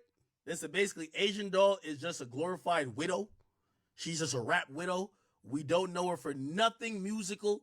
We only know her for being fucking somebody who died. They said, well, Pooh Shiesty. With all due respect, we know Pooh Shiesty's a star, but the last time we seen Pooh Shiesty, he was in the turtle vest in court. Then they said, did he sign Fujiano? And said, man, Fujiano been locked up since jails got invented. No disrespect. And then I think maybe was Big Scar part of that? Is it Big Scar passed away? No jokes there. But yeah. Shit, motherfucker, like I think it's bad circumstances when it comes to Gucci. You know, I think Gucci deserves a win. He's inspired so much. By the way, I give him a lot of credit because I thought he was just kind of gave up. He's like, man, fuck this shit, man. I'm already rich off my own ventures. Well, I'm not trying to get people on. It's headaches. I'm getting blamed for shit that I'm not even involved with. But I think it's very noble that he's still trying to put people on. He's still trying to make a label. And I think that's an exit strategy for him. Not saying he's going to quit music, but that's, you know, for somebody who was so influential, you know, when I look at QC, the label, I look at a label that Gucci should have had in terms of influence and the artists that were influenced and shit, even YSL. You get what I mean? And he wasn't that focused on some of that. So now with him being fully focused, I'm hoping that Gucci gets the win. So, you know, even one artist, which by the way, I think Pooh Shiesty gets out of jail soon. So when Pooh Shiesty gets out, I think Pooh Shiesty about to go crazy. So that'll be a good thing. I don't know if he's going to come back under this new label or he'll still be rocking with the 1017 label. But if Pooh Shiesty is still on like Pooh Shiesty's on that label, right? Pooh Shiesty label. Yeah, if he's still on 1017, I think that's a good look. Let me see who else was on 1017. This was the new 1017. I don't know who Big Fizzle is. Big Scar passed away. Big Walk Dog. Oh, Big Walk Dog's on. Okay. President, I don't know who that is. Fujiano locked up. Hot Boy West, don't know too much about him. Kato, Lil Rye, Lil Zay, Matt Critter, Pooh Shiesty locked up. I have heard about FTO Set, though. All right. And by the way, I think he probably rolls everything into the new moniker. I think he probably just doesn't like the negative press that's on the current label's like name, and he's just trying to switch it up a bit. So, you know, salute to Gucci though. He's constantly trying, and we're rooting for him. Definitely rooting for him. All right. See what else is going on. Sexy Red reacts to Lord Jamar comments saying she looked like she stink. She says, ask Chief Keef if I stink. I'm going to be honest with you. Chief Keef used to look like he stink too. So I'm not asking a nigga who used to look like he stink if somebody stink. Yo, it's like asking one homeless nigga if the other homeless nigga smell bad. They'd be like, no, that smells normal to me. Like, what the fuck? Like, no. No, we're not asking Chief Keef. Nah, we're not asking Chief Keef. We got to come up with, who else she hang out with? We'll ask somebody else if you stink, not Chief Keef. You can't ask two people. People used to say Chief Keef look like he stink. You know what I mean? Like, with all due respect. Chief, I love you, bro. But come on, they used to say Chief Keef look like he stink. What we look like, yo, it's like asking somebody if their breath is bad, asking them if somebody else's breath is bad. Like, yo, does his breath smell? Knowing that this motherfucker's breath smell like, he probably was like, oh, that shit smells amazing. Like, of course it don't smell. Yeah, of course you think that, nigga. Your breath smell bad too. Right? Nah. Ain't going for that. All right. Shabuzi makes it, congratulations, Shabuzi, man. First #1 ever as a black male country singer. I thought Lil Nas X had that title. Didn't Old Town Road go #1, or did they not classify it as a hip-hop country music song? Oh, they didn't classify it as country.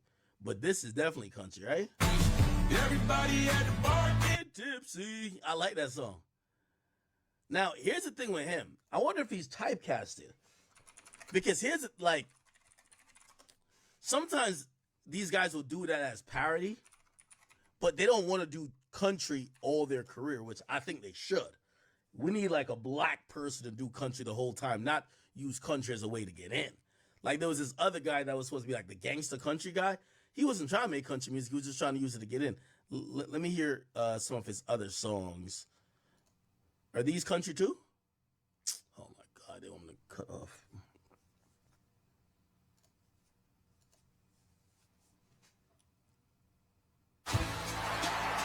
Market. Let me see. All right, here we go. Is this country too? Oh, it's country. Oh, he's committed. So I spend my mornings, I'm scared of my bed. Oh, nah. I think he's doing the full country thing. This is good. Smoke, I stepped out for a smoke. No, this is good. I think that's the problem with some people who use country to get in.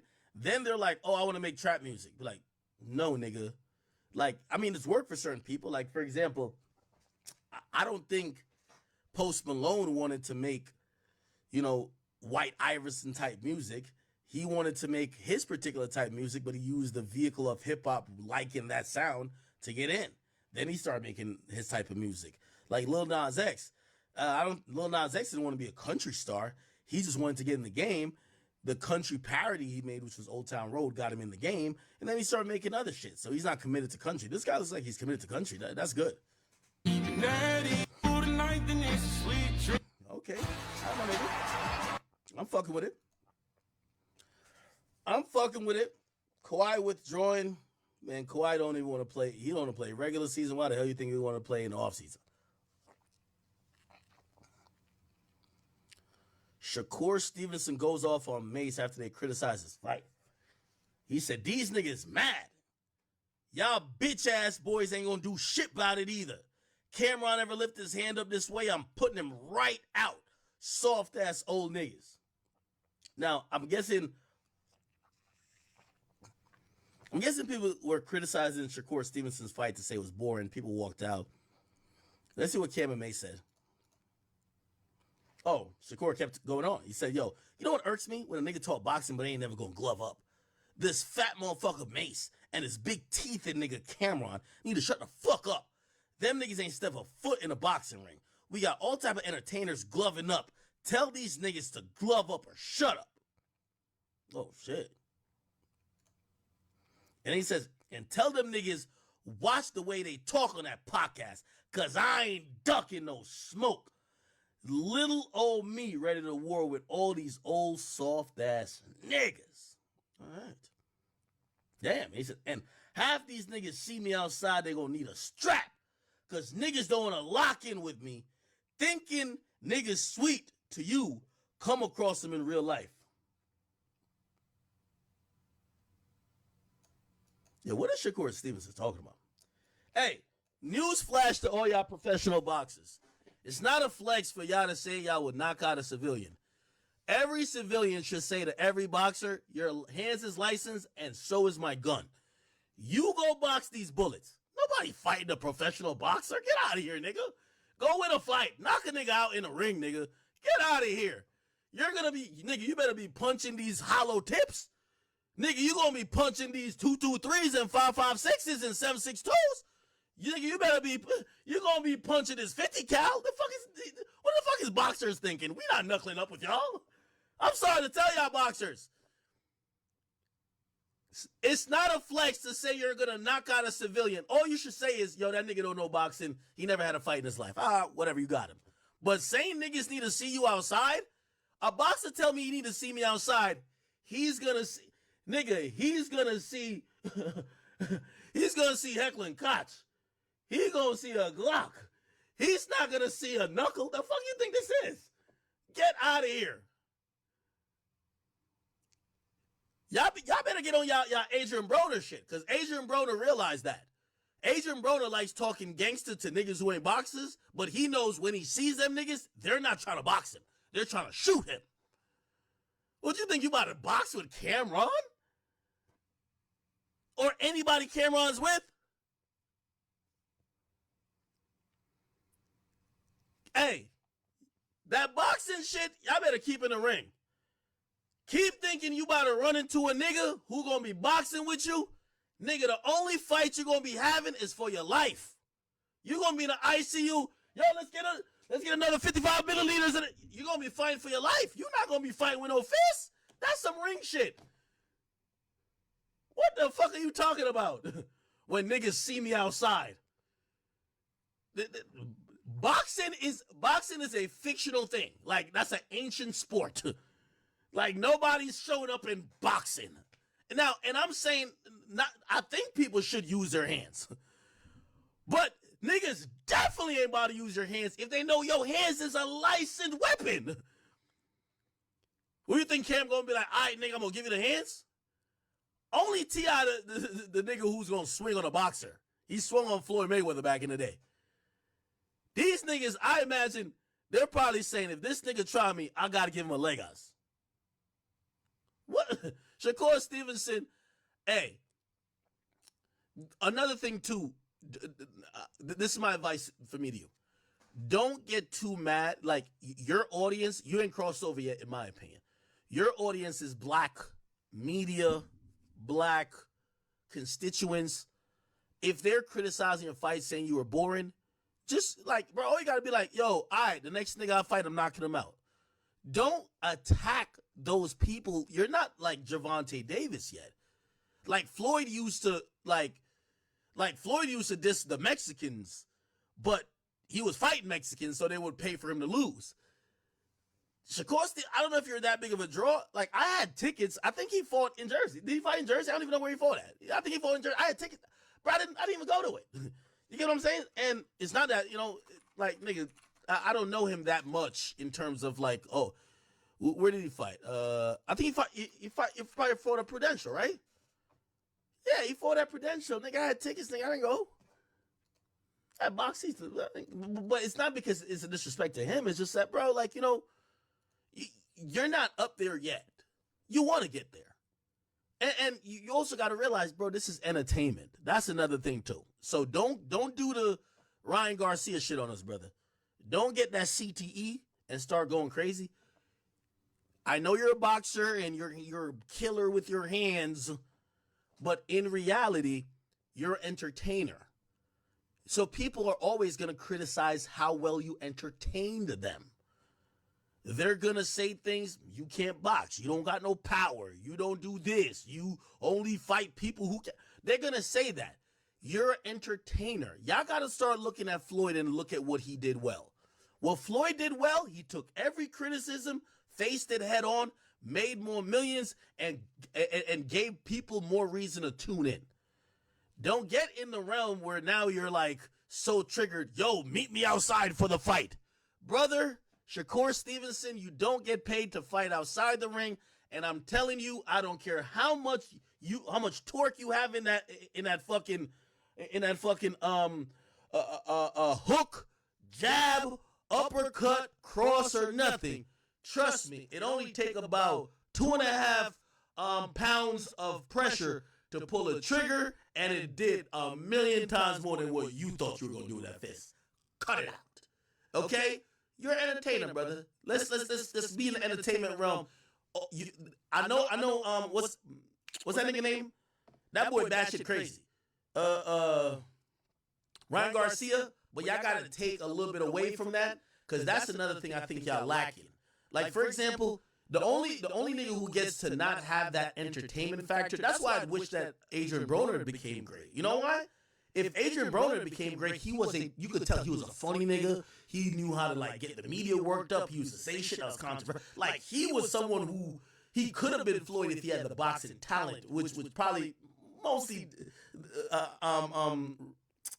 was dependent on his like diligence. The nigga was getting fat in between every fight and drinking like a motherfucking thing. He was a rapper.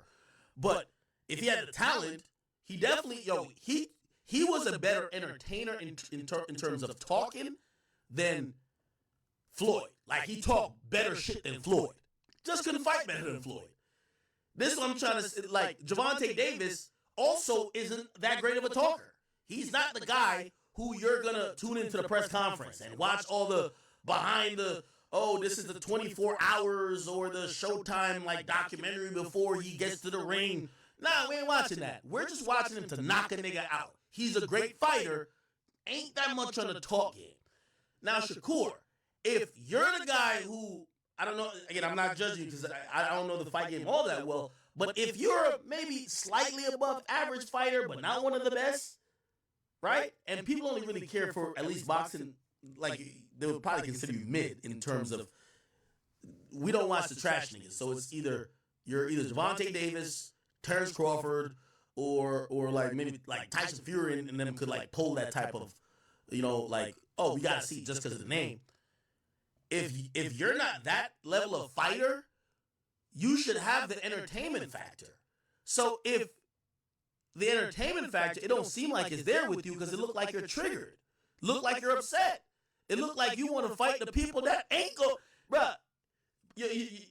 Yo, put it like this.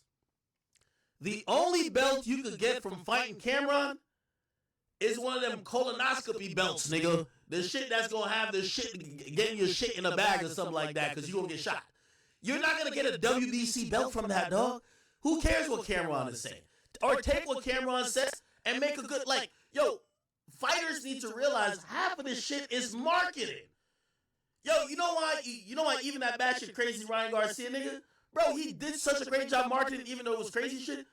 That's why when he lost how much million from, like, because he was overweight, like, you don't care, he still got millions of dollars because he did a great job marketing it. Like, you know what Shakur should be doing? Don't say you gonna meet a nigga outside.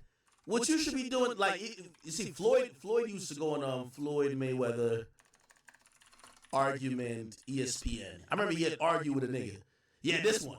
We welcome to the Sports Center the former #1 pound-for-pound fighter in the world. Floyd isn't the best with the talk game. I really think that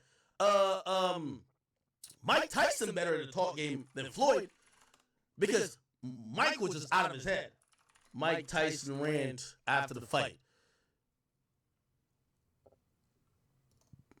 Mike, Francois, okay. How about the 19 months off? What about it? Does it pose any problem to you? We'll see. I doubt it seriously. No, this was an epic rant right here. Look. Always confusion with Mike Tyson, who's standing by with Jim Gray. Jim? Yeah. Okay, thank you, Steve. Mike, was that your shortest fight ever? I bear witness there's only one God, and Muhammad's blessings and peace be upon him is his prophet. I dedicate this fight to my brother, Darabon, who died. I'll be there to see you. I love you with all my heart. All praise be to my children. I love you. God, man, what? Is this your shortest fight ever? In any time, amateur, professional, ever? Assalamu alaikum, Maida. Damn. I don't know, man. Yeah, Lennox Lewis. Right. I'm coming for you. Mike, is it frustrating to train like you did and then have this in 7 or 8 seconds? For this fight, I only trained probably 2 weeks or 3 weeks for this fight. I had to bury my best. Nah, you see, the thing is, this is entertaining because you're talking shit with arrogance and people want to see you either get knocked out or back it up. You see, Shakur can't talk like this because I don't think he's like this. You see, Gervonta could talk like this and Floyd could have talked like this because they were like that. Or they are like that in terms of Gervonta. Like, Gervonta really is, like, ending niggas. Like, he's probably taking off a good 5 years off their life with a fist, right? Mike was killing niggas. But Shakur can't really do that, in my opinion. best friend. And I dedicated this fight. I wasn't going to fight. I dedicated this fight to him. I was going to rip his heart out. I'm the best ever. I'm the most brutal and vicious and most ruthless champion there's ever been. There's no one can stop me. Lynx is a conqueror. No, I'm Alexander. He's no Alexander. I'm the best ever. There's never been anybody as ruthless. I'm Sonny Liston. I'm Jack Dempsey. There's no one like me. I'm from Nairclaw. There's no one that can match me. My style is impeccable. My defense is impregnable. And I'm just ferocious. I want your heart. I want to eat his children. Praise be to Allah. Are you saying gangster? I ain't gonna lie. F it. Gangster. Gangster. It's gangster. See? If I fuck you in your ass, you punk white boy, you faggot. Oh, all right, let me stop. We don't condone that word on here. We don't condone that word, you know what I mean? I told you. But anyway, Floyd got his off too. Welcome back. We've missed you, Floyd. Hey, how you doing? I'm not no former #1 pound-for-pound fighter. I'm just saying I'm the best fighter in the sport of boxing. No one has dethroned me, so how am I not pound-for-pound the best fighter in the world? You tell me. Because you retired? But have I ever been beat? But what happens is you informed Ring Magazine you retired. I already forgot who I'm talking to. I'm talking to Brian Kenny, a guy who's never laced up gloves a day in his life, who don't know nothing about boxing. Well, it's good to have you back in top form already. You retired. What, Floyd? You want to be champion emeritus forever? You walked away. You actually retired. We know you don't know nothing about boxing. Floyd, why come back now? Why not? Why not? The sport needs the cash cow back. You know, we already know what I can generate. We already know what I can do in the sport, and we already know who's the face of boxing. You waited over a year to come back. And I've been gone from the sport, and what these fighters done since I've been gone, together in pay-per-view, out of all the fighters, haven't topped what I've done in 2 fights. The pay-per-view's been pretty good for Manny Pacquiao fights lately, Floyd. They still haven't topped what I've done in 2 fights. Well, one was with Oscar De La Hoya, who was the cash cow. I'm the cash cow, please. Not compared to Oscar De La Hoya. Have you drawn as much as Oscar De La Hoya in pay-per-view? De La Hoya been on pay-per-view 1,000 times. It took me two times, 3.5 million homes. Me, Floyd Mayweather. No, with Oscar De La Hoya, though. Oscar De La Hoya didn't do nothing. Did he win? It was a split decision loss, as a matter of fact. Come on, man. But it was with him. Once again, like I said before, we're talking to Brian Kenny, a man of many traits, a master of nothing. Ooh, a man of many traits, a master of nothing. Waited over a year to come back. Why not wait one more weekend until Pacquiao and Hatton was over and we knew the winner? I don't have to wait for nobody. I'm moving whenever I want to move. He was giving the business. I fuck with Floyd. Floyd's just the GOAT. But Floyd for me is more like, obviously that's why if you think about the sport as a business as well, you get to a Muhammad Ali who talk game is impeccable, float like a butterfly, sting like a bee, but he's gonna put that paws on you. Now I'm getting back to Shakur. Shakur, you gotta pick a struggle game. You either gotta knock these niggas the fuck out that nobody can say nothing, or be mad entertaining like a Ryan Garcia. Don't be crazy, but be mad entertaining, not in your feelings. It's looking like you in your feelings. You get what I'm saying? That's my whole point. Let's see what did Cam say that got him mad. Damn, you keep going. Fuck Mace. Y'all niggas crazy. Y'all don't respect none of these bitch ass niggas. And y'all ain't gonna make me respect him. Surviving Diddy ass bull. Oh shit, he's upset. Goddamn. What did they say that bad? Oh, I gotta go Google this. Cameron. Let me see. Cameron Shakur Stevenson. What the fuck? What happened? Is it right here? Listen. Had a lot. And it goes on and on and on. He said, y'all aren't really the voice of the streets. It's really $1 million worth of game because Gilly is the real voice. And it continues. I know that was a lot of cursing from me, y'all. I apologize in advance, but I got to get y'all's opinion on what he had to say. Since it's all comedy, I'm going to deal with it like comedy, nigga. Yeah? Yo, hey, chat. Yo, could we get a W in the chat? I don't know why I love, I just enjoy watching Cameron and Mace talk about sports. It's every time I see it, I'm like, yo, I love seeing Mace involved or giving his opinion about current event shit. Because a lot of times I feel like Mace is going away from a lot of the contemporary shit. So I like seeing Mace having fun, joking. He's a funny nigga. And then Cameron is Cam. Cameron is the guy. Yo, if you from the East Coast, I don't know how the people on the West Coast was jacking it, bro. I was the guy rooting for Cameron even versus motherfucking Jay-Z. I was rooting for Cameron even versus 50. I'm a Cameron fan. Like Cam, I didn't wear the pink. But Cam, hilarious. Top 5 funniest rappers of all time. Anyway, let me hear this. Like I said, nigga, your mother named you after Shakur, nigga. You know I ain't had no problems with the first Shakur. I ain't gonna have to call. Oh, shit. Oh, we talking about Tupac. Oh. Chill out, Lord, nigga. We got the right to have our opinion, and I say that with all due respect. You know, but just keep it where it is, man. Let humor be humor. Let everybody say what they gotta say. You don't like what we said? Nigga, box better. Until you beat Tank, it ain't really nothing for you to say. And making threats, I'm gonna just keep it real. If we talking boxing, I got 3 knockouts in All-Star Weekend, nigga. So I got 100% knockout ratings, nigga, on All-Star Weekend if we checking the records, nigga. What? Killer, go ahead, man. I'm not even gonna be on that time with him, man. Listen, bro. I'm gonna be honest with you. I see why they call you Shakur Twitterson. Like, my nigga, 4 hours of tweeting about me and Mace is wow. You boring, nigga. You boring. Everybody's seen it. We ain't the only ones who've seen it. You boring, nigga. I thought I was rather polite about it. I thought it was cool. Niggas asked Teofimo, you seen the fight? He said, hell no. Why the fuck would I watch that? It went 12, right? Yeah, I knew it went 12. Tim Bradley, he's announcing the fight. He said, I got my coffee ready.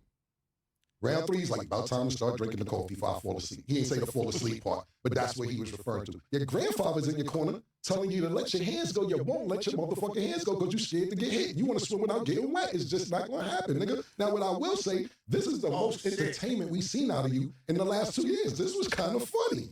This is the most entertainment we've seen out of you in 2 years. Congratulations, nigga. Yeah, if the nigga put this energy into your boxing, nigga, and start letting your hands go, then you will be a pay-per-view star. Yeah, well, murder, that ain't going to happen right now, man. And that's just not going to happen. The last 2 fights put a nigga to sleep, my nigga. That's just not going to happen.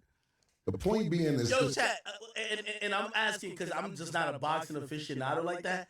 Yo, is Shakur Stevenson's, fights that boring? Like, why everybody keep acting like, oh, we had to leave, we're falling asleep? It's that crazy? This nigga, you fighting more after the fight. You just had a fight Saturday. You're losing your damn mind the last 2 days. Trying to fight everybody on Instagram, on Twitter, and everything else because we seen it? We seen it, nigga. Fuck is you talking about? Then you talk about we should glove up. Shut the fuck up. Shut the fuck up. But nigga slap fire out you, nigga. Shut the fuck up. Oh, you getting boxing in the streets confused, nigga. For real, nigga. Like, oh, nah. Cam just got out of his body. Yo, Cam just got out of his body on this nigga. Why Cam acting like this? Getting boxing in the street, those are 2 different things, nigga. That is 2 different things, nigga. Because when a switchblade or something else and everything, you talk about niggas better strap up. Why would you give niggas that heads up? You dumb motherfucker. Fuck out of here, nigga. You out your motherfucking mind. If you want to impress me, step up and wait. Fight Teofimo in Newark so he can knock your head to Irvington, nigga. Fuck is you talking about, nigga? You ain't impressing nobody with all this Twitter talk, nigga. All this wild Twitter talk you talking. What are you talking about? Secondly, let's get out. And that was firstly. Let's get to secondly. You're talking about niggas ain't legends. Nigga, Mace, I'll tell you right now. And this, I'm not talking about Mace when he came out and sold. Mace was Michael Jackson after Michael Jackson, nigga, before Drake, nigga. Nigga sold 5 million in 3 weeks, nigga. Fuck is you talking about? But I'm talking about tonight. Tonight, right now, Mace is a 1,000,000% better rapper than you a boxer. 1,000,000%. Don't make me put the battery in his back to Oracle 3, nigga. Yeah. I have him Oracle 3. That's what you need to do is Oracle 3 niggas, man. And let niggas know, my nigga, he is 1,000,000% better rapper I love watching these 2. Then you a boxer, bro. Yeah, because you don't got no offense. You all defense. You got to win. You got to let you. What you mean you don't got no offense? Yo, chat. I'm gonna be honest with you. So I've kind of seen little stuff. I haven't seen. I can't do a full breakdown on Shakur Stevenson's boxing style. He don't swing at niggas, or he just sit there like this, what happened? Hands go. Secondly, when the fight's over, Mace, I went and watched it after I seen this ring. I said, let me pay attention. I kept dozing off, but I managed to get through a couple rounds. After the fight's over, he walks back to the corner like this. That don't look like a champion. champs still walking around the ring diddy bopping when they beat niggas up. Your grandfather, that's how I know what your grandfather's telling you. They knew you fucked the bag up, nigga. You fucked the bag up, nigga. You was supposed to show off, show out. Not only that, you was talking shit before the fight. You was the one before, I'm gonna knock this nigga out. I'm gonna demolish, I'm gonna do all this. And you ain't do nothing you said. That's why niggas is mad. Thirdly, Yep. you get booed in your hometown. Don't be mad at them. That's your hometown. How you get mad because you get booed in your home? Did he get booed? No way. Hometown, nigga. You know why? Because you left too early. You don't know nobody. Yeah. You can't call a white bread in the building, nigga. Nigga, PT is in the building. Nigga, we got project niggas with us in the building. Not saying they in the project, but we got niggas who still affiliated. From day one. Yeah, all we gotta do is make a call and we affiliated when this stuff comes to Harlem. You know, nigga, I seen the old man, I can't think of his name. And they're not gonna put us against Gilly and Wallow. No, that's another thing. First, you try to pump fake that. First of all, if Gilly and Wallow's the voice of the streets, they need to be that. We wouldn't be together without Gilly and Wallow, so you wouldn't even put no battery in our back. Salute to Gilly and Wallow for even getting us back together. That's fire. That's first and foremost. I got a few more things to say. Let me stay on this topic. You go home, you don't know nobody, you get booed, and then you tell niggas, I don't care what the fans think. Somebody need to tell you what to say, because obviously you don't know what to say. You never say, I don't care what the fans think. That's how you make your dollar. So now you sit there and say, I don't care what the fans think. So niggas like, we don't give a fuck what you think. We ain't paying to see your fight. Now, I don't care what nobody says. It's always good to fight at home, give your hometown crowd love, even though they act like they didn't know you. But it hurts when you're fighting in Newark, which I'm not saying y'all don't deserve a good fight in Newark. First, the MGM, where Tank's fighting at. It hurts. It hurts. You're not a pay-per-view star. You know, y'all niggas was a little at the same thing, and that nigga just took off on you like a rocket, nigga, and it hurts. I get it. Secondly, after the fight, you said, I'm not going to focus on anything, but just go there and relax with my family. This does not look like you're relaxing. Like, you're relaxed? You're not relaxed, nigga. That's the last thing you is relax, nigga. You're hurting. And I know you're hurting. You're arguing with everybody. It ain't just us. It's just that we the most polarizing figures, so to speak. So niggas gonna make it big. Polarizing we're polarizing that. Yeah, you know what I'm saying? So at the end of the day, that makes you mad. You got all this information about some niggas you say you don't know. How you know all this shit about niggas that you be like, I don't know these niggas, they not. Has Cam ever lost an argument? This nigga is on his 18th point. But you about to be like, and fourth, like, nah, you made 18 points already, Cam. Legends, I'm not gonna respect them in this, that, third. You think we respect you, nigga? I thought what we said yesterday was polite. I thought it was nice. I thought we said it the best way. I said, look, we acting like the nigga lost. He still won. It just seemed like he lost. Yeah, because it's nigga, you're boring. Nigga, you might as well have lost, nigga. You might as well put the last two fights under L. You fucked that chicken up. Corporations want to put asses in the seat, and you can't do that, bro. Nobody's paying for. First of all, you're fighting for free. All you gotta do is turn the channel you're on. We ain't gotta order it.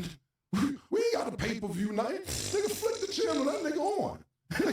There's no pay-per-view dollars. Lastly, and I may have some more, but right now, for the time being, a couple things. It was some great entertainment that night. The nigga Mace told me about. Abdullah Mason. You're lucky he was on the card. Sensational. If we was born. Oh, nah, they going in on this dude. Holy shit. Nah, Shakur Stevenson might have to holler at Jay Prince to talk to these guys, man. Is he still with Jay Prince? Interesting. All right.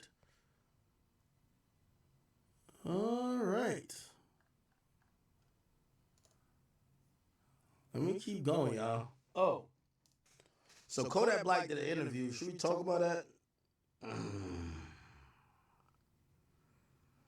Should talk about Kodak.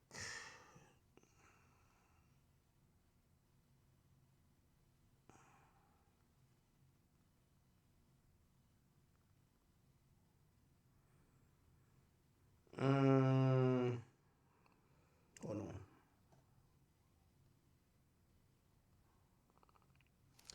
All right, we got a new. All right, before we get to that, we got a new Lil Baby snippet, man. Let's see if Lil Baby has found it. This is apparently his new snippet. Is it this? He dropped it a few days ago. Let's hear it. Oh, he did it. Is it Desi Banks? Okay. What made the real video right now? And I'm witnessing it right now. I see it. Make me up, pay me, do nothing, ain't no play. I've been had her. Take my MySpace back then, I've been turned up. No cap. These other niggas get messed up, can't get burnt up. I swear to God. If I want her on God, she gets snatched up. That's it.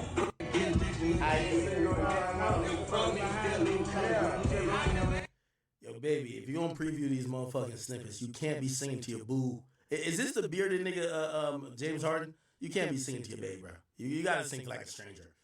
You gotta sing to a stranger, bro. Bae gonna head nod and be like, yup, that's my man. There you go. Turn it up. Yeah. Baby, I've been told you need non-yes men around you. And every time I see, he got a couple niggas who I don't even know if they're human. They look like bobblehead dolls. All they keep going is like this. Yes, man.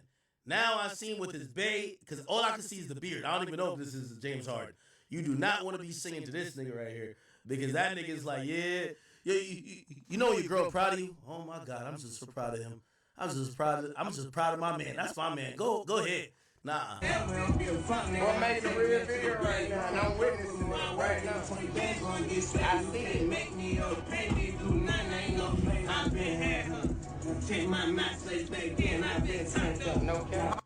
Yo, I ain't gonna lie to you, bro. Yo, could somebody steal, like let me not wish nothing bad on Baby, but somebody steal his dog and return it or something. Bro, I'm tired of hearing these generic raps, my nigga. This nigga got generic raps. Oh, I done fucked this bitch. I done bought this car. I done spent this money. Like, how many fucking times could we hear the same shit? Could somebody I want to hear him rap about some life experience. Yesterday was a bad day. I tripped. Got a ticket. My bitch, I went through her phone, seen some shit. Like, God damn it, this nigga rap about the same generic shit. You said the beat sound like it's pressure? Let me hear. These other niggas get messed up, can't get burnt up. I swear to God. If I want her on God, she gets snatched up. That's it. Yeah, the beat look like it could be dope. Beat sound like it could be dope. What made the real video right now? Somebody said Aki a hypocrite. I'm not a hypocrite. Listen, I have no problem with rappers not rapping about nothing. I'm just telling you, after a while, for some rappers, especially Baby, it starts to blur. So that's what I'm saying. When you have somebody who has, I believe he could rap. I've always said he could rap. Maybe he just needs a direction for the content, because him just saying a bunch of random shit at this point, it's blurring. It's not seeming that much distinguishable from when he said it the last time, the time before that, and the 18 other times he did then. That's what I'm saying. I wish there was something for him to talk about. Like, I'm going to be honest with you, I would want to hear him rap about how he feels about Gunna, even if it's indirect. I want to hear him rap about that. I would love for him to rap about, like, I don't know, like, anytime I hear lyrics like, I'm witnessing it right now. I see it. Make me up, pay me, do nothing, ain't no play. I've been had her. Take my MySpace back then, I've been turned. Now, maybe there's some context to this, man, which we don't know. It just feel like, okay, he's rapping about fucking bitches. Again, I can't hear the full track. I'm not going to say it's not hot or whatever. I guess part of my criticism with Babies has been two things, right? Flow, which I'm not saying this sounds like normal Baby flow. Flow and content, right? Like, we don't want to hear about buying bags. Like, we're just tired of it, bro. Like, I don't want to hear no more raps from Gunna or Baby about buying Chanel, Birkin, or Louis V bags. No more. I'm tired of it. Just like I think at a time, we kind of got tired of a lot of the content, even from somebody who's 20 million times an artist than they are. Future rapping too much about lean. every fucking time. And I think he switched it up and kind of like, you know, paced it out a bit. Just like how we got tired about Meek Mill telling us about a fucking watch, like he's a jeweler. Like, Meek Mill sound like Jacob the Jeweler on a fucking beat for like 4 or 5 years. You were tired of it, nigga. Nigga rap about something else. You get what I'm saying? So again, I don't want to write this song off as a snippet. We're also not getting the best parts of the snippet, I'm probably guessing, but you know, I do think part of the remedy for Lil Baby is content. Find him some content. You know what I mean? Just like, you know when, we hear A Boogie broke up with this girl, we're like, here's some content that he's going to sing about. Because there's one thing about singing about heartbreak in a vacuum while you're happy as fuck with your girl. It's another thing about singing about heartbreak when you're going through it and you're singing about your actual experiences. Right? And I'm not wishing bad on none of these guys. I'm just saying, I'm trying to diagnose. I feel like every time I talk about Lil Baby, I'm trying to diagnose it. You know what I mean? But whatever. Someone say it sounded like it was hot? No cap. Well, I don't know what the hook is. That's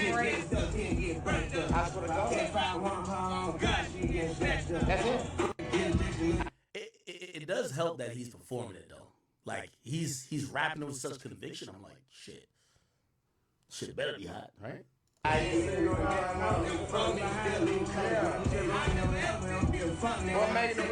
Is this James Harden here? He's not as like a private mom. Right now, and I'm witnessing it right now. I see it make me a penny, do nothing, ain't no play. Okay. All right. I do gotta give credit to Lil Baby a little bit though. He's definitely resilient. He's fighting back. And I respect the fact that, you know, he's not going out without a fight. He's definitely fighting back. Okay. Let's see. What the fuck was I trying to talk about? Here we go.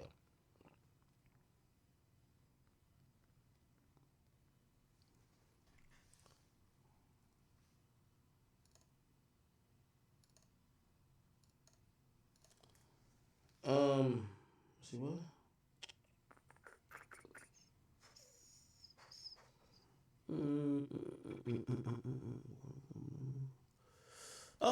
Kodak Black. Apparently he's been talking about sobriety recently. And on his recent live, he talks about his own sobriety. So Kodak Black's apparently he's been saying he's sober recently. And this comes after he did a No Jumper interview where he was admitting that he was taking about a lot of perks. So he was taking mad perks. You see here, this is him. Stop performing Super Gremlin, period. So he says he's not going to perform Super Gremlin no more because he feels like that kind of, you know, hypes up the experience of taking drugs or like kind of glorifies it, and, you know, he's not with that. I hate that. I'm sober for the most part. Pause it right quick, little brother. Hey, everybody knows this with all due respect. When a nigga say he's sober for the most part, that means he went from 1,000 perks a day to 998. You know what I mean? I guess, you know, we got to salute the progress, right? Pause it right quick, little brother. Just right quick. And I say this like around my people and them so they know, like, I could talk about it now. You feel me? For the most part, bro, I be sober, brother. Let me tell you this. Like Batman, bro, I couldn't wait it till like Saturday. Shit like that. Like for nothing. Like now I could wait a few days. Yeah.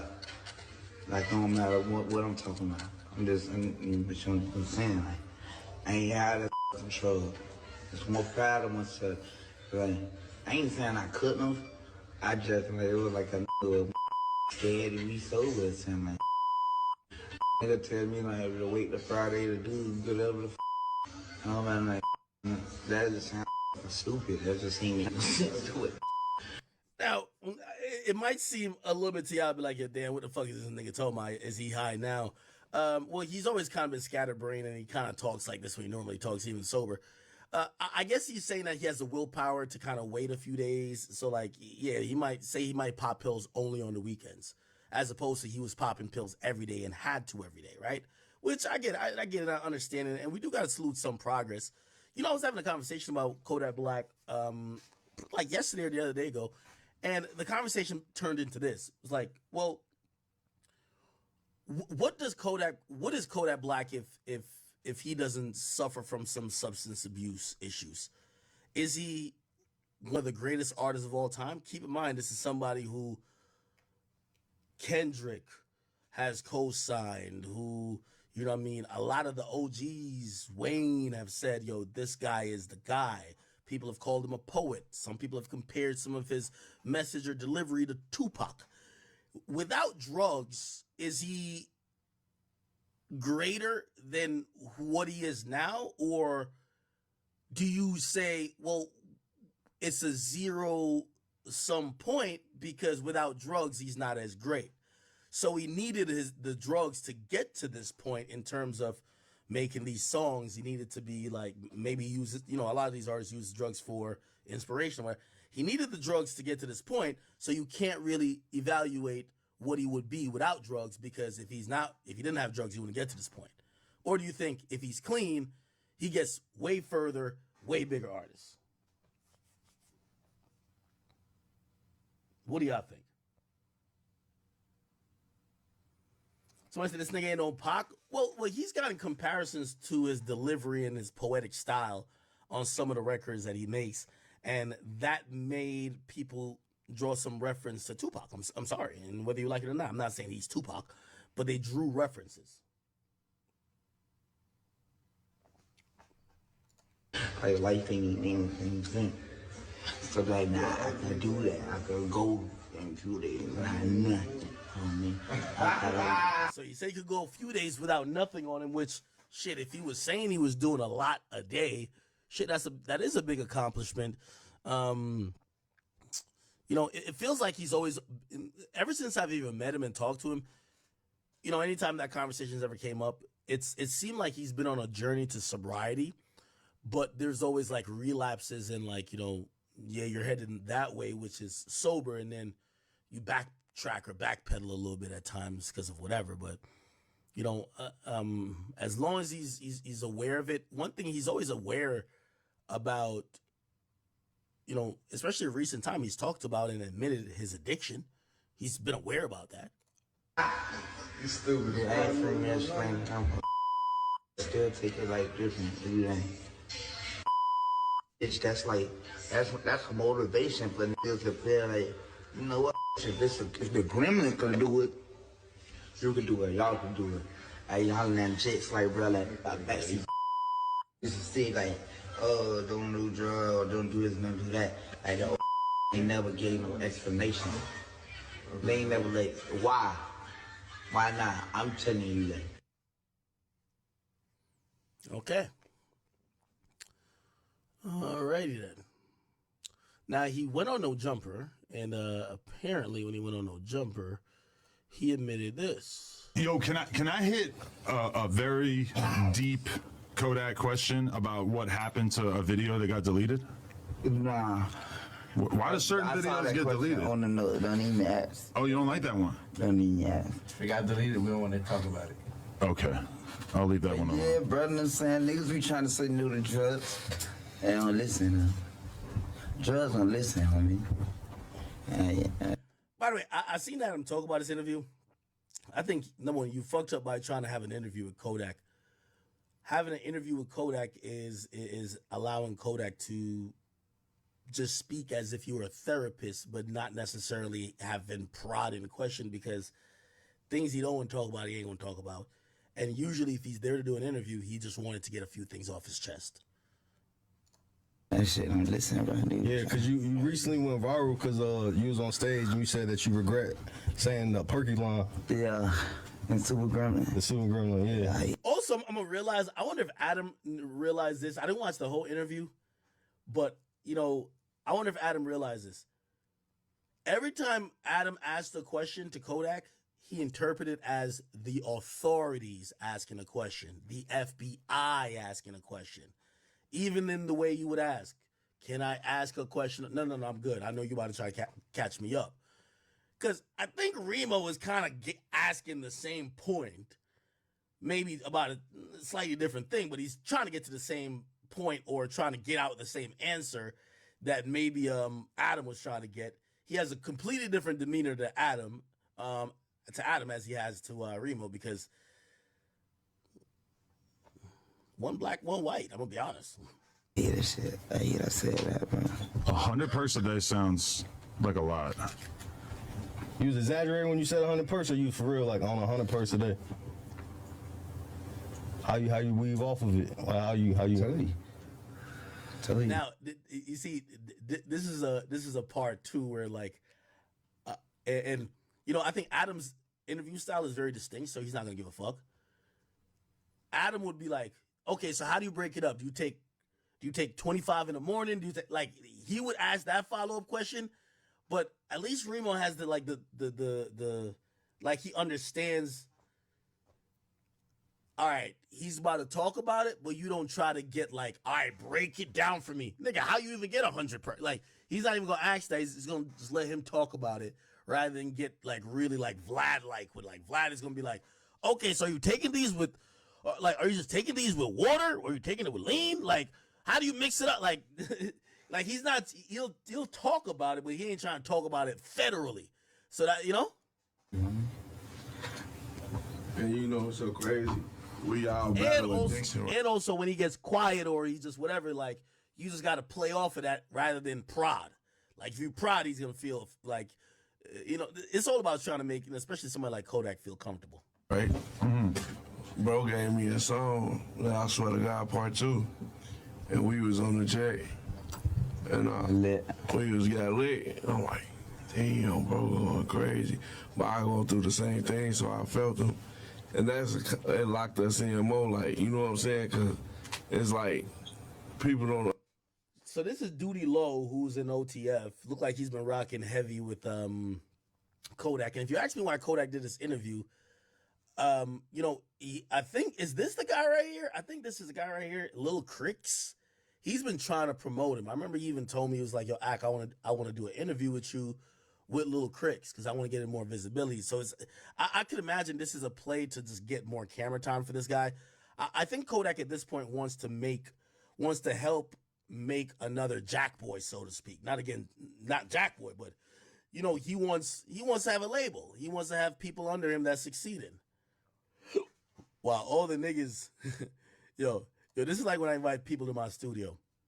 We had to start hiding liquor. Yo, we just have 1942 and everything out. What happens is the main people, like if Kodak pops in 1942, nobody cares. The random nigga over here, he's about to drink the whole 1942. We don't know what the fuck he does. We don't even know why he on camera. He's just sitting there being ugly. He gonna drink all the good liquor that you really bought. This is $200 a bottle. You really bought this for yak. Nigga, you know what we had to do now? We hide the good liquor. So 1942, Clase Azul, shit, even Casamigos. Niggas get Tito's, Tito's, Prime, and Bel Air. Because Prime and Bel Air send the shit. Understand that we got a personal life too and the shit we go through. And they be like y'all be playing with that shit like it ain't a personal life. You know what I'm saying? Everybody got vices on it. You might be addicted to pussy. You might be addicted to porn. You might be addicted to beating your elbow. I mean, like Poker. Yeah, that shit. Gambling. Nah, but weed. Adam, that's true because look, Adam. So you see how you into the porn? It's because it's a trauma. Trauma? No, listen. You beating all kinds of doonies down off camera. Wait, is this Lil Cricks or is this Lil Cricks? I don't know. Let me Google it. We'll figure this out. Lil Cricks. He really likes that artist. Oh, okay. It's a light-skinned dude. So it's this guy. Who is this guy right here? Camera, how do you not have trauma? No, listen, this is what I mean. Like, okay, you know how a nigga do the drugs? Like, it's because a nigga be going through some shit where that's how we man, come niggas with. like him, huh? Yeah. Fuck this shit. So why you do that porn? Niggas like this shit. You like that shit. As hell, niggas like it. You like that porn? Yeah, I mean, I like having sex just like everybody else in this room. But they don't give a fuck what I said, son. Filming it is just the art of it. It's like you could rap just hanging out with the homies rapping, or you could turn the mic on and make some songs. Create a business out of it. Yeah. You always gotta come back. You want to finish it? You freaked out. Every time I've interviewed or talked to Kodak, he doesn't like the mic. Pause. he'll have his back turned to the mic. Yo, Kodak is, trust me, editing the Kodak episode when he did it was just like, yo, no matter how much, like, you're looking at him, you're like, I could kind of hear you, but I know that Mike can't hear you because he automatically backs up from the mic. He moves to the right. Like, he's not trying to realize you're recording some shit. Freaked out. Oh, sorry. Okay, anyway. While we're on the no jumper shit, Adam spoke real quickly about receiving backlash for interviewing Pop Smoke Killer. I'll react to this real quick.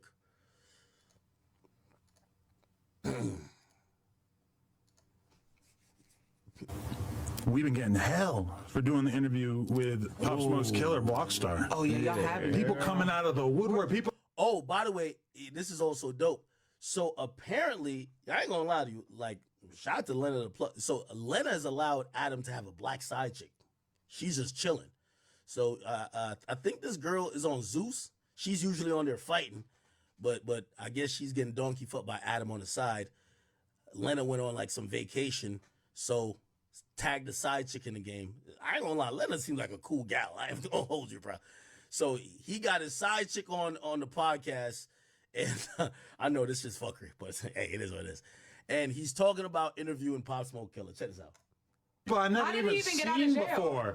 He did 4 years, 5 years on Juvenile Life. Yeah, they give you Juvenile Life. But okay, and so they lowered Juvenile Life from what it used to be. It used to be 25, and they changed it to 20.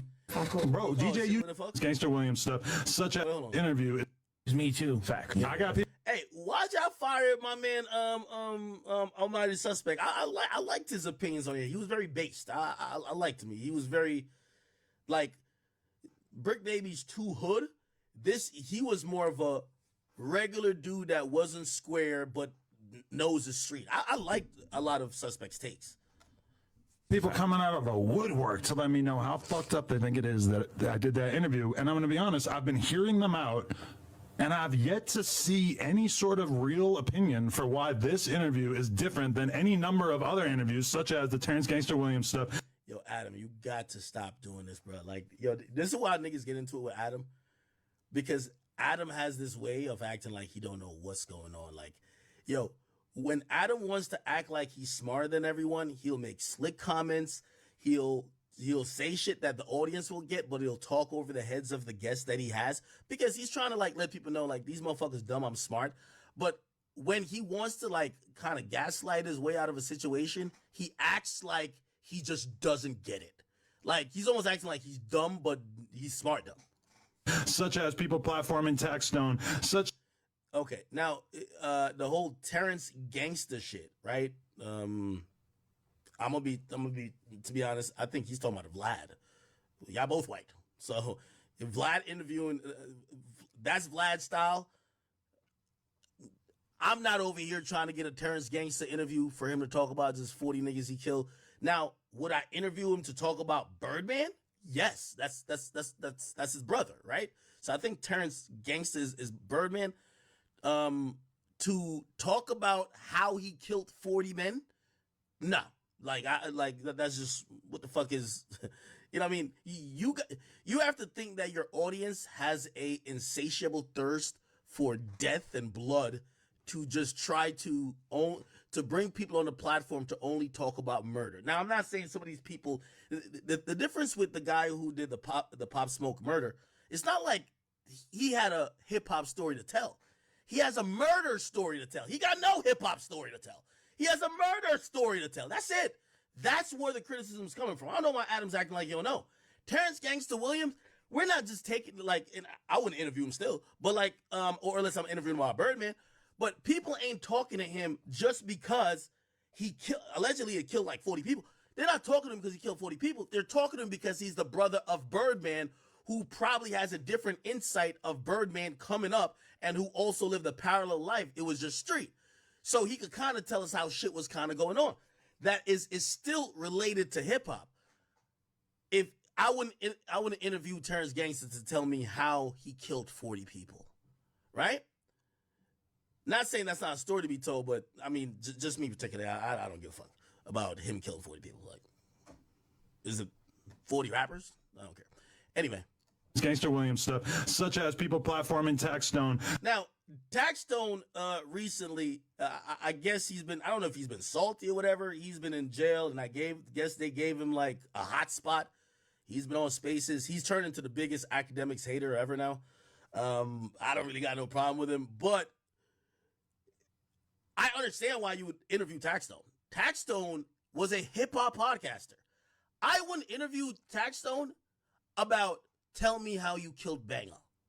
Now, that's a part of his hip-hop story of him being a podcaster and having issues and beefs that led to a murder, but that's not why people are talking to Taxstone. He was a hip-hop podcaster that people actually liked. Like, and these are the different. I'm pointing out the differences between this guy who killed Pop Smoke. He had no relevance to hip hop. The nigga never recorded a song. It's not like this dude was even related to somebody with a hip hop angle. The dude his only thing to say is, I killed that nigga. This is how I did it. Such as, all kinds of shit. And I don't. I hear a lot of, this makes me feel bad. I don't see any real logical explanation for why this kid shouldn't be. Also, Adam, you've interviewed a bunch of Chicago niggas or whatever who have killed people allegedly, and you haven't gotten the backlash because they're rappers who, in their rap story, they're in beefs and they might get into violent situations. Nobody's saying interviewing a killer is just out the window. But if you're a hip-hop platform and you're just looking to interview somebody that killed a hip-hop artist and that person has no ties to hip-hop, that's why they look at it like that, clearly. Platform, and why we shouldn't seek to learn about rap history through people that were involved in some of its atrocities. Like how we don't know who killed Tupac. We do. Okay, this is why you gotta have her be quiet.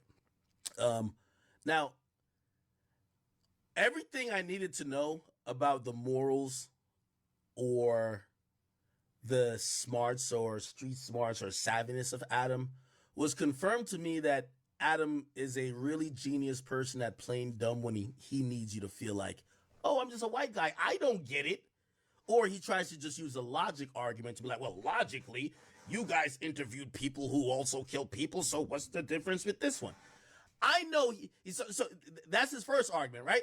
He says the Taxstone thing, which clearly the easy response is, Taxstone was a big podcaster that if someone would want to interview now, they would want to probably talk a lot about his hip-hop podcasting experience, which eventually led to him going to jail for a murder. If at least Terrence Gangsta Williams was the brother of Birdman, who supposedly at the time came up in the streets with Birdman. This block star dude have never done nothing but kill Pop Smoke. Don't have no ties to hip-hop, never recorded a song, nothing. Now, Adam, I think he's doing the only white people get away with this. I always say this. Oh, I don't like, it's the same shit. They act like they can't discern. They can't see the difference between Taxstone, Terrence Gangsta Williams, King Von, and a guy who only is known for killing Pop Smoke. And this is how I know Adam is gaslighting us.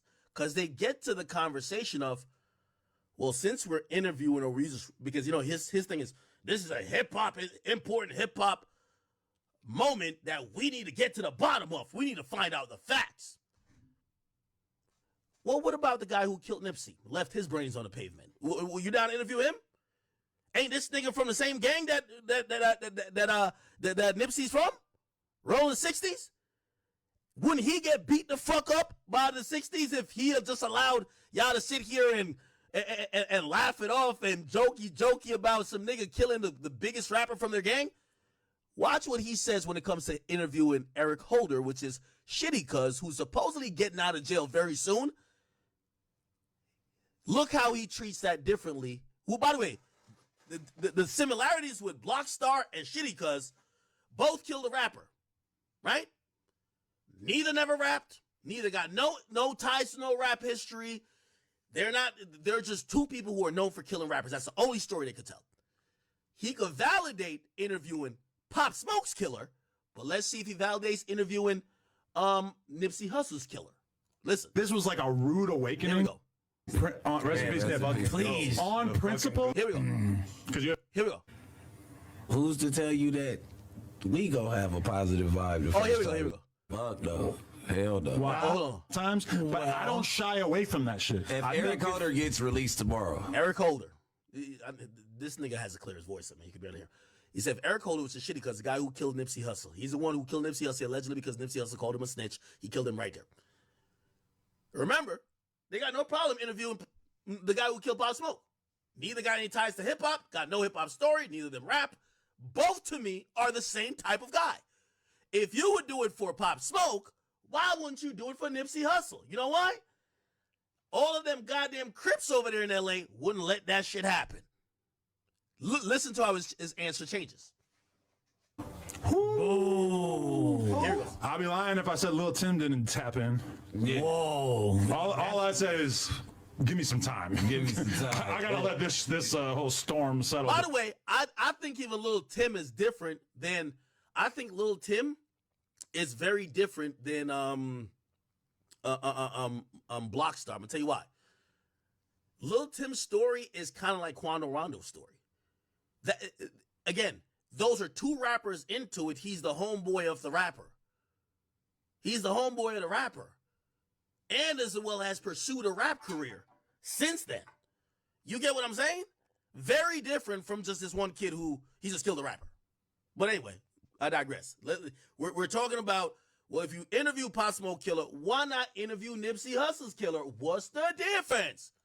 Before I consider that. Yo, because you know the old block kids know where your ass at. Okay, but how would you feel about that? Do you think that Eric Holder should do an interview on this platform if it comes down to it? Fuck no. Hell no. Why? What makes the situation different? I can't be involved.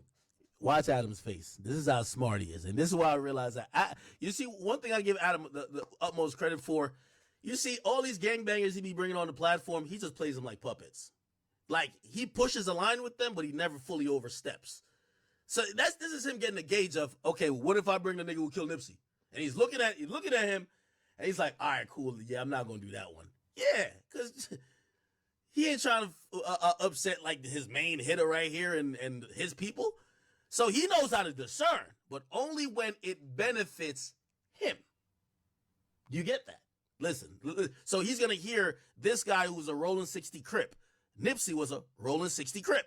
He's going to say why Adam shouldn't interview the other guy who also supposedly is a rolling 60 Crip, but he killed the most famous rolling 60 Crip, which is Nipsey. He's going to tell you why you shouldn't bring that on the platform.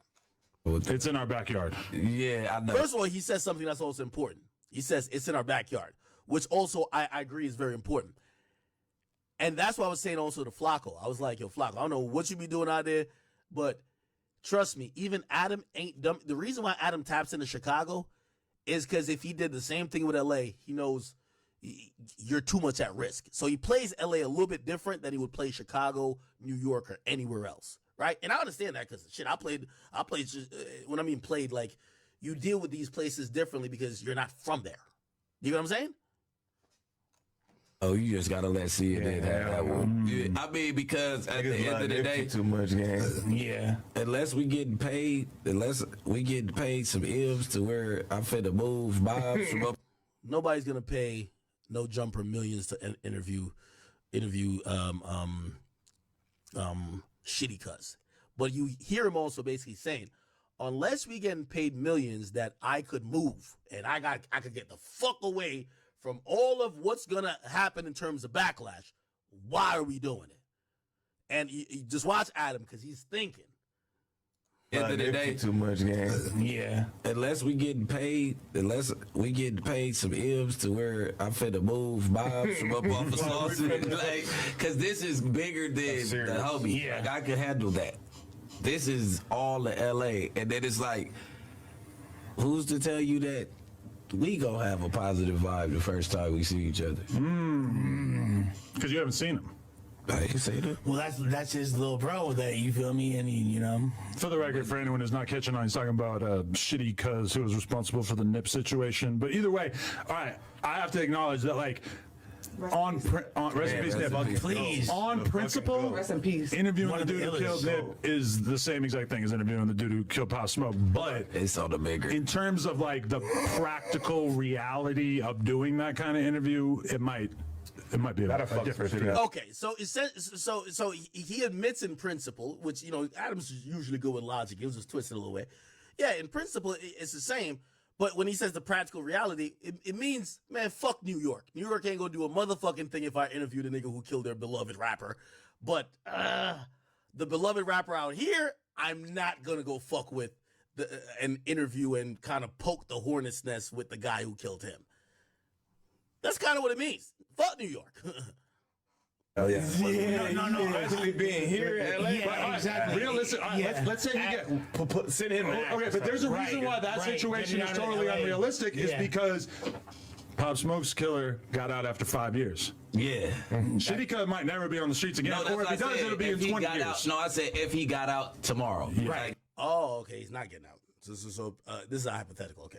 Shit, what somebody's taking that interview was my point. Yeah, like I wasn't saying no jumper, but I'm saying no big outlets taking that fucking interview. And one of the reasons nobody would do that interview is because none of the big outlets is because the thought would be, I want to be able to go to LA. And I think that's the difference. LA has like zero respect for the East Coast. That's a fact.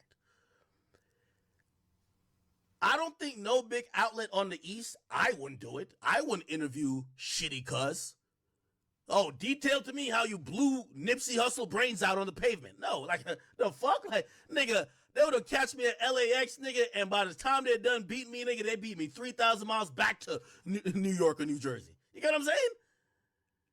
But with New York, like, I think everybody looks at New York like them niggas is pussy. They're not going to do nothing, and we could do whatever we want. That's why they do that. I'm going to be honest with you. I'm sorry to say that, and I'm not trying to get nobody in New York upset. There's no East Coast outlet that's big that would interview Shitty Cuz for Nipsey. None. If LA don't touch it, nobody touches it. That's a fact. Think about this. If no LA outlet wants to interview Nipsey Hussle's killer, I ain't gonna say he ain't gonna get documentaries, whatever. I'm talking about a hip-hop media outlet. He can't come to the Breakfast Club and do an interview, nigga. He can't come do the Joe Budden podcast, nigga. He can't do my shit. He can't do none of this. He can't even go to Drink Champs would happen. He can't go to Gillian. He can't go to no sizable hip-hop media outlet on the East, and it's out of respect for the West. Oh, if they ain't fucking with you, we good. When it comes to the West, I think they look at the East like, you niggas is bitches. Yo, how you smoke that nigga Pop Smoke? Tell me. Oh, you got a Pop Smoke kush right there? Oh, where? Like, yeah, I think it's just a clear. It's somebody says Vlad is not an East Coast outlet. Vlad's a West Coast outlet. That's a fact. I think Vlad from New York, but is he from New York? No, I think he's from the West. Yeah, Vlad, he got an office out here, but I guarantee he wouldn't do that shit in New York. I guess, man, yeah, Vlad wouldn't do that shit. Well, not now.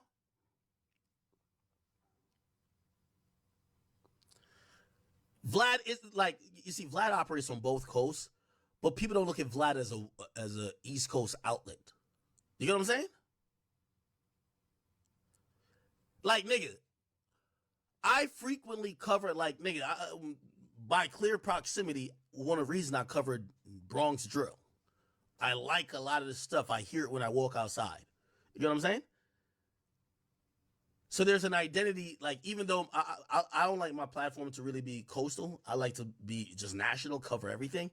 But there is okay, he's East. Right?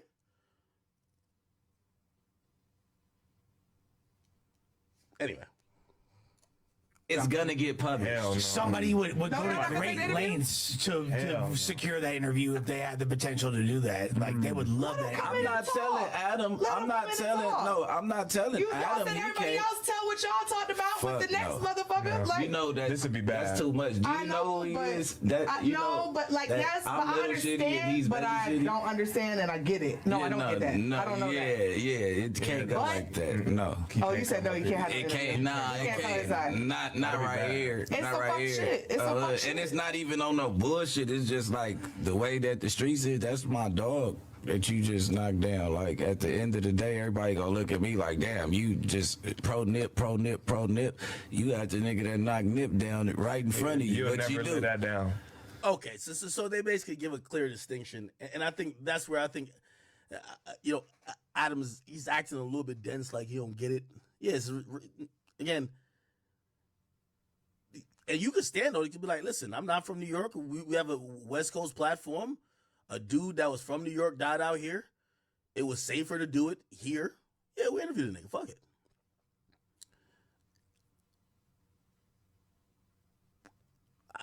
Whatever. Yeah, I just can't find. I don't know if there's an outlet that would do some of the interviews that. But also, I will say Adam did make a valiant point later on. He basically said, "Yo, we do dark content over here. We interview a lot of people who are killers, who have killed people, and yeah, it's not like we're making PC or PG-13 content. We're kind of making content about niggas who are hitters, who got shot, who shot niggas. So why not? Okay, I guess that's the point. All right, let's get off of that. Yo, why is everybody telling me that nigga Kawhi Leonard, bro?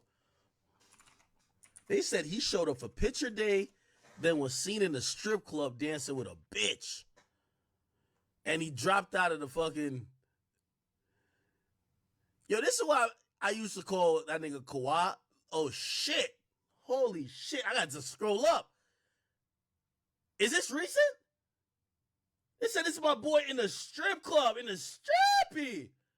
Oh! This that boy was on Team USA. They say he showed up for picture day. He took his picture and said, fuck that. I'm headed to the strip club. He dropped out. Yo, 2K got to start rating Kawhi Leonard like a 70, bro. Like, that nigga don't want to play basketball, man. That nigga want to drive his Bronco, do some other shit. Like that's the nigga that I don't feel love basketball. Like, I feel like Kevin Durant loves basketball. LeBron James love basketball. Jokic and Kawhi Leonard, they play because it pays them.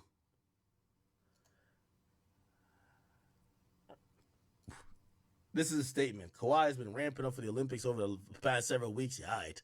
And had a few strong practices in Las Vegas. He felt ready to compete. However, he respects that USA Basketball and the Clippers determined it's in his best interest to spend the remainder of the summer in the strip club rather than participate in the Olympic Games. I ain't gonna lie to you, man. When does this nigga play basketball, bro? How you load managing in the off season? This is crazy.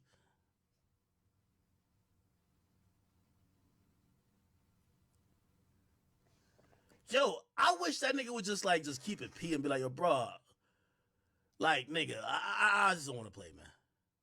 Derek White? No way. They're replacing Kawhi with this nigga?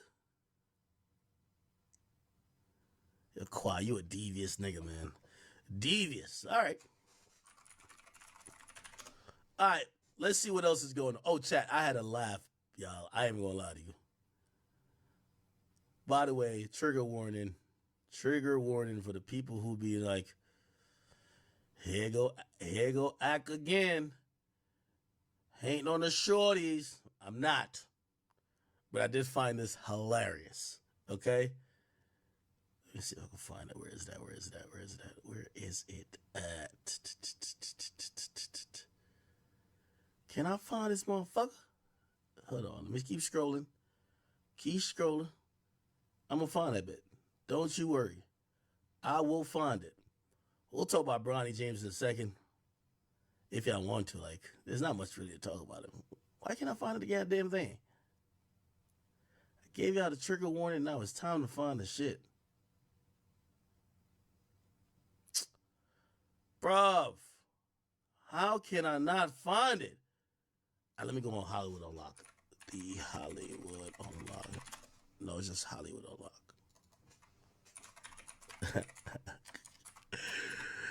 Also, I gotta give y'all a disclaimer before I start talking about this. I'm only joking. Like, these are all jokes. I don't hate nobody. Love wins. All that other LGBTQ shit that y'all like. Yeah, I'm just making some jokes. It's not that serious, and I have no hate in my heart for nobody. But we gotta laugh at somebody. People laugh at me. We gotta laugh at somebody today. Hold on, let me see. Can I find it? Bruv, I don't want to tell y'all what it is. I just want to like run into it. Oh my God, where can I find it? Fuck. It's not even that funny, to be honest. I'm kind of building it up too much at this point. Oh man, I can't find it. God damn. Can I find it? I cannot find it, man. Ah, shit.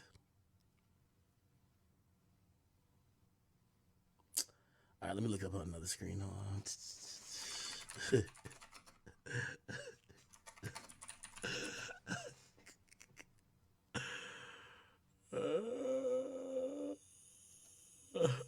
All right. Here you go. Here you go. No, this ain't it. Oh, is it here? Oh, nah. Well, before we play it, I gotta cut the smile off my face. This is not funny. This is, but this is an age-old thing I've always said. All right, chat. The young woman on the screen, her name is I think this is Lil Baby's baby mama, her sister. So Lil Baby mama, her name is Jada Cheeves, right? And her sister name is Jasmine Cheeves. Now, Jasmine Cheeves has a newborn, beautiful newborn, got nothing bad to say. She revealed recently that the father of her baby is 600 Breezy. This is after she was posted up with another man in the gender reveal. And I ain't gonna lie to you, this is one of those where the comments is the true gold. You get what I mean? Now, you might be saying, what's the fucking problem? What's so funny? Now, 600 Breezy, if you do a quick Google search, he's been known to supposedly have fathered triplets with another woman named Queen Key. Now, he's been known to not take care of those 3 kids. And it's a classic case that you might know from maybe your neighborhood of women always wanted to have a baby with the nigga who already don't take care of his dozen other babies. It never fails. And I'm gonna be honest with you, I gotta laugh. I have to laugh. Like, I'm sorry, I don't even mean to be mean.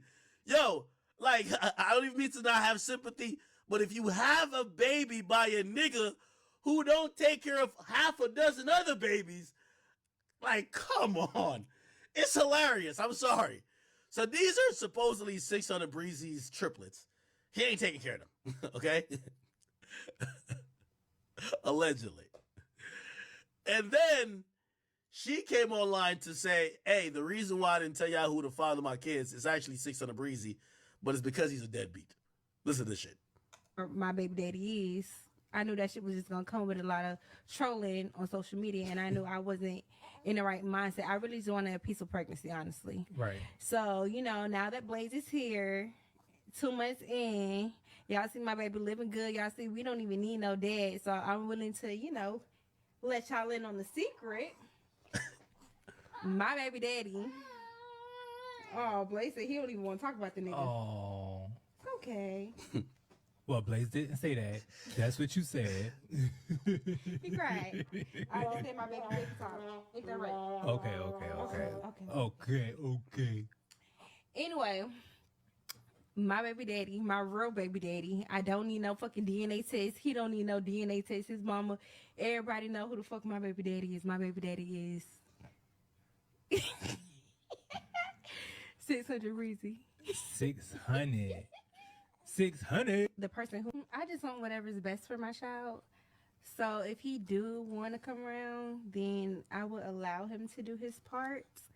But at the end, let's stop the speculation. He ain't coming around. The last baby mama thought he was coming around. The last one before that, he ain't coming. Yo, Chad, I don't know why it's hilarious to me when women all see it, like, they'll see a nigga pass and be like, wait, he allegedly a deadbeat to his father of the kids? Man, the 6 gonna be the difference. Let's go. Now, granted, I don't know if 600 Breezy's a deadbeat. I'm just going off internet rumors. However, the reason why this is funny is because everybody knows a nigga like this and a girl like this from around the way. The girl who got some elaborate explanation why the hell she had a baby with the nigga that got 5 other babies and allegedly don't take care of none of the babies. And then they all come out and say the same thing. Now, we don't need a dad. We good. We just by ourselves. Like, my baby living. We thriving. If he want to come around, he can, though. But, like. At the end of the day, it's like I will never beg him or force him because Blaze is a blessing. Like, you're missing out on this beautiful baby boy. So. Yeah, he missing out on the other 5 ones, too. Like, I ain't gonna lie to you. He must not think he missing out on a lot because he not there for none of y'all. Nah, I ain't gonna lie to you. He must not think he missing out. Yo, hey, you ain't saying nothing that the other baby mama ain't saying the other one before that. Get out of here. So if that's just what you want to do and if you don't want to be in his life, that's cool with me. Like, we're perfectly... Hey, you know why it'd be so funny? The mere fact you're doing this interview, you're making a public plea. Come be a part of your kid's life. The baby's here. The baby's cute. Come on. Like, you can still come back. No. Y'all women knew who y'all slept with. It's 600 Breezy. Like, come on. You slept with 600 Breezy. Yo, since the beginning of time, it's actually, I believe it might even be in the Bible.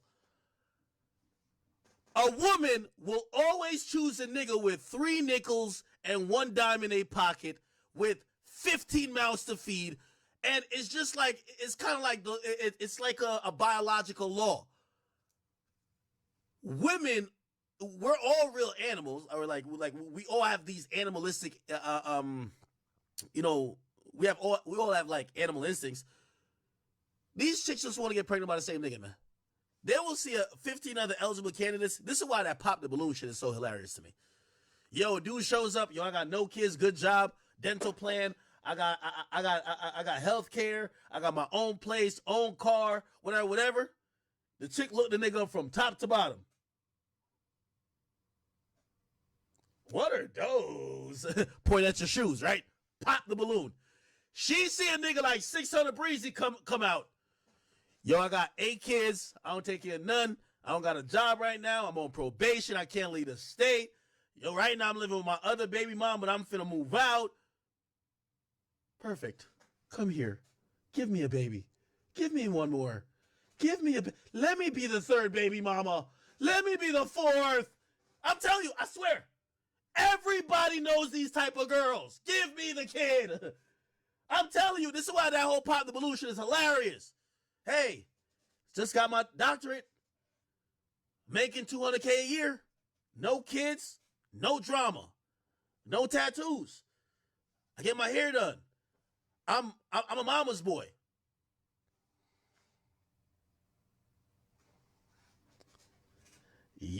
Your shirt tucked in your pants. Pop.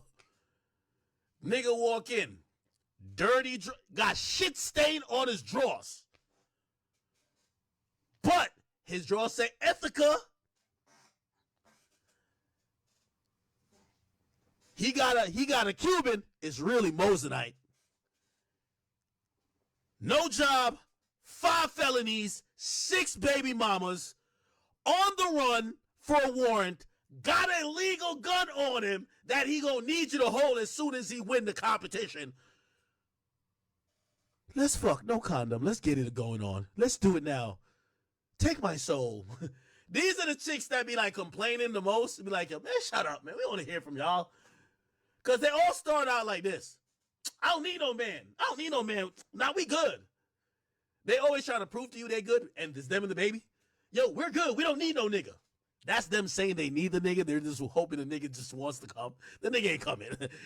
There's no, in the history of niggerdom, have they ever seen their baby mama pose up with their kid while bragging that they don't need the baby daddy, and they're like, oh, you don't need me? Oh, no, I want to be there now. No, fuck no. See you in court or never see you at all. Peace. Deuces. Now, here's the thing. Yo, chat, listen, maybe I'm hurt. I don't know if I'm hurt. Actually, I don't really fuck with single moms. You're a single mom. Listen, man, you gotta go get a single dad. Like, leave me alone. Anyway, you see when that baby becomes about like 5, 6, when she become a little older, she gonna start looking at the niggas who she used to pop the balloons with, all the ones, oh, you got your shirt tucked in your pants. You got a Roth IRA? Huh? You saving? When's the last time you bought a Chanel bag? You don't do that? You not on government assistance? All right, pop. 8 years later, when this kid is ready to fight you now, this kid is ready to do you like Lil Durk, son. She ready for a nigga like you. When that kid grow up and the kid ready to shoot you on some Lil Durk, son shit, that's when she wants you. Oh, yeah, nah, when I was young, I was kind of dumb. Like, yeah, I wanted niggas in the streets, but now I want a real nigga like you. You got your shit together, like, you got a car. Now you get with her. She really ain't want you, so she beefing with you like a motherfucker. You start arguing with her. The same kid you bought a 4-wheeler for pulls out a gun and shoots you in the fucking stomach. Now you on the gram like, yo, 600 Breezy, come get your kid. Chad, I'm telling you, bro. That's what happens. You on the gram with a bunch of staples in your gut, talking about 600 Breezy, come get your kid. I promise you, bro. I've seen this a million times. Come on, bro. Listen to this shit. He's still going to be so loved and he's still going to be well taken care of. Like, and I probably did, throughout my pregnancy. It's not like I ever hated him or anything like that, but I expected more. No, you didn't. No, you didn't. Yo, 600 Breezy was trolling his baby mama with triplets, nigga. 600 Breezy. He was trolling. Yo. Yo, look. Yo, one Google search before you ain't take the plan B could have solved the whole problem. No disrespect. Look. Cold lagered. This nigga is on Say Cheese talking about this shit. This nigga was not hiding the fact. Look.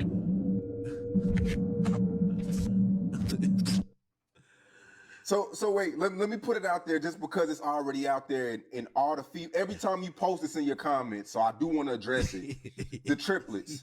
Like, people do want to know, like, they look like you. Every time you post this. I ain't gonna lie, 600 Breezy got the face of a deadbeat. Yo, 600 Breezy, you my nigga. You an OVO shooter, so you my nigga. Yo, this nigga look like a deadbeat. Every deadbeat in the hood look like this. I ain't gonna lie to you, bro. Every deadbeat in the hood look like this, bro. I swear. Bro, every deadbeat in the hood look like this, my nigga. I swear. Got a crisp lineup, beard on point. Never change a diaper in their life. Like, yes. I swear, bro. Yo, got 20 cents in their pocket, but got a Gucci hat, nigga, and a chain. Just take care of your kids. I know you see it because we see it. Really, it be just be on like platforms like y'all's and shit, because y'all be picking it up. But like I said, them babies, bro, that shit precious. So people can't even say they be seeing me speak on it. I used to say little shit, but that's a situation, that's real life, and that needs to be taken care of. So, Yo, one Google search will tell you. Look, this nigga has a whole video talking about regretting having so many. Yo, this is diabolical, chat. 600 Breezy got an interview with Say Cheese talking about regretting having so many baby mamas. Imagine watching that and still signing up to say, just one more, me, I got you, me. Like, come on, come on, what the fuck? He got interviews about this shit.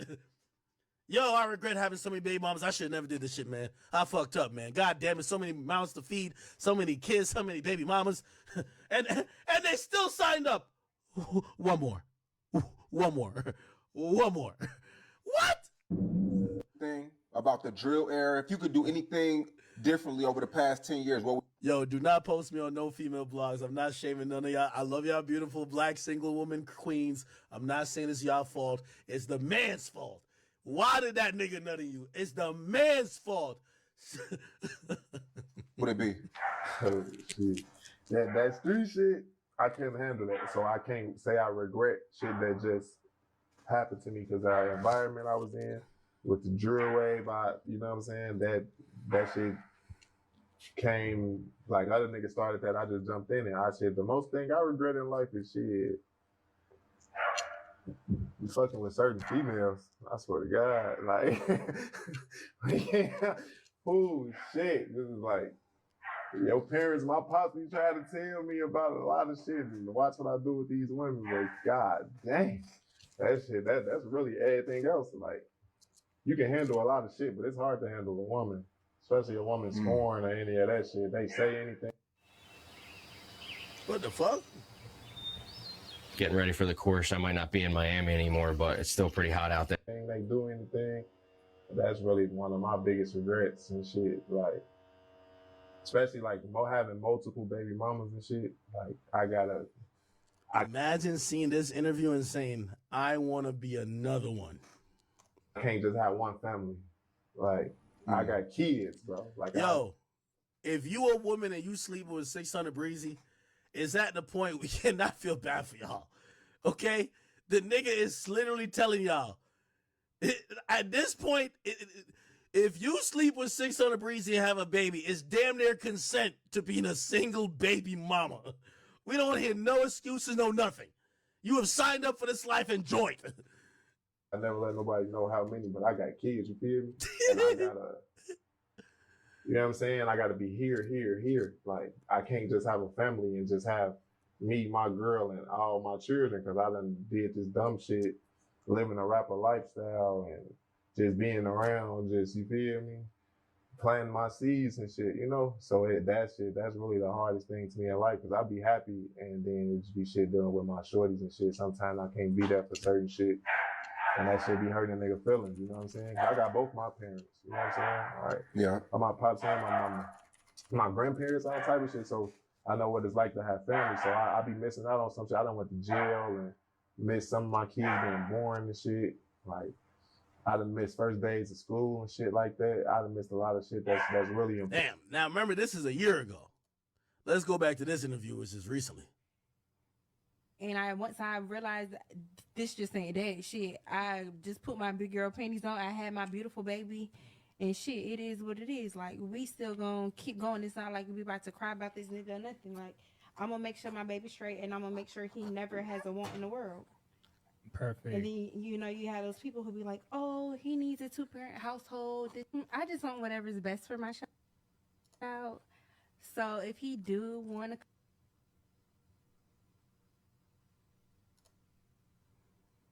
People had thought this was the baby daddy. She was posed up with a whole nother nigga right here.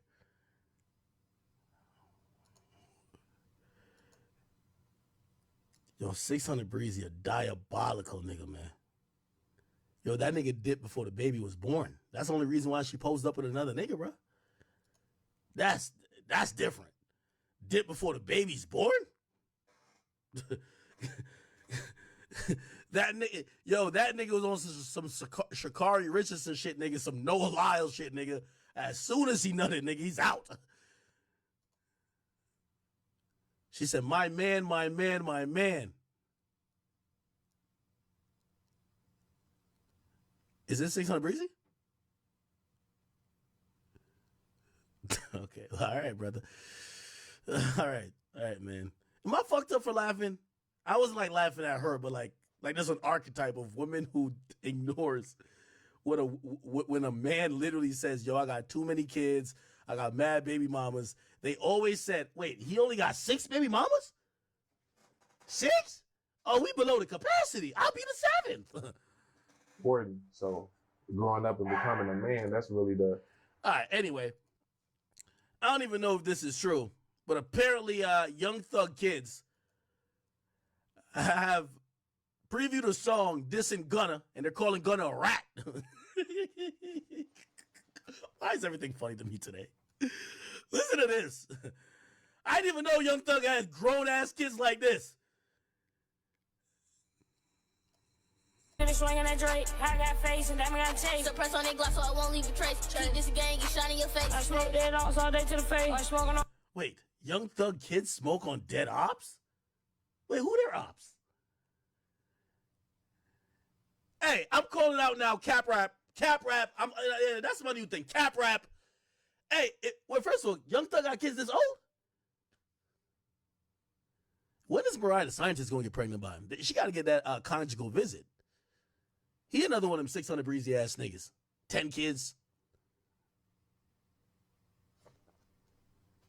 They say they smoking on dead ops. These are Young Thug Kids for real? Swinging that Drake, I got face and that me got taste. Y'all grew up in a gated community. You had a pool in the backyard. You had a gardener and a maid. What ops you got? Nigga, your ops is like homework. On that glass so I won't leave a trace. Keep this gang, get shot in your. Wait, what type of Glock that won't leave a trace?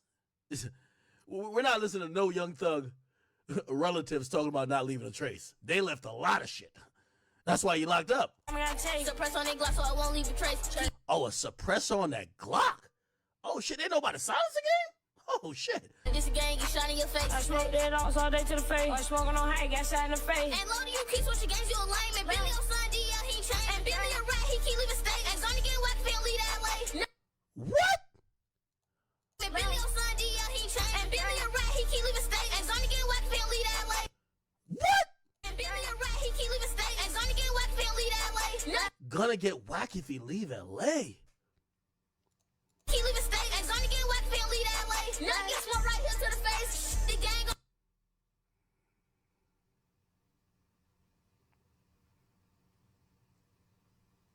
Hey, y'all kids.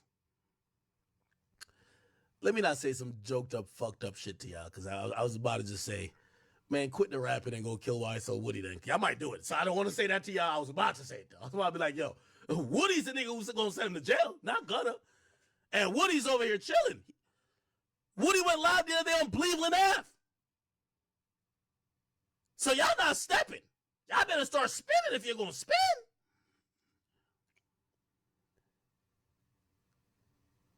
I got face and that me got taste. Suppress on that glass so I won't leave a trace. Keep this gang, get shot in your face. I smoke dead ops all day to the face. I smoking on high, got shot. Now, they ain't as real as Lil RT, but they sound a little bit believable, though. In the face. And Lodi, you keep switching games, you a lame. And Billy. Who's Lodi? Who keeps switching gangs? I got shot in the face. And Lodi, you keep switching games, you a lame. And Billy on son, DL, he changed. And Billy a rat, he keep leaving state. And Zonny getting whacked, can't leave that way. Nuggets one right here to the face. Did he say nut get smoked? You're lying. No, they didn't say that. These can't be his kids. These got to be little water boys that be in Atlanta. These got to be the water boys that be out in Atlantic Small. No way these are Young Thug Kids. Rat, he keep leaving state. And Zonny getting whacked, can't leave that way. Nuggets one right here to the face. He's...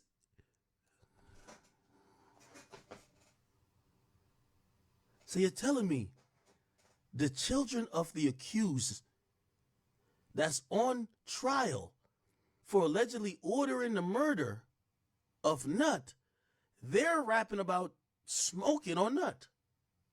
Which, by the way, pause. Yeah, sounds like Young Thug is innocent to me. If I'm the prosecutor, I'm playing this in court. Hey, look what this kid's is doing. Dead ops all day to the face. I smoking on high, got shot in the face. And Lodi, you keep switching games, you a lame. And Billy on son, DL, he changed. And Billy a rat, he keep leaving state. And Zonny getting whacked, can't leave that way. Nuggets one right here to the face. The gang gon' never gon' change. Got smoke right here to the face. What gang sign is this?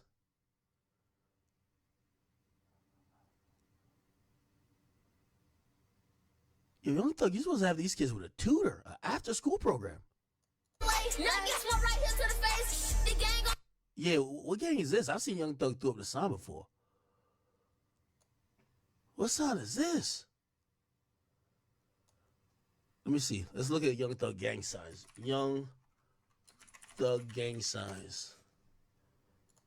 Oh, yeah. Sounds about right. Yup. Actually, let me not try. I'm not in none of that gangs. Put my hands away. The fuck? What? Where is it at? Where the fuck? I just had it.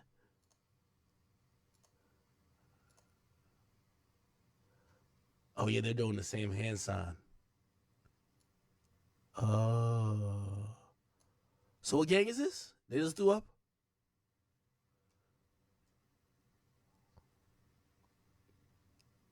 Oh, they doing it here too?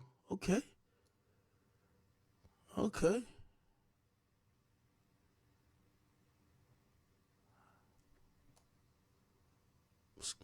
Apple don't fall too far from a tree. Not mad at it. Shine the face. And load you keep switching games, you a lame. And Billy on son, DL, he changed. And Billy a rat, he keep leaving state. And Zonny getting whacked, can't leave that way. Nut get smoke right here to the face. The gang gon' never gon' change. Nut got smoke right here to the face. He got caught trying to get him a fade. These switches shrivel, temp fade. We do not miss, we don't relay. Yo, switch is not a glitch. They be tripping. And they be do glitch. They be tripping. You try to run, I bet I am confused. My all be broken for I get that. Oh, shit. This even look like Thug. Damn, what sound is this? My all be broken for I get they gay. Get that why they. Y'all think she got a cold or is she throwing up a gang sign? Why is she wiping her nose?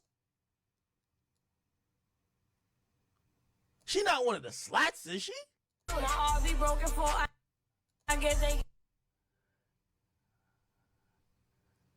Where's Dyfus when you need him, man? Yeah, that why they bet that man by hot cause he got face of diamond, she got chase. This nigga flexing his allowance? Bruv, this nigga can't even act like his room look like a trap house. That nigga got mounted TVs on the wall, AC, but still got a nice ceiling fan. Look, layered ceilings. One of them beds, but it's not even IKEA.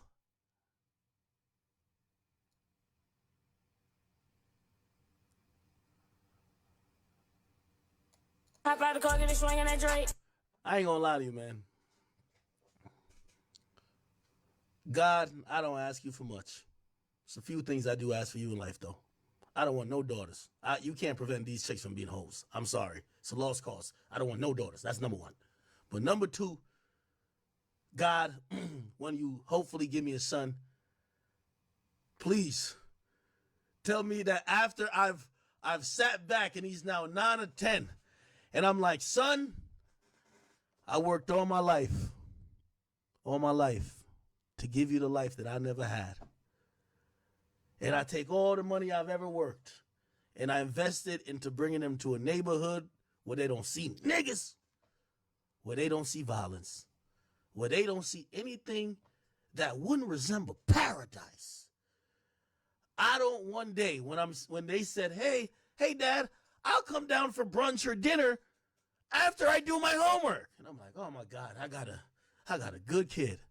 And I walk up in their fucking room and I open the door and they're making a video like this. I got face and that got chase. Suppress on that glass so I won't leave a trace. Keep this gang, you shot in your face. I smoke dead off all day to the face. I smoking on high, got shot in the face. And loaded you keep switching games, you a lame. And Billy on son, DL, he changed. And Billy a rat, he keep leaving state. And Zonny getting whacked, can't leave that way. Nut get smoke right here to the face. The gang gon' never gon' change. Chat, be honest. You walking and your son doing this right now. What do? Because you can't get to the point where your son get on this level. You can't wait for your son. You can't wait till your son get to this level right here.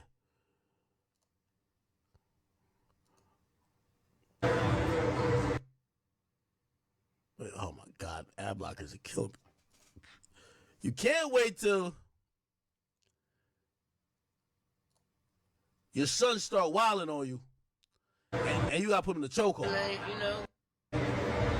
Yeah. What you doing? This is it right here. All right, Charles. You can't wait till you see it. My life. Nigga, you didn't have to come to my. Like, you got to humble your kid at home before you get in public with them, and they've been doing all this type of wiping their nose, all of this thumbs down, throwing up all type of shit. So now you get out in public with them, and they think they gangster. And as a parent, the only thing you got on them really, because you're not trying to do too much, is shame. Boy, shut up. How you a gangster and still piss the bed? Ends all conversation. How you a gangster and still suck your thumb? Ends all conversation. Boy, we caught you eating your booger today, nigga. How you smoking on dead ops? Ends all conversation. You get what I'm saying? You gotta check the behavior of your kids while they doing this fuckery at home before you get out in the real world and this is how they moving. Have you ever woke up with a roach on your face? Period. No, that's not the goal. All right, then. So there you go. In your ear. I don't know what you're talking about. I got some niggas in the neighborhood with me that woke up with roaches. I know some niggas that woke up with roaches. Yeah, those are your broke friends. Your broke friends who live in the hood. We've never seen a rodent. You've never seen an ant. Nigga, we got a contract with the pesticide company. They come and spray this motherfucker every month. That's why you've never seen a fucking insect. You don't see spiders, nothing.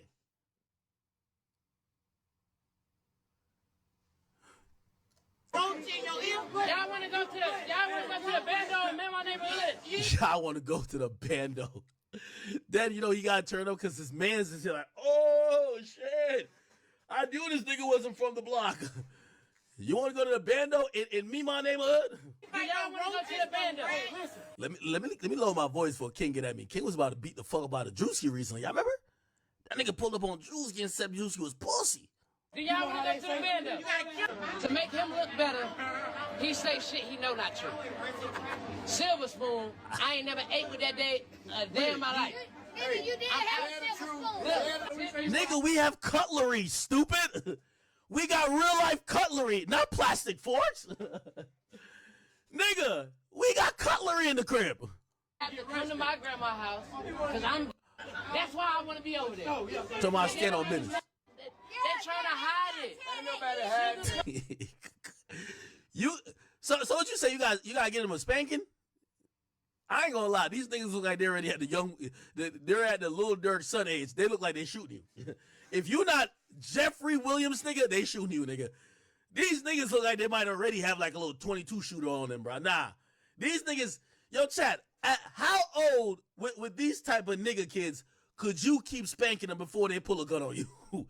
Because I'm gonna be honest with you. I don't know if you could spank young thug kids. I think they might shoot you. At what age you gotta imagine that your kid might shoot you? Get the belt. Nah. I'm not getting. Yo, the son is already making videos with his shirt off, like throwing up 10 gang signs. I'm good. Niggas is rapping about suppressors. If I'm the stepdaddy, yo, whoever is dating his baby mama of these kids, y'all better step the fuck off and let these kids be gangster in their room. Don't you open the door and be like, oh shit, all right, let me close this back. Y'all are making y'all gangster video. I'm gonna leave that alone. You come in here and try to issue some discipline. What I tell y'all about putting these gangster songs on Triller? Nigga, they might pull out a gun and shoot your ass like Lil Durk's son. You said around 10? This nigga look like he might be around 10. Yeah, punishment for kids was easy. Like, if I was acting like this, you know, first thing my mom would do? Oh, you think you gangster now? First of all, my mom, like, you know, she realized she grew 3 sons, so she know how to. Ain't no, oh, we need a nigga to come deal with shit. My mama know how to deal with shit. First and foremost, one act up. If I had hair like him, then you go to school bald. You gonna get embarrassed. Say, mama's gonna do it. But how do you punish these little niggas this early?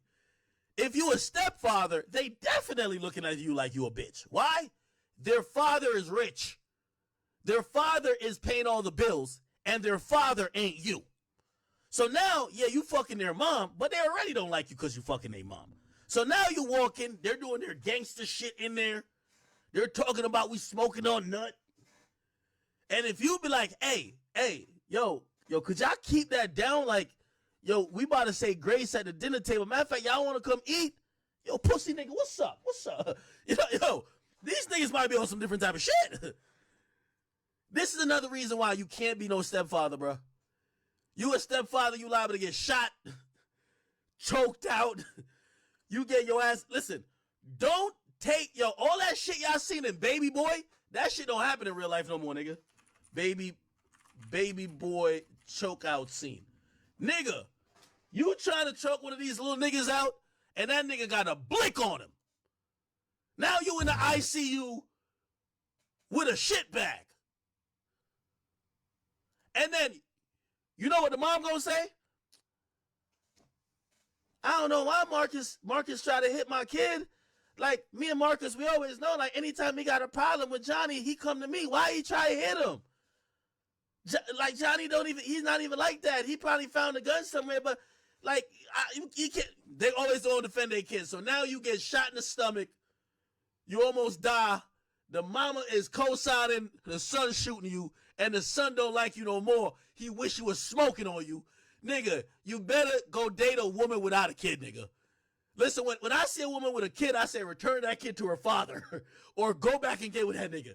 Don't bring that shit over here with me. Hell out of here.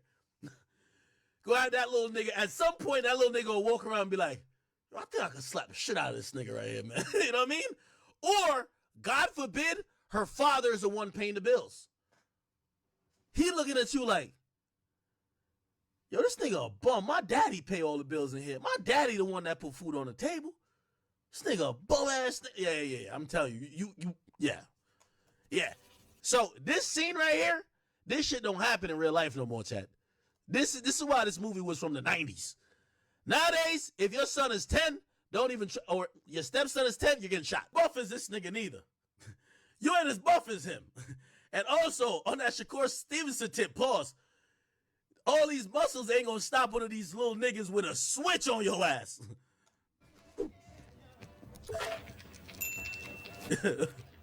How come you ain't brought your kids around here, Mel? Don't you got a son like 17 named Quan? And a little girl about 5 named Maya? Yeah. Mama about them kids? You know. How come you ain't brought them around? Oh, shit. Ashamed of them? What? They're ugly like you? They ugly like... I don't get along too well with my baby's mamas. I'm sure this nigga had 187 tatted on his arm. you understand that, Melvin. Yo, chat. Y'all been at least single mothers where they belong. Single. Especially if they got a son. Maybe it's different with a daughter. I don't know. But a son? Hell no. Hey, you don't... Hey, Chad, I'm going to tell you another reason I'm fucked up. I be learning shit from my dogs. I know. I probably need to talk to people more often. I know. I live here with mad dogs. Yo, right now, Pluto can't stand his son. His son is getting bigger. His son is just as big as Princess now. He can't stand his son. Every time he see that little nigga, it's on sight. It's like he's checking him because you know what? This son is starting to buck. Now, my trainer for Pluto told me this. He said, yo, you got 2 Rottweilers, and both of them, they're not, what do you call it, neutered. I ain't cutting their dick off, whatever. I ain't doing that type of shit. My dog's got to be able to fuck. You feel me? Anyway, he told me, he said, yo, you're going to, as the boy grows older, you got to start separating from Pluto because they're going to start fighting for dominance. And what happens with Rottweilers a lot of times, they'll fight to the death. Because only one could fucking survive. Nigga, that's the same shit here, nigga. Yo, 2 niggas can't be up in the same crib like that, nigga. Nah, nigga. Nah. Yo, Pluto got his foot in the cast still. Like, his foot is a lot better. It's a lot better. He got a little infection, but it's a lot better. A lot more movement. But he still got a little goofy cone kind of on because they don't want him to chew on the thing. I got him bring him back like in a few days. But every time he see his son, like, his son will, like, you know, kind of like he's about to... I'm watching him too. His son will go like this, like, and then go down like in a little stance. And then Pluto would be like, nigga, you trying to press me, nigga? And violate him. Like, just like literally just jump on him. And I gotta like break it up like, whoa, chill. Don't kill the nigga yet. You know what I mean? I mean, don't kill him, period. But stop it. Yeah. So that's kind of how it is. it's funny because remember I got two male dogs, 2 female dogs. When Pluto get around his daughter, so around his son, straight squabbles at this point. They're ready to, like, if I throw out mad toys, Pluto don't want that nigga to get 1 toy. Pluto got all the toys over here, like 8 of them. And looking at that nigga be like, look over here one more time, nigga, I'm gonna fuck you up. Yeah, nigga, I'm your father, I'll fuck you up. And then maybe I got too much time on my hands. I be putting voices in their head. Cause I can see the son looking at him like, you got it, OG, you got it. But it ain't gonna last forever. You got it right now. I'm gonna fuck you up later though. Wait till I grow up a little bit more. Give me about 6 more months. I'm gonna fuck you up later, nigga. I'm gonna fuck. Real talk. Maybe I can see it happening in real time. I'm like, fuck. Yo, it's about to be squabbling time in here. All right. So now, by the way, now when I release him, I let out Pluto with the girls, or I let out his name is Prince. That's baby Pluto. Or I let out Prince with the girls.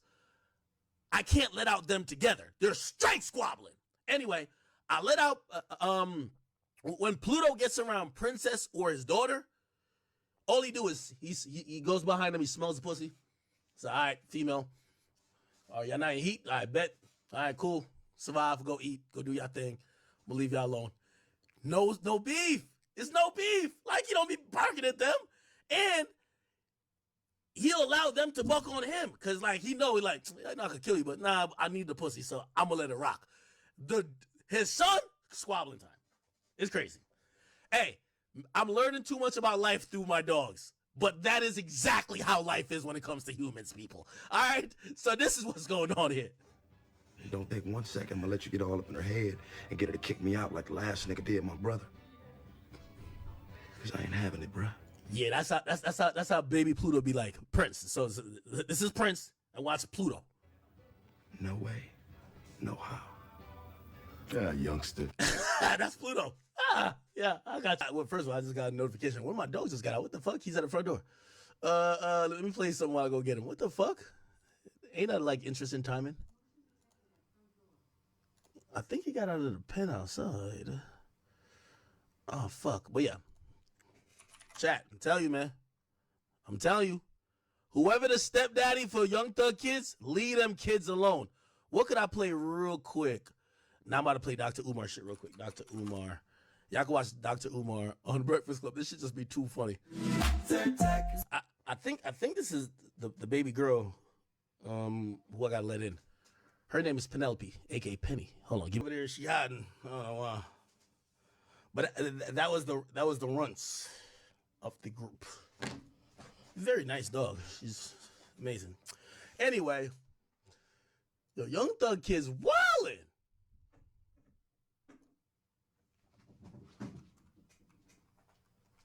Come here.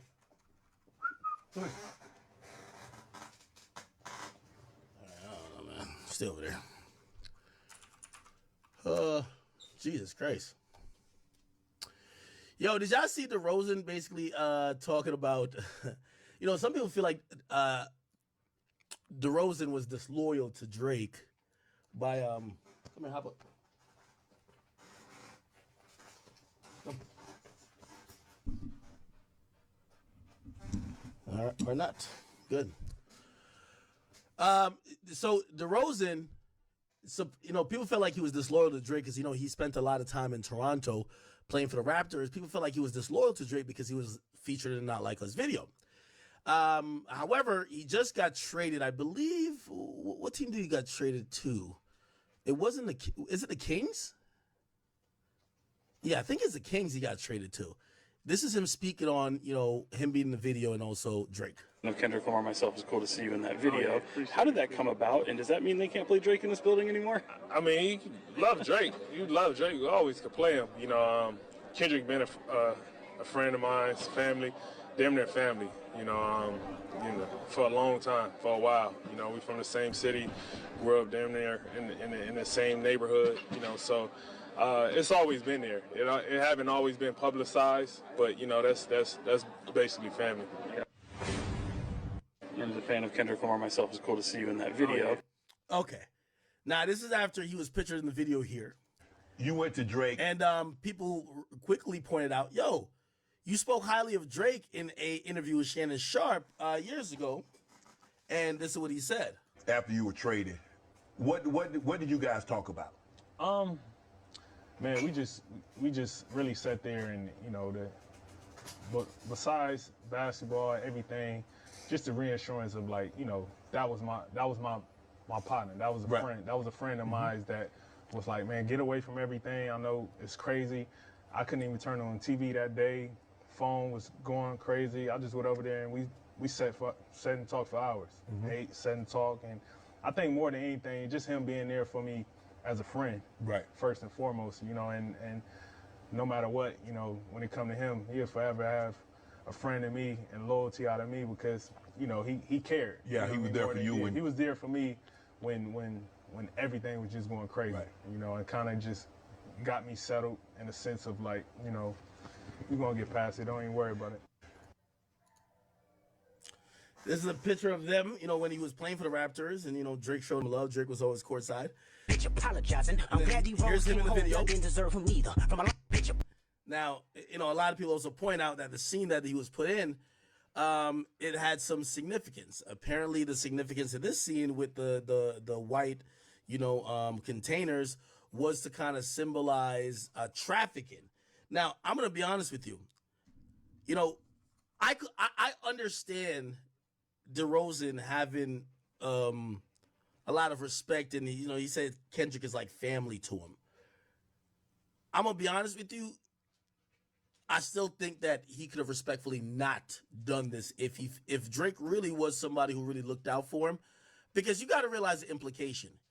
I think, and I said this before, a lot of people I felt were involved in the video with the thought of this. Hey, this is a moment that's unifying and that everybody's popping out, especially from Compton. We got to make the fact that we rep this place be known. And I think that was more of why people showed up than the fuck Drake parade. However, it's still going to be seen as the fuck Drake parade, right? And when those two things become in a conflict, because I do think he wanted to pop out not only for his friend Kendrick, but also because this was a West Coast LA moment that also he wanted to show up for Compton. And he is from Compton, by the way. I see why he wanted to, be in the video or be a part of it. Also, his name was said. But again, respectfully, if you cared anything about Drake in terms of a friend, you would do kind of what I think 21 Savage is doing. And that's what I was saying. Remember when I said Drake need like a delusional friend? Because whether or not, him being in the video means that he was saying fuck Drake or not, he clearly made it known, hey, I fuck with this guy so much that, if you take it offensively, I ain't trying to offend you by being in the video, but it's my man's. This is my man's. And if sides had to be chosen, I'm with this guy because it's my man's. Like, that's what he abundantly let be known by being in the video. Again, okay, she's breathing too hard. I got to get her out of here. I don't know if I can hear it on the mic. Respectfully, I do believe that Drake shouldn't have expected anything of him. Like, he kind of also laid it out to say, yeah, me and Drake, we have respect for each other and we're friends, but we're not friends like that. Now, granted, I ain't gonna lie to you. I'm somebody who if I felt you like, for example, let's say Vlad. I don't know if people like Vlad these days. I feel like they kind of like him more than they like him like maybe a couple years ago, where everybody was used to tweeting out like Vlad's the feds, Vlad's the feds, Vlad's the feds. But Vlad was somebody who showed me love and would offer help with certain shit. And for me, when people were in a let's bash Vlad session, I would never be involved in that. That I don't have no opinion on it, even if it's other people I fuck with. There was a time that Wack wasn't cool with Vlad, and other people that are cool with him now weren't cool with Vlad. I would never be like, oh well, I'm cool with y'all too. I'm gonna just join in. So that's where I think that I do believe DeRozan could have exercised some judgment to be like, yo, I'm not going to be in a video, because now you kind of immortalize that moment of you kind of seemingly standing in solidarity with Kendrick in a song that, yes, you could say helped unite LA, but it's also a pedophile anthem, right? Like, you know what I mean? I'm going to be honest with you. And yes, there is no friends in the industry, so I get what y'all saying. Drake shouldn't expect friendship. But shit, I ain't gonna lie. I would regret giving a nigga a verse who was in one of these songs. I would regret giving y'all a verse. I'm gonna be honest with y'all. If y'all showed up in the song, like if I'm Drake, I regret giving YG a verse. Yes, easily. If I'm Drake, I regret showing you so much love and probably sticking out my neck for you when you were in Toronto and probably, who knows, Drake may have done a favor for him. Of course I would regret it. You know why? Because, bruh, you have a dude who's kicking my back in with allegations that are, you know, this ain't just about who's making the coolest rap song. He's saying this guy's a pedophile who needs to get locked up. And the cover art for the song has my house with pedophile pin stickers on it. Yes, if you and me are remotely cool, I don't want you to be in the video. I don't know how Drake, and I mean, again, I do believe a lot of these relationships are fake, so maybe, you know, Drake's like, well, they ain't really my nigga, so I can't really expect none of it, but a lot of times we see them act like they're niggas. I ask the same thing about LeBron, too. Like, LeBron, how you gonna be there on the shop with Drake, like, buddy in it? Like, what I tell you, Drake? And y'all having that moment like y'all so close, and, oh, the first person I called for advice was Bron, and then Bron is fucking crip walking in the forum to you getting dissed on Not Like Us for being a pedophile? Yeah, of course I'd feel a certain type of way. Like, of course I'm gonna feel like, bruh, you could only feel a certain type of way. Right? So I'm assuming he's feeling a certain type of way. You know, he hasn't really reacted. I don't know. Does he still follow Bron? Probably does, right? Probably does still follow Bron.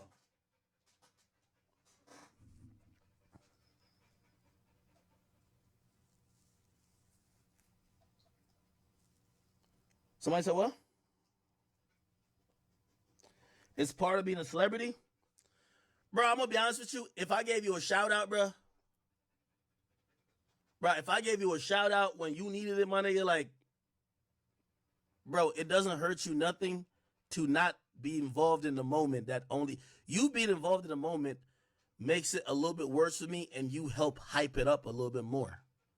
Y'all understand that, right? If the game was in the video, and even though I know you could say Chris Brown is dancing to it, Chris Brown isn't in the video. Right? That's why I'm saying if I'm him, I would regret giving YG a verse. You know who really bang a set my nigga YG? You know who really bang a set my nigga CB? You know who really bang a set my nigga Chuck T? Yeah. These are all people I've given huge successful, unless it's not say give like there wasn't collaboration, but these are all people that we worked on some of the biggest songs of their career. And yes, they're from LA and it means something with them being there in solidarity or whatever, but it's a whole movement and song that's kicking my back and saying some of the foulest things you could say about an individual. Like that's some shit that, you know what I mean?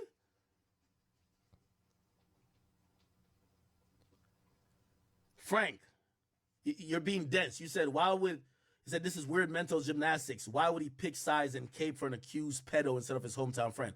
Well, first of all, he's on record saying that Drake is his friend too. That's not my point. My point is this. You see the same way how 21 Savage, who has done, like, who you think 21 Savage care more about? Kendrick or Drake? Nigga, Drake brought him on a big-ass tour, did an album with him, gave him features, verses, all that type of shit. But the beef is complicated, right? Like, there's other people on that other side, Future, other people from Atlanta, that, you know, again, he fucks with Drake, but if he's saying fuck all the niggas, you're kind of also just beefing with Atlanta and you're from Atlanta. You know what that nigga, and also your man Metro's there, right? All right, let's forget about Atlanta. Drake and Metro. You know what? Do you know what Savage does? Stay the fuck out of it. Just stay out of it.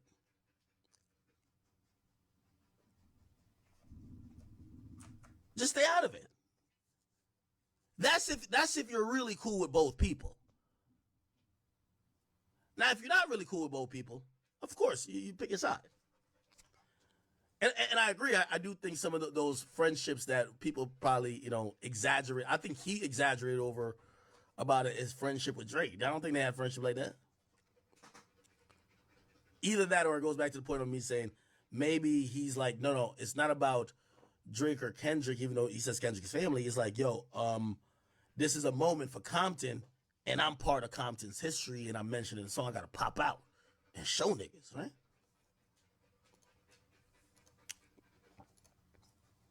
Anyway.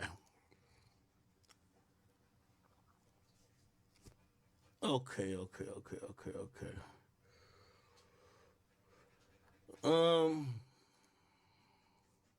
on. I'm about to put this girl out in a second because she is having a time of her life. Give me 1 second.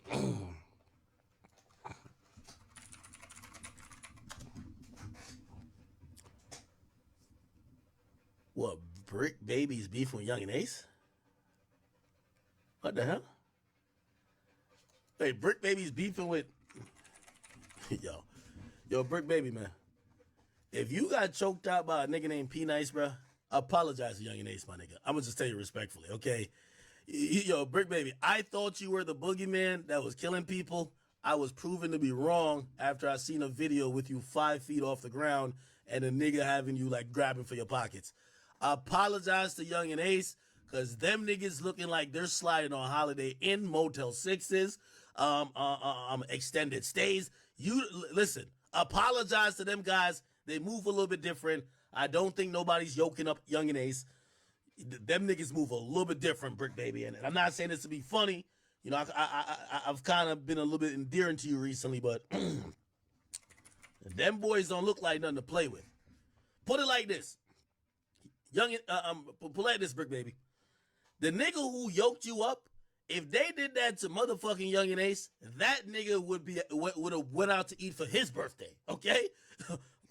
All respect, okay? Let me see this shit.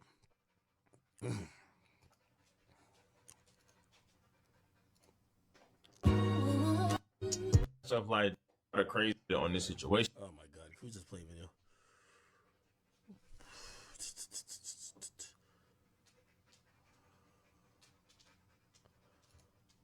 Okay, let's hear back. I'm gonna play this. Go put down Penny, and then I'm gonna put her down here, and then I'll be back, and I'm gonna grab a water. Ping right here, bro. That's what he told the niggas from Young and Ace camp. He told them like he'll get them by their OG. He told them that on Yeah, camera. on camera. He said he can't come to LA either. They busy. That nigga's not gonna do nothing. What up, y'all? What up, everybody? Well, the nigga busy was just calling that nigga police for that shit. I mean, a nigga like, bro, he the same nigga said I got squad outside strapped. We're making this up look bad day in and day. I don't even say nothing about the nigga no more, because I damaged him with the last one. I damaged him. I'm just gonna let him keep himself. And that nigga was doing some shit on that podcast. That nigga said I'm following that. Bro, the nigga didn't say me and Adam do shit sometimes. He said, yeah, me and Adam do shit sometimes. He was saying some real birthday. Hold on. All right, too much of this. Let's figure out what Brick Baby said. Brick Baby disses Young and Ace. Why he got beef with them? Get out, nigga. I don't know what niggas think about the brick. First and foremost, I'll never hit Florida without chopstick. Point blank period. So, nigga, dead up. They don't want to hear all that tough ass shit. Second of all, Jacksonville ain't nothing but this big. I done been, check my resume. I done been to jail right there in Jasper Jennings, nigga. On the hood, nigga. Hamilton County Jail, nigga. Spit there, nigga. Come on, bro. Stop playing before I have your OGs come whack one of you niggas, cuz. Stop playing, bro. Oh, shit. On the hood, nigga. I watched the clickbait YouTube and I made a conversation. But guess what? LA niggas don't gotta go to Florida. Guess what you Florida niggas gotta do? You gotta go to Atlanta, you gotta go to LA, you gotta go to New York, you gotta go everywhere where the gangland at, nigga. You better watch your mouth for a nigga really get to smushing on shit, nigga. Every time I say something, I say shout out to ATK, KTA, whatever the fuck going on, nigga. I'm from RSC, Ruthless, Scandalous, Crafty, nigga. Get out, nigga. I don't know. Okay. KTA today? Oh, that was last week. Yeah, that was. But it's been like bodies dropping. Like we might need to double back. I haven't been 100% tuned in. So what? There's a shitload of Florida bloodshed going on. A lot of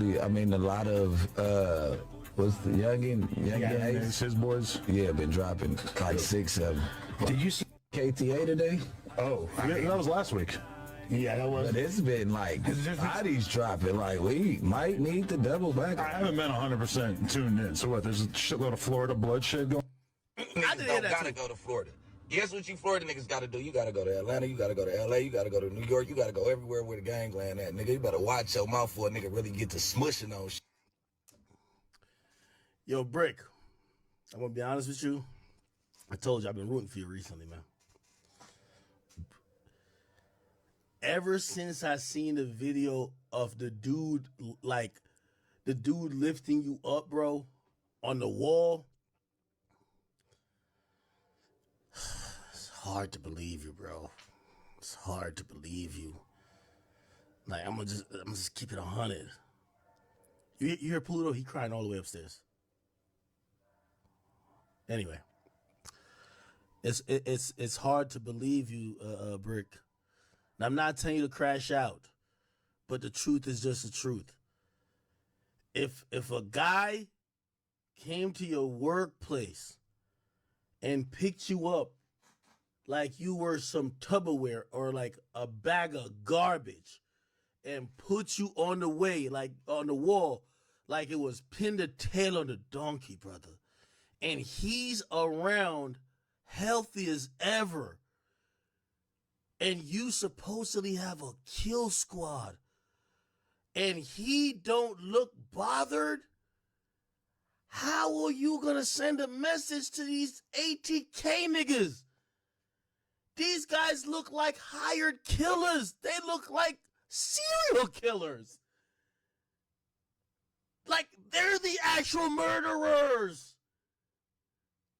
Brick, I fuck with you. I'm gonna do one for you because you got too much ego. And I realized I didn't even know you were short. Your ego is bigger than you are personally or whatever. Mr. Young and Ace, I apologize for Brick Baby and all of his comrades. He means no disrespect. We don't need a Who I Smoke Part 2 where they're talking about they're smoking on a brick. I'm gonna apologize for you, Brick Baby. Mr. Young and Ace, you and your comrades could grab a Brick Baby too. I'll apologize for him because he got too much pride. I want no type of violence or bloodshed over this. But please, I want to issue an apology for Brick Baby. I'm sorry, Brick. Y'all don't get down like these niggas in Jacksonville. I'm sorry to tell y'all. Like, hey, Jacksonville and Chirac and Memphis and Philly, hey, with all due respect, they're applying a lot of belt to a lot of asses. Just leave them crash outs alone while they're crashing. Just leave them alone. Brick, you're clocking in at your 9 to 5 at the podcast. We like it for you. I heard Adam got y'all on a hell of a dental plan. Amazing. Them niggas in Jacksonville, it could be small as this. You know what's smaller? Them hollow points, them 2, 2, 3s, and 5. Leave them niggas alone, Brick. Brick, they're killers. Why you go troubling these gangsters for? You can't flex on them with your jaywalking ticket you got incarcerated for. They're going to jail for some shit. Yo, Queso is in jail for a murder, still smoking on niggas. I'm like, he don't realize he don't care. Nigga, sound like he love jail. Brick, apologize to these young men. From what I've seen, you're not them.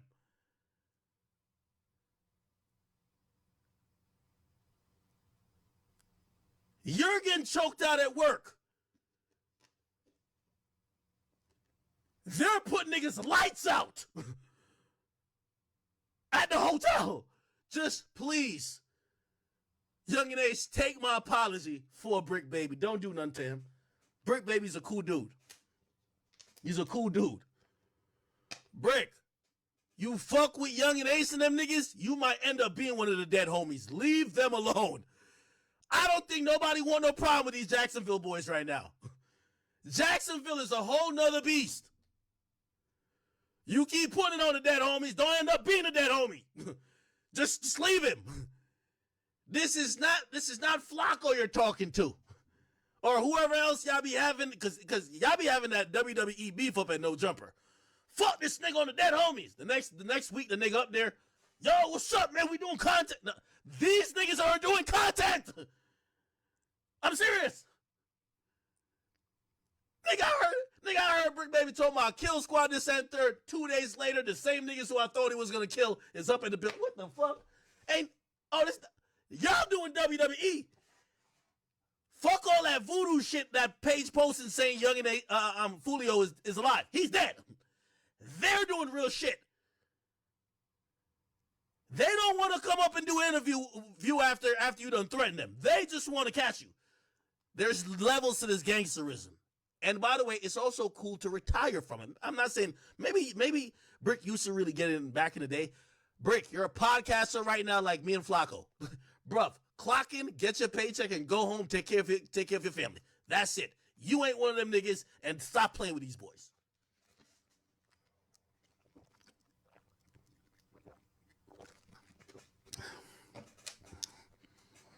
I'm gonna be honest with you. I know LA's not acting like nigga Chirac is Chirac.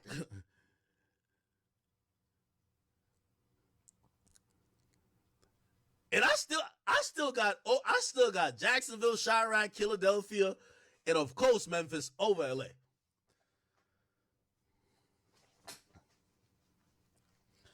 Or maybe I'm just fooled by a Clubhouse, because all of the tough gangsters I used to see in LA, all they do is content.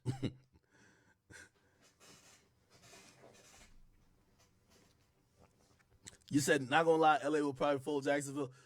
The only LA people I see is the people who are like on podcasts every day. I don't know. I'm like, what are they banging? Nigga, I used to think about, nigga, I used to think of LA like this. Like niggas is walking around like, what up, cuz? What up, blood? What up, this? I thought niggas be on the corner like set tripping. Then I realized, I'm like, no, they're not. They're just plugging in mics and talking. That's all they're doing. Nigga, in Chicago, we ain't see one podcast yet, nigga. We ain't see one podcast yet from them killers over there. All we keep seeing is mug shots, an array of bullets, and bodies.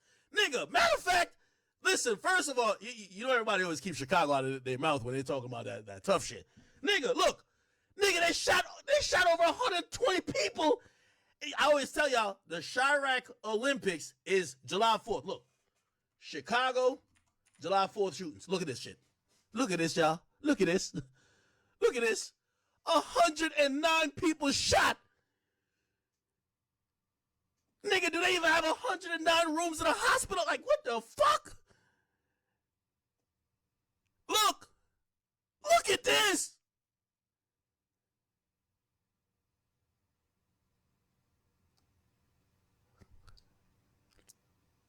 Nah. Hey, LA, y'all do y'all gang stuff and everything, but when it comes to some of this ignorant, chaotic violence, y'all just chill out, because put it like this. You see when Brick Baby get draped up and choked out, he got to call his big homie, then they politic it, and they call this gang member and call that gang member. In motherfucking Chicago, a nigga get choked out, he just kill a nigga. Nobody needs to be talked to. That nigga's just dead. Like, you know, LA is like politics. Yeah, he hit up his big homie and called this big homie. You do something to a nigga in Chicago, nigga, the only thing he gonna talk to is his switch. That's a fact. He not finna be like, all right, you choke me out online, nigga, you gotta die. I'm being honest.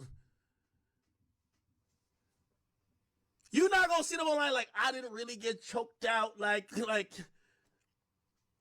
They doing plays.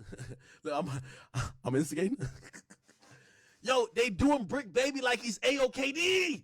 Yo, I like AOKD. I'm joking. Let me stop.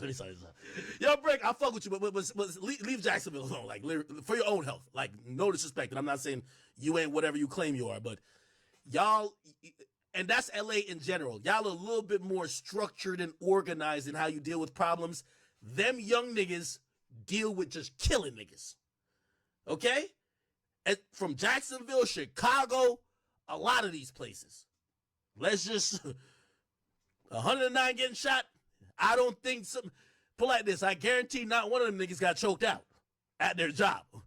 Nigga, they might have showed up to their job and shot even their manager if that was allowed to happen there. Y'all niggas let that nigga come in here and choke me out? I bet. I bet y'all be closing business from here on out. Bet. All right, anyway. This is crazy.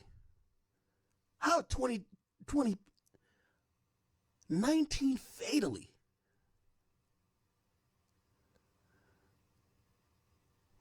Jeez.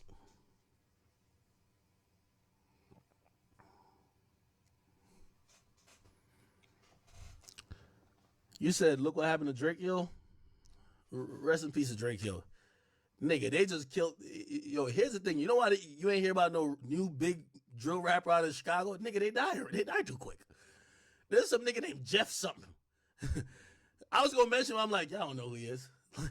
The nigga died before he even popped off. Apparently, he was bragging about killing like 20 niggas. Like, I'm like, yo, I'm watching some of these stories. I don't report on it no more. I watch these stories. I'm like, this nigga got 20 bodies? Like, these niggas is making up numbers, bro. These niggas done killed more people than bitches you fucked. Think about that. 20 bodies? What the fuck this nigga got? What he got going on? How does he have so much time? How does this guy have so much spare time? I'm serious.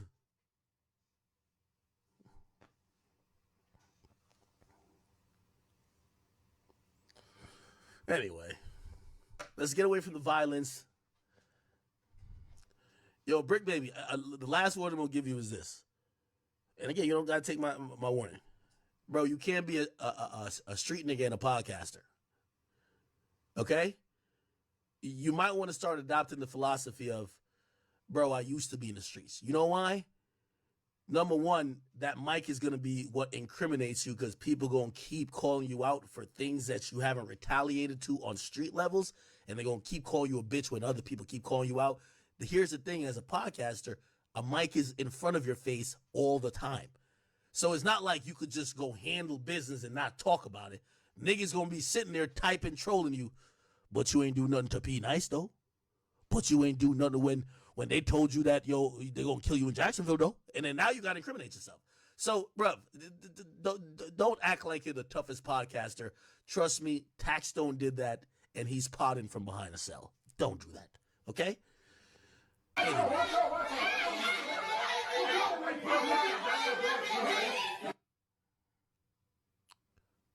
Okay, they sent the show a message. Let me see. What's this message? I'm saying he looked it. This is somebody. Huh? Wait. What the fuck? Is it this? Or you got, I ain't being funny. You know, the video came out, you know, it went off. Like six. And that's going on within this whole little beef. You motherfucker podcasters are insane with the lies, right? And he also followed the same video I was talking about and said, man, this ish is cap, right? Saying that bruh is pretty much lying, which we all know. People in the comments like, come on, that don't even make sense.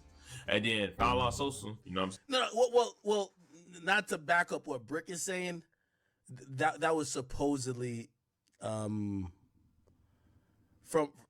people that sent me articles about supposed alleged retaliatory shootings, and they were saying, oh, these were Young and Ace people getting shot, and some of them dying supposedly, right? So I think that's what Brick was going off the information for. Which is queso Big Brother, you feel me? The one that's locked up right now for 2 of Fully homies, Big Brother and Ace Homie also responded and said, at Brit Baby, at No Jumper, little bro, focus on Cali. Ain't nobody died this way since that Goofy died. LMAO, that was some real goofy ish of you. We can't be elth with, we come to this ish. It's merch. Now, as y'all see, he said, you know, stick to Cali and stick to what you know because you don't know what's going on in Jacksonville. And a lot of people been saying that, you feel me? And granted, you know, it's different if stuff on a public. Oh, shit. Okay. All right. And then let me see the full thing with Brick Baby talking about it.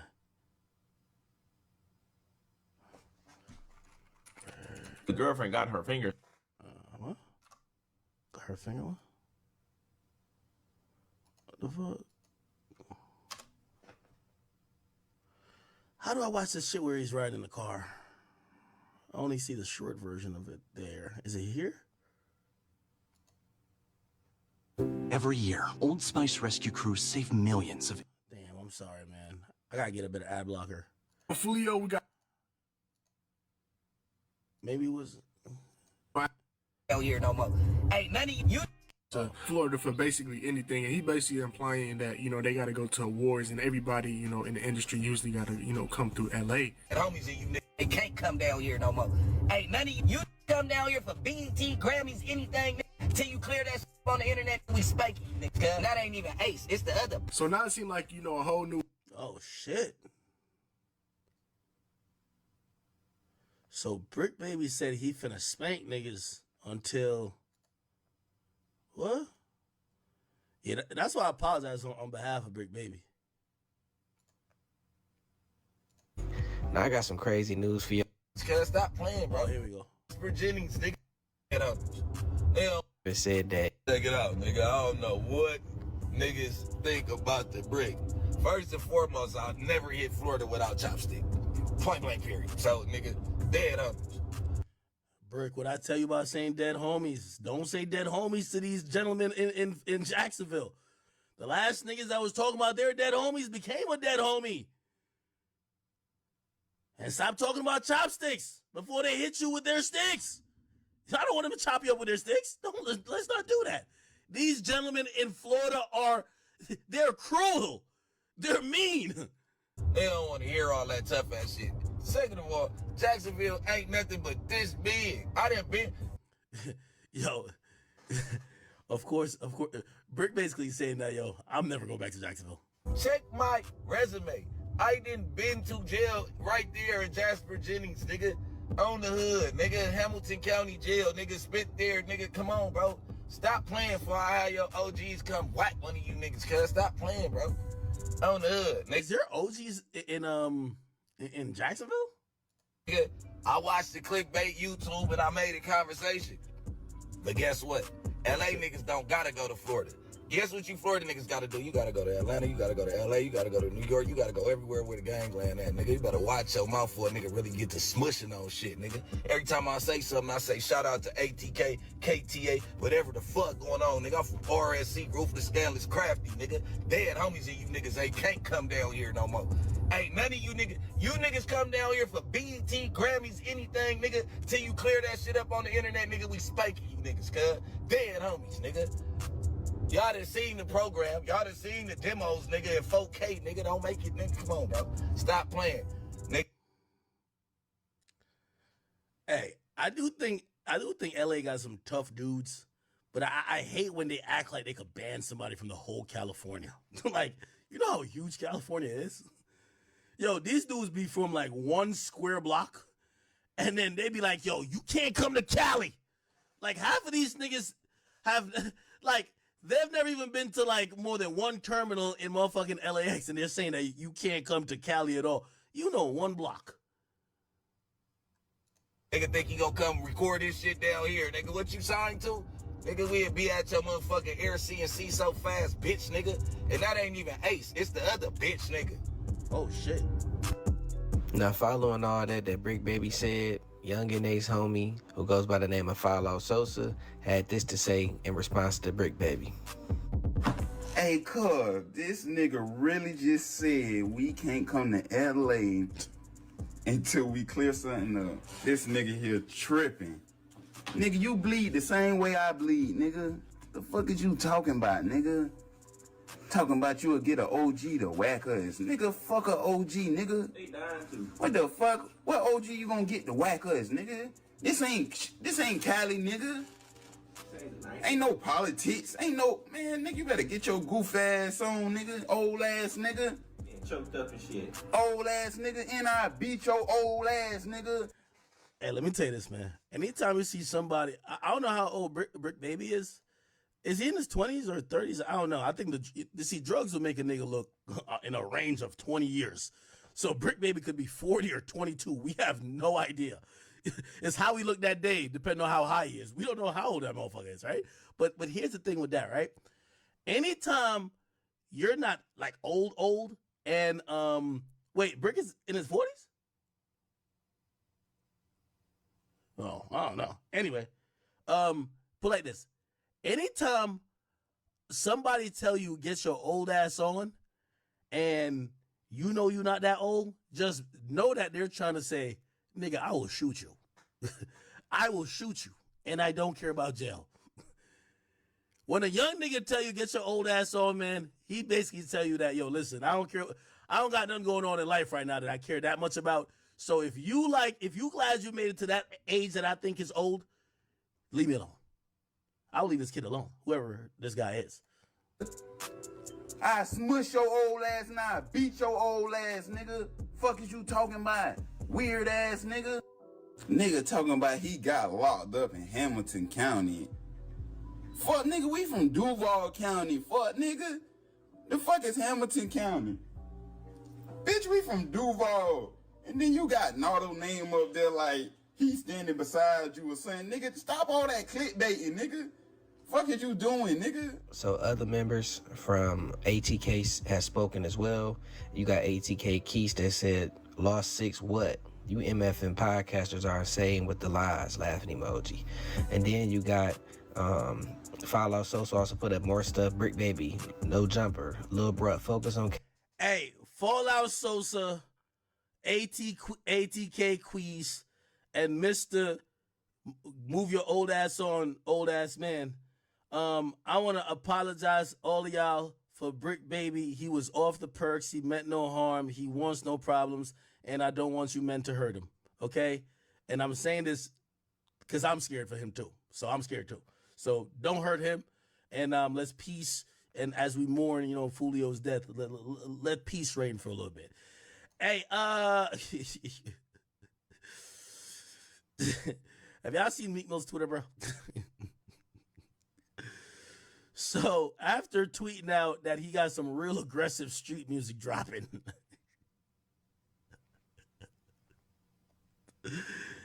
he tweeted out, let's play Manhunt with some guy. Apparently some guy was, he pissed on some chick leg in a Dollar Tree store, and then he was running out of the store afterwards. Meek says, let's play Manhunt with him in Philly today. I got 2 bands for his low, but you gotta connect. Yo, why does Meek Mill do this, yo? Yo, if you give Meek Mill the location, all he gonna do is pass it to the authority. Why does he act like he's about to go get the guy? Yo, Meek Mill be acting like he's the gangster superhero of the hood. Like he's gonna be like, Meek Mill is here. Come out of the house right now. Like, what are you gonna do? Okay, he pissed on somebody's house. You got the location. What are you gonna do? You're gonna turn him into authorities. Like, what's up with this? Give me 2. I got 2 bands for the location. What the fuck? First of all, low key, this is like putting a contract on somebody. So if somebody shoot this nigga and I thought Meek was gonna give me the 2 bands. This is a contracted hit for hire. You feel what I'm saying? Somebody screenshot this, because if I ever need to use some shit against Meek Mill in court, I like to. Nice screenshot right there. Sorry, chat. You feel me? I've been gaining evidence on Meek. Yo, one day, if I ever see Meek and me and him go to court, nigga, I'll just drop the file on here and be like, this nigga should be locked up for life. I'm a civilian. Anyway, he put out 2 bands on him, and he says, okay. Then he said, why do people in the hood choose to beef with people they've known their whole life instead of people or systems they're against them? It's called self-hatred.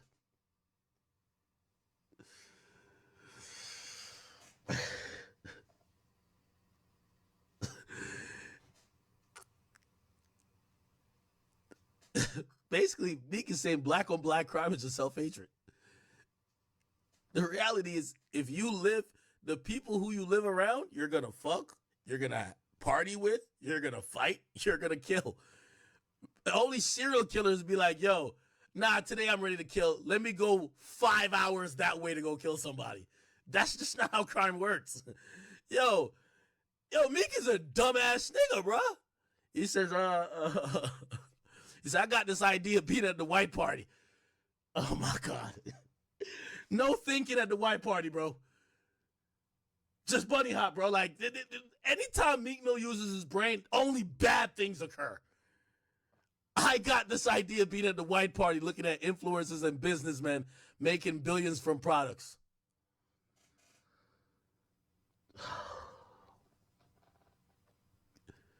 It took you to be there to figure this out. We have extreme engagement and influence. Respectfully, I couldn't think of an artist with a big product. We gonna handle this.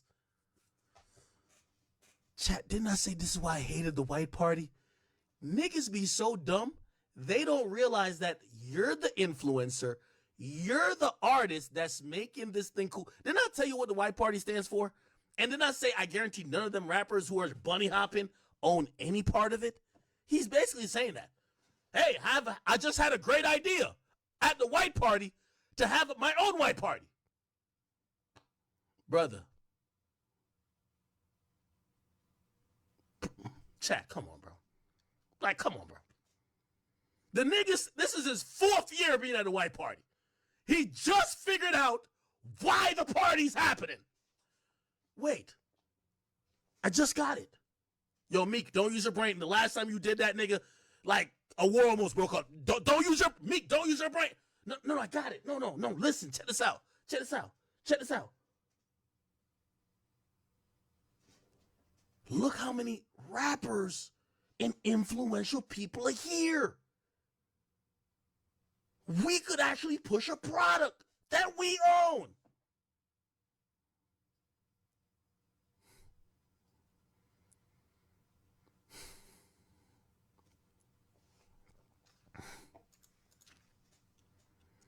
Don't show me. This is why they say the age-old phrase or the age-old saying is that if you ever want to hide information from a Negro, put it in a book. They'll never fucking find it. And I know it sounds ignorant, but if you have been the person that's been to the white party the most, put it like this. It don't take me 20 seconds to realize that they're promoting something here, and it's not just about a party.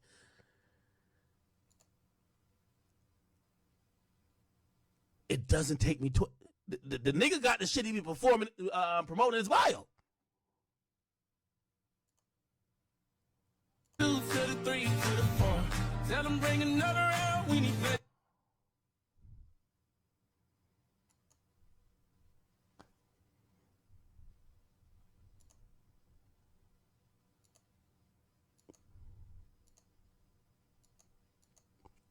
Anyway, chat, you can't teach stupid sometimes, bro. You just gotta, you got it, bro. You got it, bro.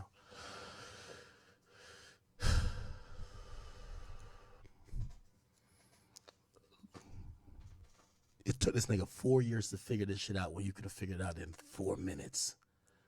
Look at Michael Rubin's Instagram stories. Stephen A. Smith and Tom Brady. Let's leave that right up there for a second.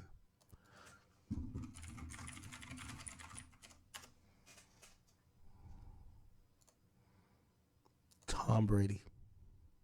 First slide. Oh, Tom Brady just wants to party. Meek Mill, the only dumbass nigga at the party that want a party. Oh, I thought we here for a Diddy party. Oh, the sped again. Just Meek.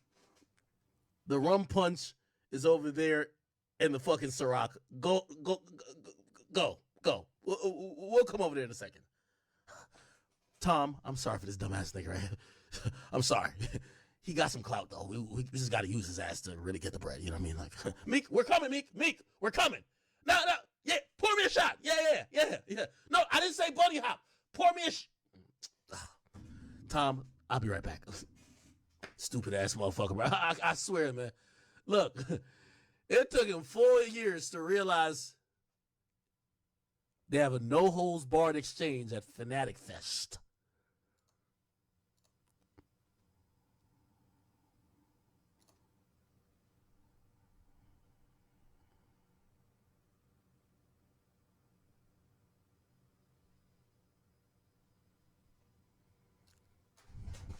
Think about this. Fanatics Fest includes Derek Jeter. Let's just go back.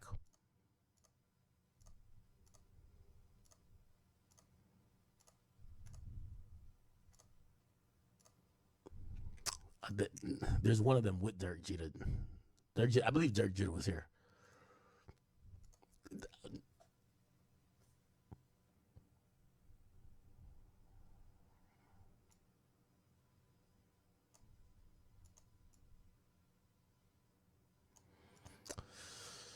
All right, man. I've said this before. I'll say it again. I think Michael Rubin is a genius because he's co-opted culture, hip-hop, and the presence of athletes and their influence to essentially promote his brand that none of those guys own. Fanatics is a company that's his billion-dollar play. It's his billion-dollar play. They're trying to challenge for a market. If you don't know what Fanatics is, we can watch a video on it. And again, you would expect that the stupid rapper who's trying to cuddle with him on a jet would at least understand. Let me see. Look. Is this? Oh, look. Is he talking about Fanatics here? Wix gives you a quick Google search. You know what I mean? Like 2 seconds of reading. He's been promoting this. A couple months ago, $27 billion. You got another funding you can talk about today. You got $1.5 billion that values your company at $31 billion. It just keeps going up. Well, we think we're just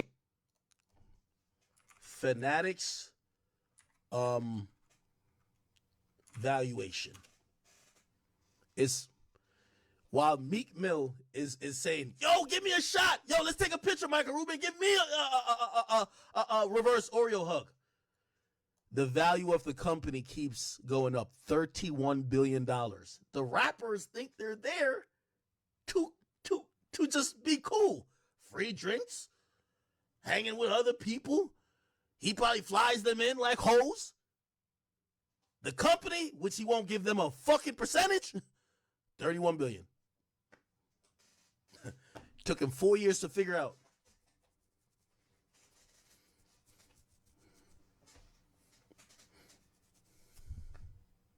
By the way, every time Fanatics gains a large... By the way, the reason why... Remember I told you, these are all things, people. This is what I'm trying to say. Y'all be thinking, you just hating. Michael Rubin bought the suite at Super Bowl for Fanatics and filled it with influencers. Michael Rubin, Super Bowl suite. I think he bought it for $2.something million. This is the Michael Rubin suite. He gave only influencers, look, everybody's taking a picture in front of Fanatics. He's co-opted culture to promote his company. He's giving out little checks. I'm not saying he's mean. He don't pay nobody. But every time it seems cool, everybody's reporting about their party and things that has their influencers, the value of his company keeps going up. Now, I'm not saying he should give, you got to take advantage of some of these dumbass niggas sometimes. I ain't gonna lie to you. But it's just hilarious that it took him 4 years to figure it out. You know what I'm saying? Look. getting started, first and foremost, and we think we have a enormous opportunity in front of us. And, you know, we've been at this for 11 years now, but, I mean, we're truly in the first inning of the game. Bingo. So he left the Sixers and he's focusing on Fanatics. And he realized when he was with the Sixers, and this is why this is how stupid I think Meek Mill is. You're the reason that you brought this nigga into culture. You were his first butt buddy. He flew you, remember when you got out of jail? He flew you on a helicopter to the fucking game, right? Him and you became quote unquote friends. You didn't become friends. He saw you as, wait, Meek when I do something for Meek, culture covers it and they love it. You know what he did? He started with Meek and then became friends with every rapper that matters. And now he says, oh, okay, this is an amazing way to fucking market this company that I have that is really my big play. This is the $1 billion play. So they've been in business for a while. Look at the, is it public traded? I don't know if it's a public traded company. Is it? No, they're just raising capital, right? But they raise capital easier at a higher valuation based on all of this free, or not say free market, but all this W market in terms of having the hottest celebrities with them constantly, right? And Meek Mill made it cool. If Meek was smart, it's like the rappers that went on Clubhouse. And by the way, some of them did. Like, for example, 21 Savage supposedly owned a part of Clubhouse, if you didn't know, right? Or was allowed to buy in. If like Meek, who was on there a lot, beefing with niggas, saying that, yo, I'm gonna get you flipped, all that shit, owns nothing of Clubhouse. Why? All mouth, just dumb. Get what I'm saying? That's the point I keep trying to tell you. You get what I'm saying? Like, really, I think Meek deserves some percentage of Fanatics. This nigga you are the test case to make culture all think it's at least decently cool to fuck with this guy. Y'all ever heard about a white party before, like 4 or 5 years ago? Michael Rubin white party? You ever seen this many rappers chill with him? You ever seen everybody want to be around him? No. I saw Meek Mill first. I think Meek Mill, if he was smart enough, would have been like, yo, Mike, I don't want no pay or nothing like that from blah, blah, blah, blah, blah. And I'll do more, just like how Rick Ross, I think Rick Ross, I don't think he owns part of like Bel Air or nothing like that, because them spirits companies that sell liquor, they ain't trying to give you no parts. But he probably figured out a way to, I don't know if it's a percentage type of thing or maybe just pay him a pretty decent, steady fee. That's his I'm rich beyond rap money. I think Meek should, you know what I mean? But I do think I think he threw Meek a bone with what do you call lids. He threw he gave Meek owns part of Lids, Meek Mill Lids. And I think what do you call it again? I think Michael Rubin owns it too. Unless I'm tripping. And I think he allowed Meek to get that, but fuck that, nigga. You want in on the $31 billion company. Yeah. Yep. See? Michael Rubin. So yeah, Michael Rubin, yeah, the report noted by Fanatics chaired by his close friend, blah, blah, is already part of the ownership group. Yeah. Yeah, if I'm him, shit, Meek, you just need like 1% of this company, nigga. 1% of 31 billion in valuation. How much is that? 1% of $1 billion is, oh shit, I can't think right now. 1% of $1 billion is Jesus Christ, I can't think. My percentage mind is going crazy. 0.1 times.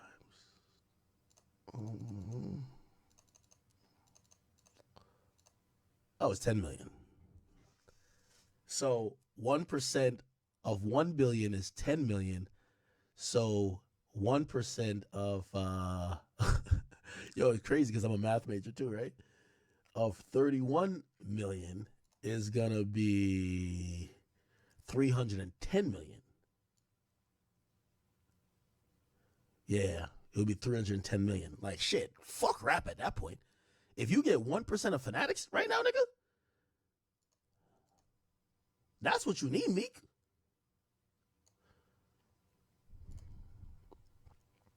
gets everybody to pose in front of this shit. Nigga's smart. I ain't gonna lie to you. Now, I do think he probably, like, you know, give some of these guys an appearance fee or do collabs with them or whatever the case is. That kind of makes it feel good. But he definitely has it in. I wonder if does Robert Kraft own any part of Fanatics, or is he an investor?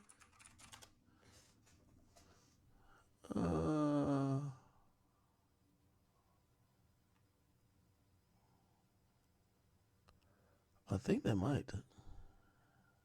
Anyway, all right. Let me keep looking. So, you know, we've built a nice business in Fanatics Commerce, which is our, you know, kind of leading license business. The collectibles business that we started 2 years ago is doing really well. And we're excited to enter gaming. By the way, with you as our #1 customer, I mean, we're going to crush gaming. So you're in the direct transfer from CNBC CNBC the first to inning or the Fanatics. first quarter? Let's say first quarter might be more. We got 9 more of these? We feel like we're in the first inning. Oh, my God. So what I was going to add, I don't know whether Fanatics, does inflation, does a recession, does it cool things off, or is that? Of course. It Look, does, a little. Yeah, I mean, our business this year, our biggest business, which is Fanatics Commerce, which will be, you know, next year will be close to a $7 billion division. You know, that business is going to grow nearly 20%. But I think we're going 25%, you know, maybe even 30%, had the economy been stronger. I think every business that sells to the consumer is affected by what's going on right now. T-shirts, you know, Mitchell Ness, which we acquired earlier this year. But there's no question that every consumer business is affected by what's going on right now. But I think if you have, what's different is that sports has so much. Okay. All right, anyway.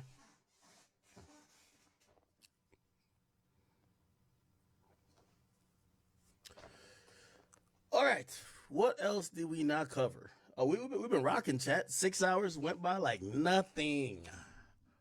Okay. Everybody been telling me go check out Daylight. Daylight's tweeting. What Daylight told about now? Daylight says he says he says Ja Rule effect activated. He says, remember them niggas that was playing the music on the Titanic as it was sinking? Yeah, that's y'all. It's a few boat rafts left. Don't wait till it's too late. It's a large line in the sand now. And he says, them, Ayo Light, I'm a miss, what? I'm a miss man. The battle world, what?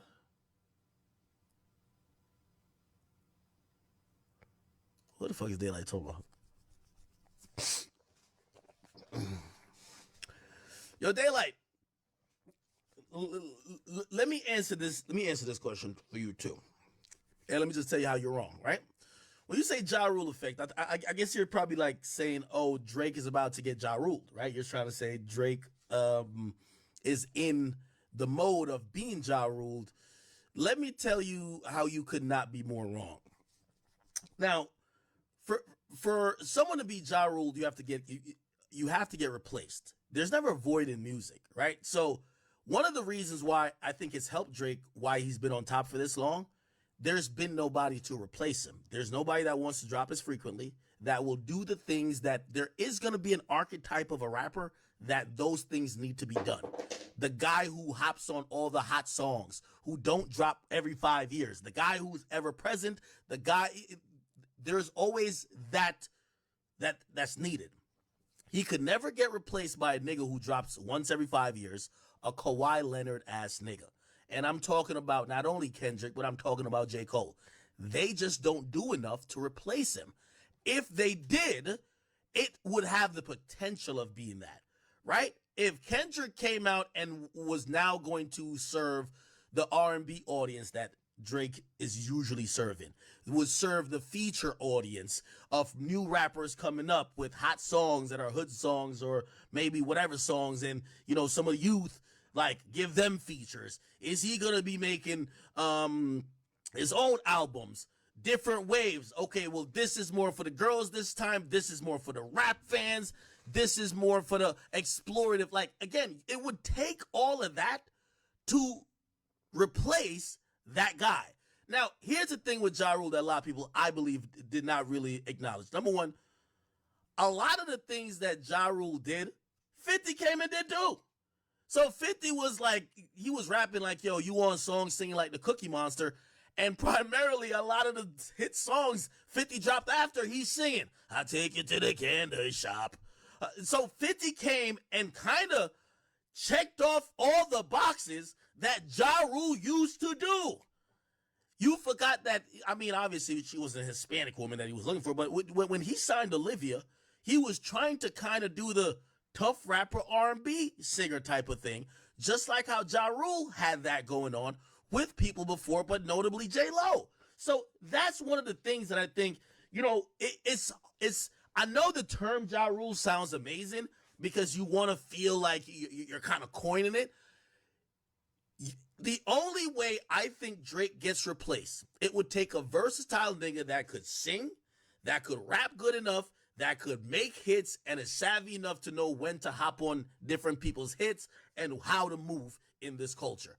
Unfortunately, all of the guys that we're talking about isn't that. They aren't that. So this is why, respectfully, there's always a super lane for Drake, because Drake is serving 10 audiences. I don't know if Drake has a board where he's like, all right, I haven't given niggas any dancehall in 5 years. I'm back on the dancehall wave. Okay, what haven't I done? I haven't been to the UK in a while. Back on the UK wave. All right, the Atlanta streets are dry. Let's link up with Atlanta. Like, Drake checks so many different boxes, and he fulfills and serves those bases. It's impossible to get him out of here if you don't serve the base, because those fans aren't gonna say we won't fuck with Drake no more, but have no replacement. They need a replacement, and if the replacement isn't who you think is Ja Rule and Drake, how could he get Ja Ruled? Do you get what I'm saying? By the way, I think X could have been that. I think X could have been that. I'm sorry to tell you, I do think X could have been that. I 100% think X could have been that, respectfully. But we haven't seen an archetype of anybody that fulfills the attributes that's needed to really Ja Rule Drake, where people are like, we're off of this, we're on to this. You said add Daylight to Discord? I don't think Daylight want to come argue with me. I'd argue with him. I'll argue with you. Daylight, you listen to me, bro? If you listen, you can hop on. Pause. You can hop on and we can argue. My nigga, I ain't gonna lie to you. Like, it's crazy how people, like, imagine saying you're gonna Ja Rule a guy, which his last album, which, by the way, it's been accepted better over time. 60% of the album is R&B. 60% of the album, he's singing. How you gonna Ja Rule the guy who dropped an album that is doing good and people like it, but it's 60% singing and you don't sing? You don't make R&B. How the fuck could you Ja Rule him? How are you gonna Ja Rule the guy who has gotten people used to an album or two a year? And matter of fact, some people are even rumbling now. Man, why we ain't getting no Drake new music in a while? When we get 3 songs from you, we feel like we've been fed for 3 years. How are you going to Ja Rule that guy? You got to tell me how you Ja Rule, because you would have to pick up the pace that he does. Or who else is picking up the pace that he does? And then we all know part of the game. Jay did it. Wayne did it. 2 a year. And matter of fact, some people are even rumbling now. Man, why we ain't getting no Drake new music in a while? When we get 3 songs from you, we feel like we've been fed for 3 years. How are you going to Ja Rule that guy? You got to tell me how you Ja Rule, because you would have to pick up the pace that he does. Or who else is picking up the pace that he does? And then we all know part of the game. Jay did it. Wayne did it. The guy at the top, he always adds, he's the world star. He adds gasoline to other people coming up with other bops from other regions. He does features. From Jay getting on Jeezy Go Crazy to Wayne remixing nigga songs. Is the rapper that's Ja Rule and him gonna do a feature even for one of the niggas that came on stage? Huh? So how could he be Ja Ruled?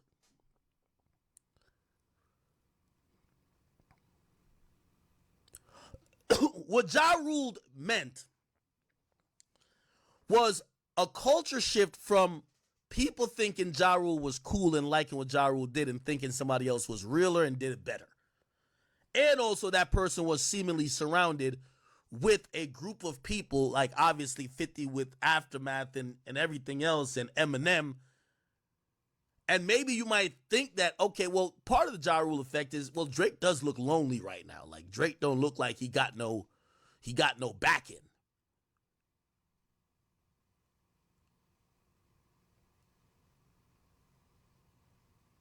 But you also have to remember, here's the thing. A part of why Ja Rule went out like that, 50 was a different monster. And with all due respect, Kendrick is probably he is a cerebral assassin, one of the greatest, you know what I mean? We have to admit that now. He's one of the greatest, at least, you know, to handle this type of battle type atmosphere, because he did an amazing job. But he's not 50 Cent.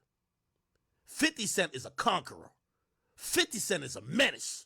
And 50 Cent is a demon. 50 Cent put Ja Rule on an island. He started full-on beefs with niggas because they did a feature with that nigga. He started beefing with the Locks, and he started beefing with Fat Joe off of them just trying to help a nigga he was trying to drown.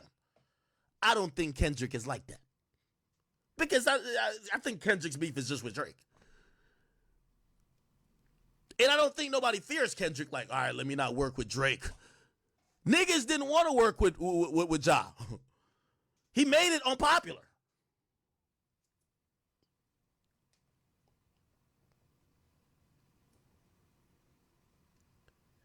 $50 literally made it unpopular where it's like, yo, this guy isn't cool. And if you work with him, I'm fucking you up too.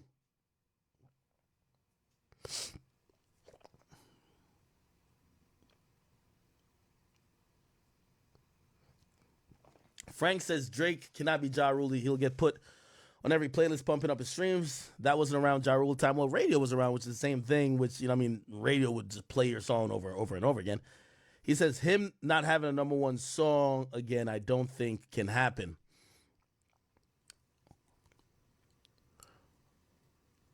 Well, I think the bigger thing is that I think 50 just made Ja Rule uncool, bro. He made the nigga uncool. Like, uncool to listen to. Like, you didn't even want to tell niggas, like, yo, bro, I think I'm listening to some Ja Rule. Like, niggas like, what? I don't see him like that yet. Okay.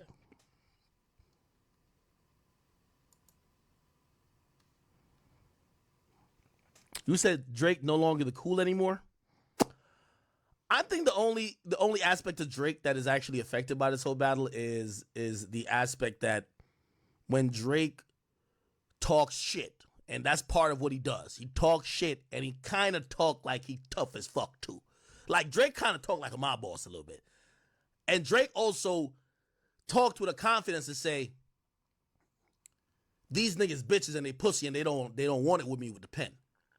So there was an arrogance, a toughness, and a shit-talking ability that I think that's the only part that people might be like, you ain't had that energy with Kendrick. Like, that's the only thing. But, bro, you think women... Like, first of all, if you've ever been to a Drake concert, it's 70 to 80% women. Let's put that out there already.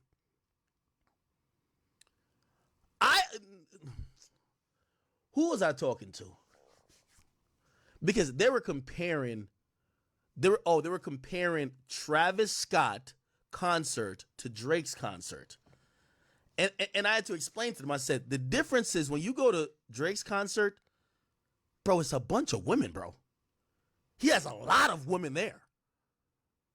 Like those songs y'all call pop songs brings out a lot of women. Travis Scott has a lot of white boys there. Travis Scott concert, a lot of white boys.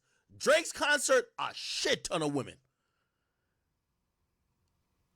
if y'all think there's women who are saying, nah, I'm not finna go listen to Jaden no more. I ain't gonna listen to Marvin, whatever song they like that's R&B because of Kendrick. Nah. The best point to make about Drake is that, all right, we're gonna see how we talk shit after this. Right? Like, let's see, you know, because you know how niggas gonna be like, you said what? It's one of those things. But other than that, nigga got mad. Like, the other 80% of shit that Drake does, like, I ain't gonna lie, I like when Drake do dancehall. You think that a battle is gonna make me be like, nah, I don't want to hear it no more? I like his R&B shit. That don't matter. Now, put it like this.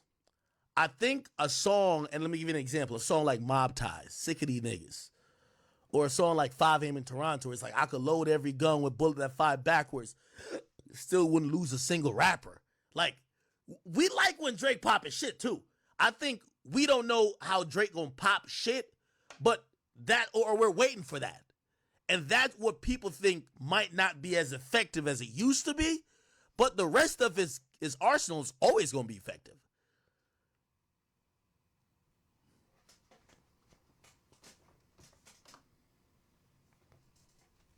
Yeah, like members only with Party Next Door? Oh my God. Somebody said no Drizzler music at the parties anymore. All right, has anybody going out the last couple weekends? Are they not playing Drake? Yeah, y'all tell me.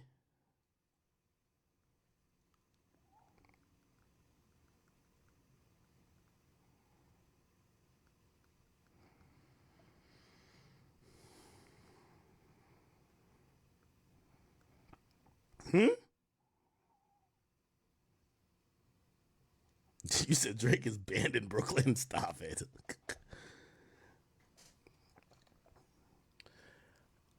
And Doc Russo, thank you for the 5. You're right about that. By the way, it's a 20th donation. I really appreciate you, my brother. He said 50 didn't do this alone. Ja was against M, Dre too. No, he said Ja was against M and Dre too. Plus his label collapsed because of the tax evasion. Yeah, I agree. Frank says that's my point. If it's on Cooler, radio ain't gonna play it. Okay, because yeah, maybe. But these playlists could be bought and controlled by his baby daddy Lucian.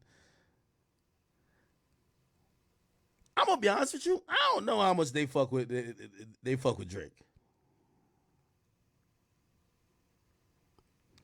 Like, if y'all keep saying Lucian is Drake's baby daddy, why would Lucian not like? Actually, I know there was rumors that there was a meeting and there were going to be people that intervene. Why wouldn't Lucian basically call up Spotify and say, if y'all playlist, if what y'all is saying is true, if y'all playlist not like us, that is killing our artist career, we'll do A, B, C, and D. So Lucian can't love Drake that much.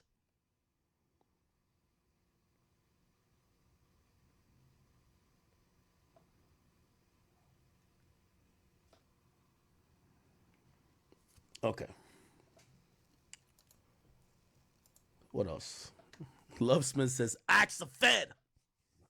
I'm not Fed. Oh, Roy Wana says Jay invested $350 million years ago in Fanatics. Did he? Oh shit. Jay-Z $350 million Fanatics. Oh wow. Jay announced, I ain't gonna lie, Jay know where the money is at, bro. Oh, this is right after he did the deal with NFL. Oh my God, yo, Jay know where the money is at. But you see how they treat Jay-Z versus Meek Mill? That's how they treat a boss versus a worker. No, Michael Rubin ain't walking up to Jay saying, bunny hop for me, nigga. Meek Mill, bunny hop, make me a drink. Like all type of weird shit. You feel what I'm saying? Yeah, now Jay, one thing I'm going to say about Jay, that nigga, I mean, Future said it right. They said Jay-Z going to get the money. He ain't going to tell you how to go get it. Jay going to get the money and then be like, yeah, I got it, nigga. He'd be like, yo, how'd you get it? Like, yo, what door you went in? He'd be like, nigga, find out yourself, bro. I'm going to catch you later, bro. I got to go. Jay always going to get to the fucking bread. Jay always gets to the Skrilla, man. Look, and when he invested, look what it says. Fanatics was valued at $18 billion with new investors, including Jay-Z. So his $350 million, if we're going on the current valuation, it was worth $18 billion in 2021. Look, 2021, $18 billion. It's worth basically almost double that. So his $350 million turned into like 650 or 700. God damn it, Jay-Z know how to get this fucking Skrilla, man. Fuck. That nigga know how to get that bread. Fuck. How much they buy Mitchell Ness for? Oh, $250 million. Yeah, I think he threw Meek a bone with that. I think he put Meek on that. But I don't know if does Meek on it for that? I don't think so though. I think Michelin Ness is a how much did they buy Michelin Ness for? Michelin Ness, I think it's a Philadelphia company. Unless I'm tripping, or the company was, I think it was like from out of Philly. So having Meek a part of that is actually damn. Michelin Ness made $70 million in profit the year before they got bought. Oh, that's fire. Oh, it was $250 million they bought it for. Okay. And Jay-Z was in part of that deal too. Fuck.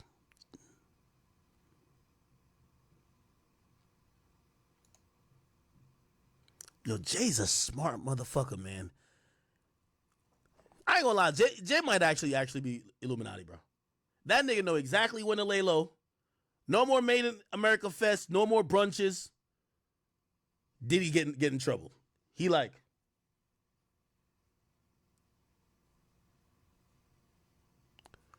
Invest his money at the right time in here, it flipped double. Jay don't make a fucking wrong move. Him and Jack Dorsey invested in Square.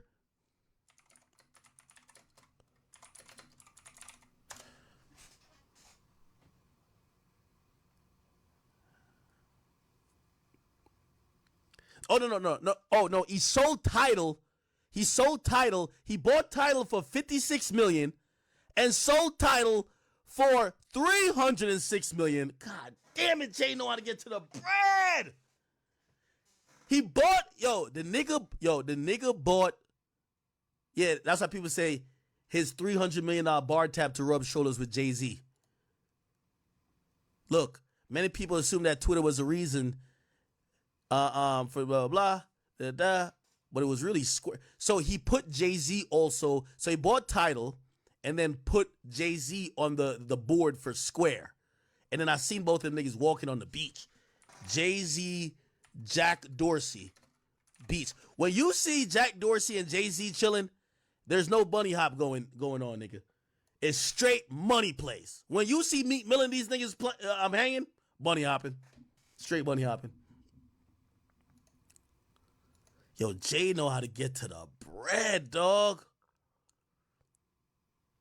I'm a pocket watcher for real. So he bought Tidal for $56 million, sold it for $300. That's a 6x. Fuck. Invested in what do you call it again? Invested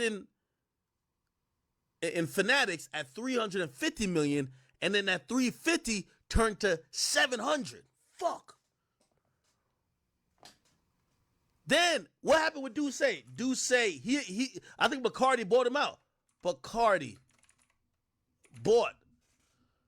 And then they bought the stake for $750 million from this nigga. God damn, this nigga know how to get the bread.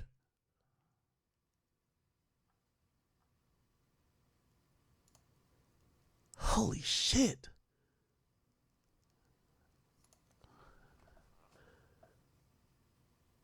Jay was trying to get $1.5 billion.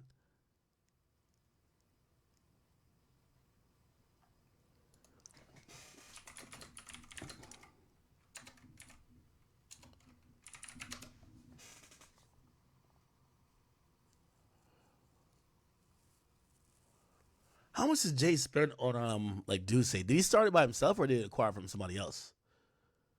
Fuck, that nigga knows how to get to the money, bro.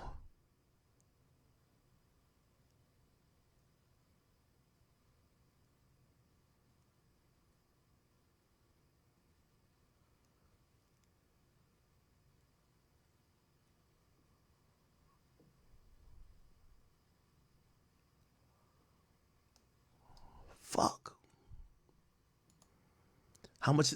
And then they bought a $200 million house. How much is this house worth now? Let me go look.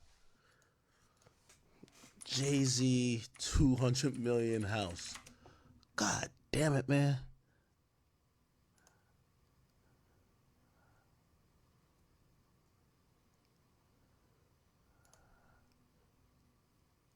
It probably went up a little bit, huh? Malibu.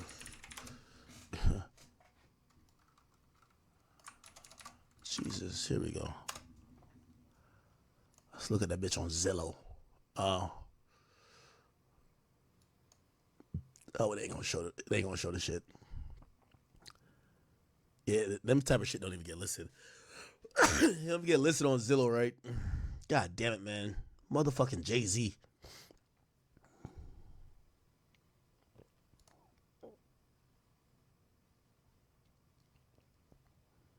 That nigga worth like $4 billion, man.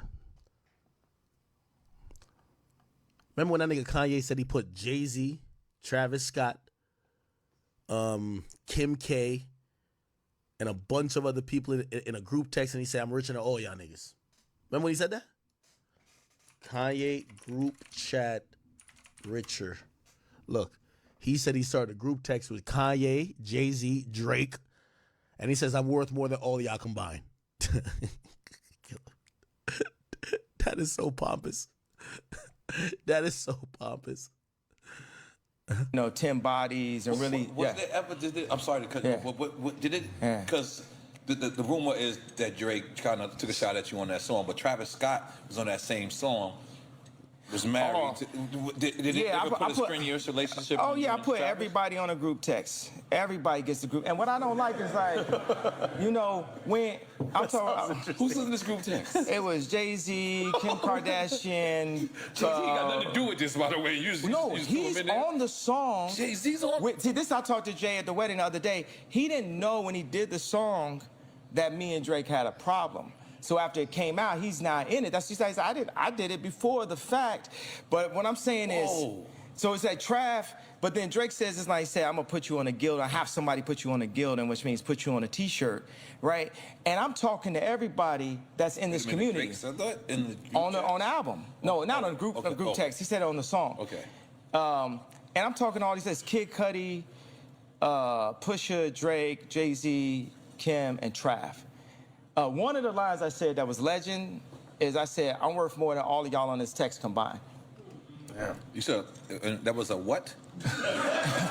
what did you say? That was a. I don't know what you just said. He wrote that in the text group. He wrote everybody. Yeah, that was one of the elements of the text. Okay. This is an intense group chat. But everybody, everybody wanna. Soon as I start dropping bars. Oh my God, he's in the episode. Oh my God, he need to go to the hospital. Oh my God. Oh. Yo, why somebody sent in a donation and be like, yo, bro, you missed the obvious easy joke. Why Meek Mill paying for manhunts? That's like him paying for male prostitutes like how Diddy did. Stop it, bro. A manhunt, hilarious. Okay. All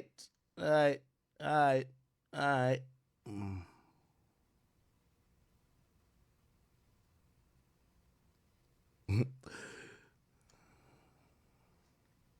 Yo, where did this come from? Shit. All right, man. All right.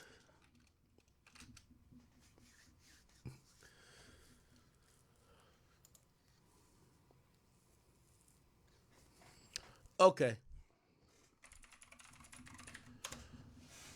Someone pour me up a double shot of whiskey. Oh, they still beefing.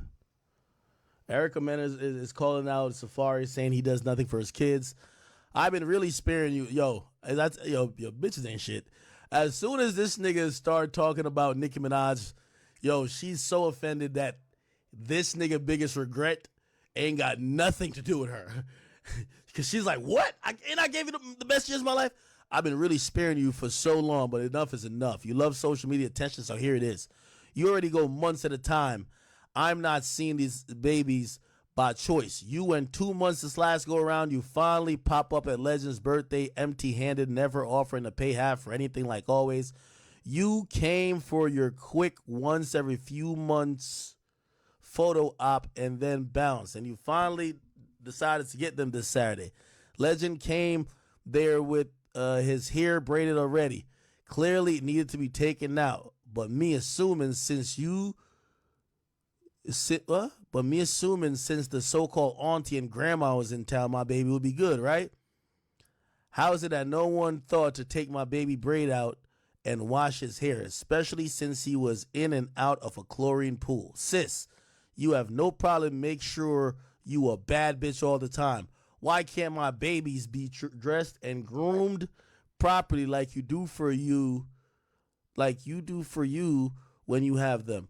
Apart from being a bad bitch is really taking care of your kids. So this is where I really drew the line. You know, I could go on for days of the spiteful shit you don't do for your kids just because you think it's a way to hurt me, but not grooming and properly dressing your kids every time you put them, every time you have them is honestly despicable. Then this is some more shit. I already be having to eat shit. Huh? Or eat what?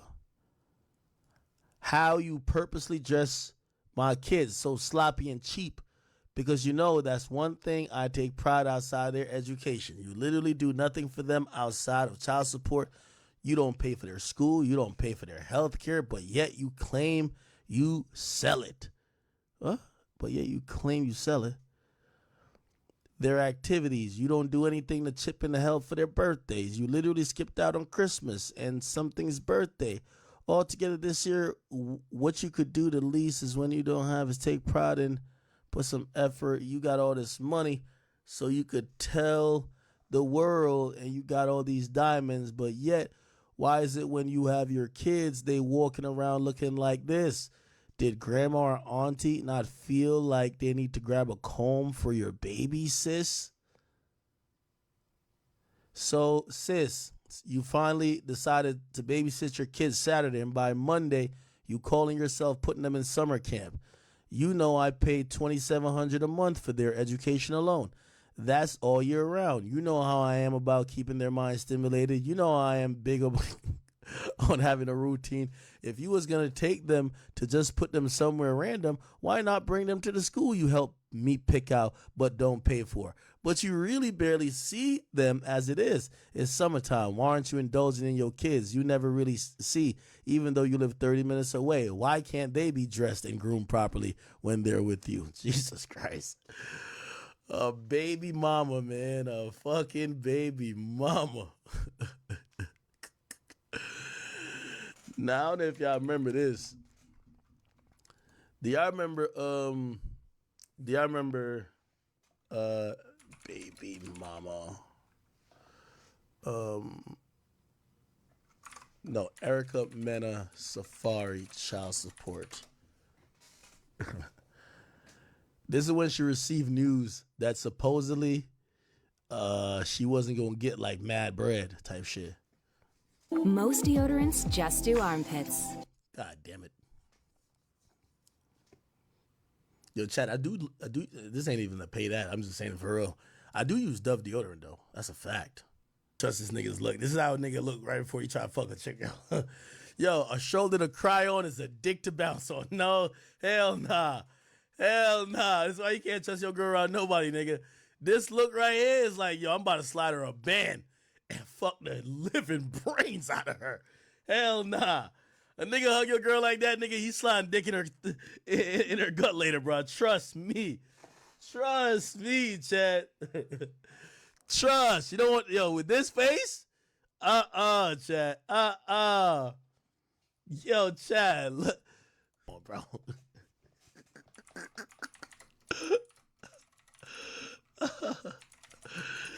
Yo, all that love shit went out the window. My boy paying, he pays $4,300 a month.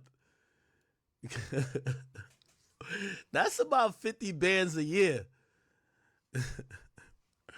By the way, I think she had like defended it. She was like, yo, matter of fact, she was like, yo, that's just not enough to take care of 2 kids or something, right? I remember like her breaking it down. She was like, yo, that's $1,000 a kid and whatever. Divorce, both of you guys.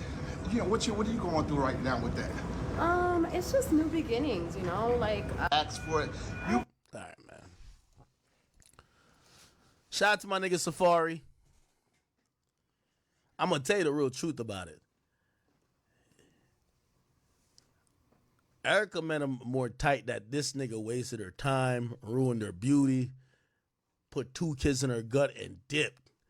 And I understand it from a female perspective because you be watching a niggas living his life. He with a new chick.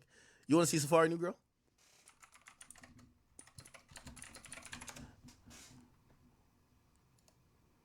Yeah, he got a new joint. Amara La Negra? Is she still with him? Is that his girl? I can't tell.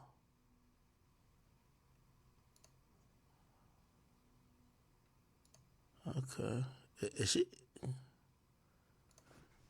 Let me see who he posted on his story, man. I am Safari.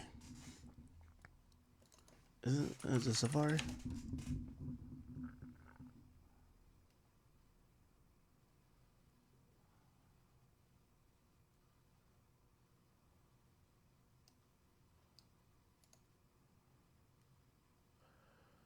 I think that's him with his child. He clouding her.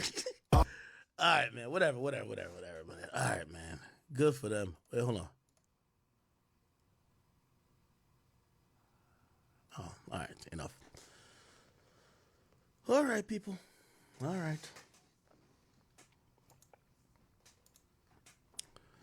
What else is going on? We got about 10 minutes. I'm going to give y'all 10 more minutes. I mean, we're going to hit 7 hours. And I can feel good about today. Nice little 7-hour stream, man. When I get off stream, I got to let Pluto out, man. That nigga going to be tight at me. There's a mural of Kendrick outside the Tam's Burgers in Compton. That's dope.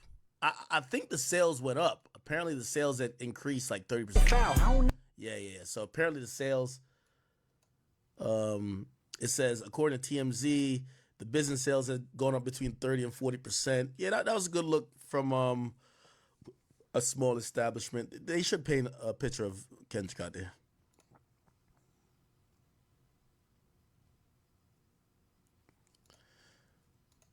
Yeah, yo, Ice Spice is looking for one right now. I ain't gonna lie. Did she lose weight? Yeah, she did, right? Baby, do you want it? If he's cheating, I'm doing him worse. No, Uno, I hit the reverse. I ain't tripping the grip in my. Oh no, she back. Clever bars, Shakespeare type bars. Back on that drill beat. Like she got to keep it on not drill beat. She back on that Jersey Club beat. I'll know if this snippet is hot depending on what part of the snippet she twerked to. Let's see. I don't care because he did it first. If he's cheating, I'm doing him. Okay. Nah. This snippet is not snippeting.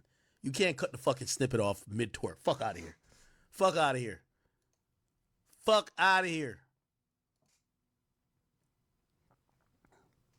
Yo, she got Riot moving like a cuck. If he cheating, I'm doing him worse. God damn it. Yo, women these days, man, they don't give a fuck. I feel like women been dying to let niggas know that they've been cheating, yo. Yo, y'all seen Tiger's new girl? Tiger got a little baddie. You know, niggas be having a type. You know, his type is Kylie Jenner. So he was going to get some girl that looked like Kylie Jenner. He got some girl named Sabrina Claudio. I just seen him. Where they at?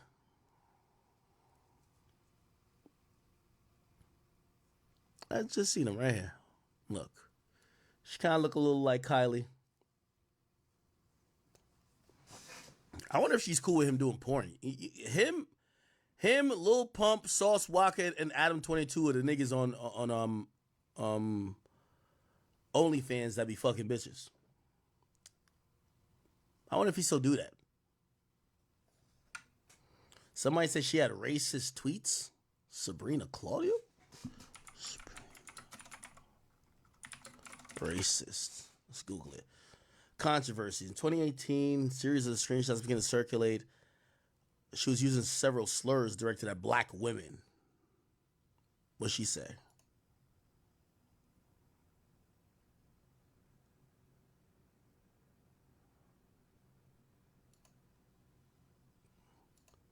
What did she say that was racist? So if you're wondering what was said since it was deleted, well, that's deleted too. Let me look in the I guess this is her here.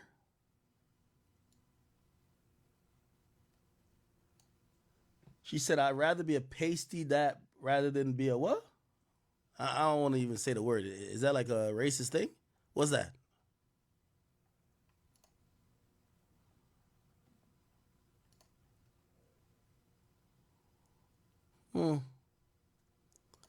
Fuck all that. Let's go to Instagram, man. Like,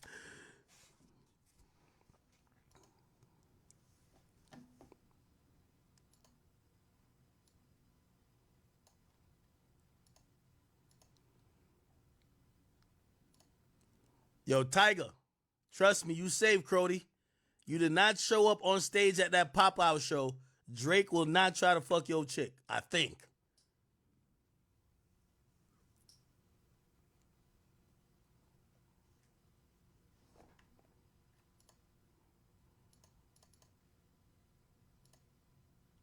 What does she do? She sings?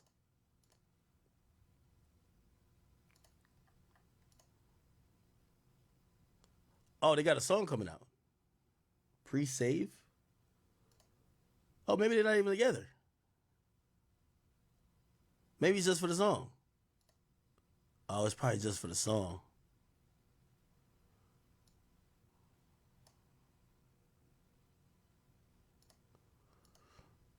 Oh, it's probably just for the song. Okay. Tiger do stay with a bad one, though, so can't even be mad if that's the case. Okay.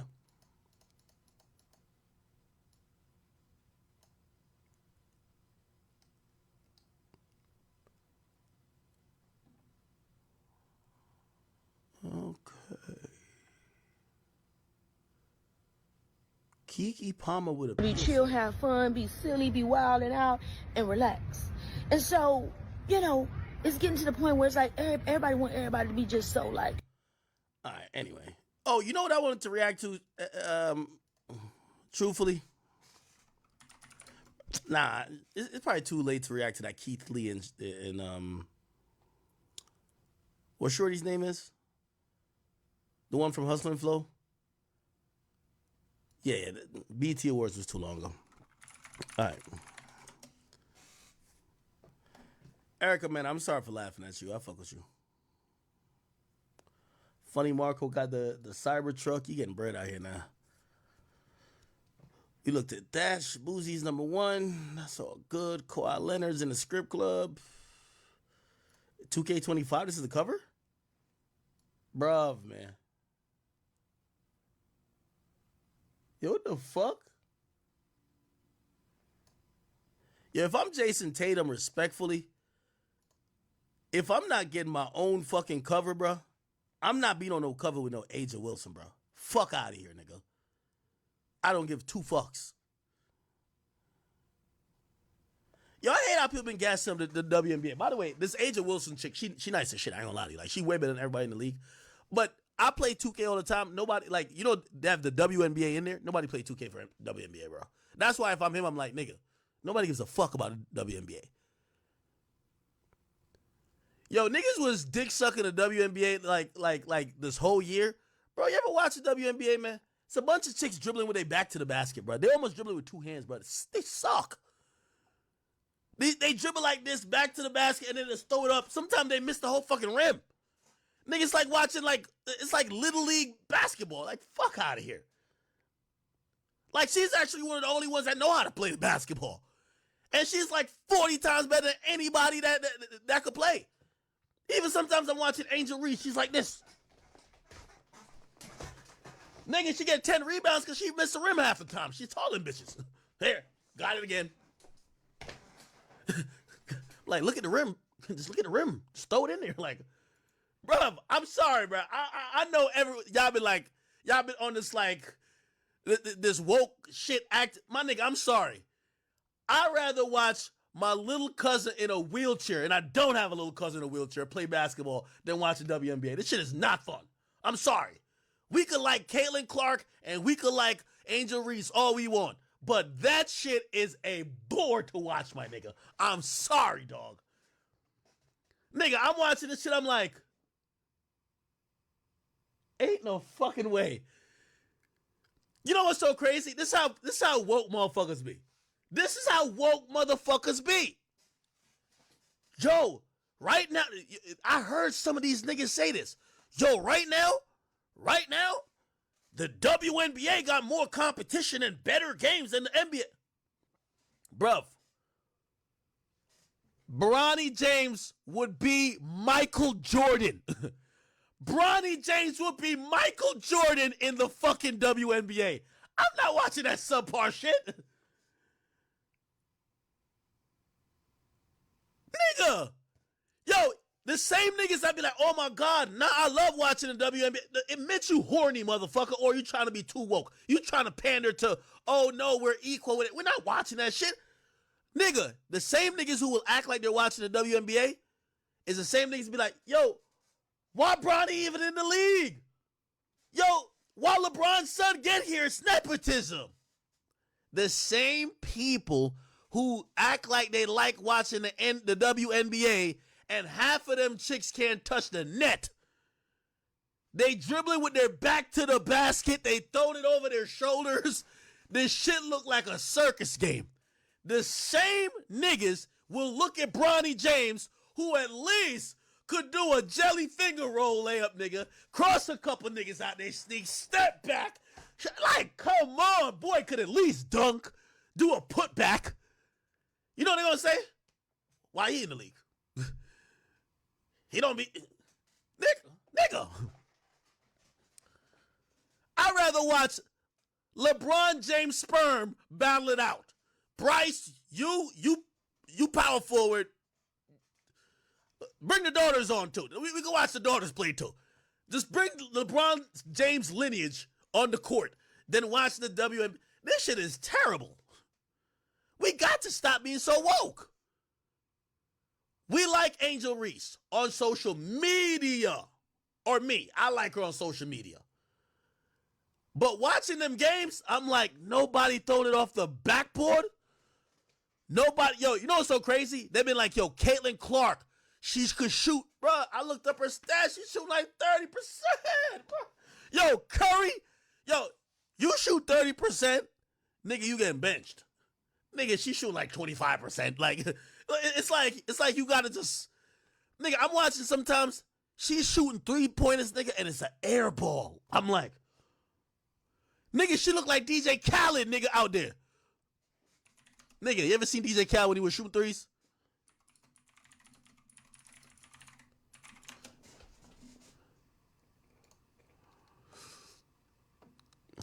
Come on, man. We ain't trying to allow no more ads, bro. By the way, this is all jokes. Don't try to cancel me. That's my new thing. What exciting minute? That's my new thing to get out of. This is all jokes. It's all jokes. This is jokes. I'm a failed comedian. I'm about to go start my comedy tour next week. Don't take this offensive. And if I see one of y'all, look, this is how they play, gang. Bruv. This is how they're playing, bruv. Look.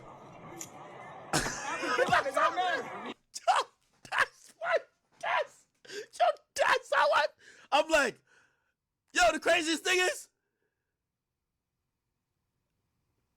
they be going crazy for it. I'm like, yo, y'all gotta stop, bro. Y'all gotta stop, dog. Y'all got to stop with the bullshit. For real, dog.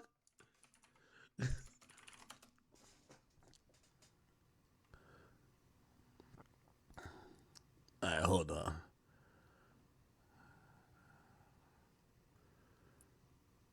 Bro, they said this chick was the next Steph Curry. This chick shooting 33% from the three, my nigga. Like, bruh, in the NBA, you can't even, nigga, this is Russell Westbrook numbers, nigga. You just missing to miss. Nigga, she's not even shooting 40% from the field. Look, this is Kayla Clark.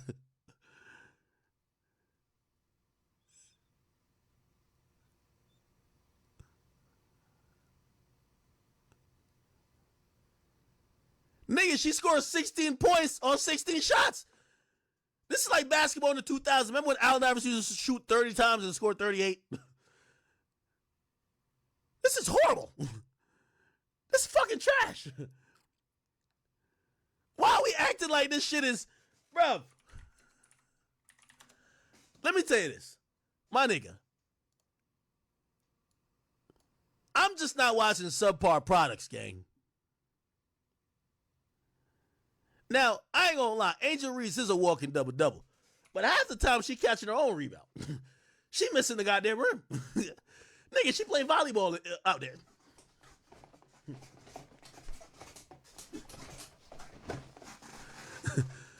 Fucking score! Score!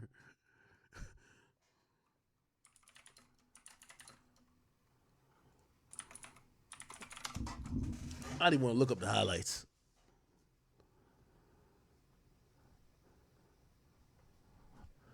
The way they dribble is like, I'm good. I'm good. Man, catch an alley-oop once in a while, man. That's when I'll really tune in. Yo, this is my thing. Make the ball smaller or lower the fucking rim. We know they're not niggas. It's females. Lower the rim. 8 feet. I want to see one of them put their fucking elbow in the goddamn rim. Titties bouncing, all of that shit while they're looking like, yeah, bitch, I just dunked on you. That's entertaining to me. Now, y'all got to keep in mind, I'm the nigga who say let all them niggas take steroids in baseball too. Like, bruv, I used to watch baseball until they told niggas no more steroids. I said, what? Y'all remember that nigga Albert Pujols, nigga?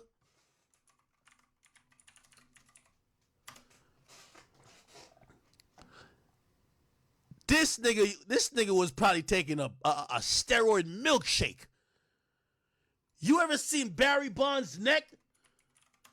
That shit was thicker than a pack of Franks. That nigga was probably just doing multiple injections of steroids. That's when baseball was fun to me. One of these niggas was on steroids so much they hit the fucking baseball, the shit disintegrated. I'm like, wow. You know the camera tried to trail it? They're like, y'all shit, I think the shit went to heaven. I think it's in heaven now. It's in heaven with King Von and the rest of them. It's in heaven. The ball cannot be found. It's like, oh shit. Perfect. Perfect. We like it. I stopped watching baseball the minute them niggas started coming in there looking like KD, lanky as fuck. What the hell? These niggas used to come in jacked as fuck. They banned steroids. These niggas lanky. I'm like, oh, these niggas can't. Yo, I hope he's just bunting. He's a bunter. He can't hit. He's a bunter. He's a bunter. He got a bunt. No. I stopped watching baseball, man. Had to. You know when I knew baseball was really done? When they started getting on Alex Rodriguez. Alex Rodriguez, at least he used to take steroids in moderation. He took steroids not at a rate that he looked like he was cheating. He kept it right about I'm good. Those are the craziest cheaters. The cheaters who say, let's not cheat too much. Anybody used to cheat back in high school, chat? You have all the answers to the test, or you got some way to Google it, but you're like, yo, if I get 100, it's gonna raise some red flags. Let me get a 98. Shit, I failed my last 3 tests. Let me just get like an 87 on this one. Let me not do too much. That's what Alex Rodriguez was doing. He was like, I'm doing steroids, not too much. A little bit over the top. Barry Bonds is just like, juice me up.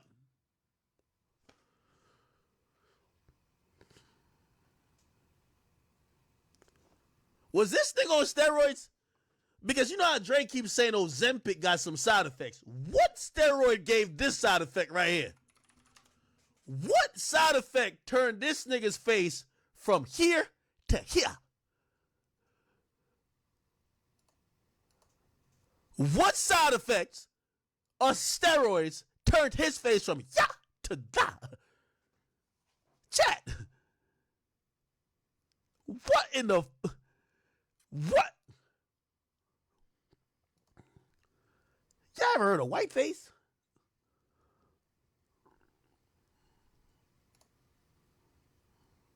No fucking way he look like this now. This is not Sammy Sosa. This is Cap. This is Cap. This nigga like Count Dracula. Nigga like, what the fuck is going on? Nigga, what in the fuck is going on? What the fuck? This nigga put Vibes Cartel to shame. He got the real cake soap. God damn it. The 50 Shades of Grey, fuck that. The 3 Shades of Sammy Sosa. Who the hell did he owe money that he was trying to change his complexion? What this nigga got going on?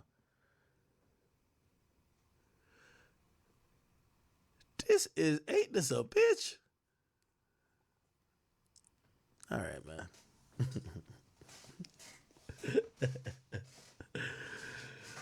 Oh, man. Chad, I love y'all. That's about my time. That last 10 minutes was like a comedy bit, all right? We're going to do a comedy show. Y'all think I should get on stage? I feel like I'm stream funny. Like I'm going to watch this last 10 minutes back and I'm going to laugh. Guaranteed. All right. There we go. The donations. We did a good 7 hours today, chat. I gave us some good shit. Knocked it out. Shit, we had 200,000 views on the YouTube video or King Akademiks YouTube stream. 204,000. It's good. I like that. Back to back. I like that record. I like that record. He's Dominican. What I mean? Don't start beefing my Dominicans. I love my Dominicans. Powder sauce. Nah, I ain't showing no Vibes Cartel. Stop playing with me. Crimson Line. We are not putting Vibes Cartel in that light over here.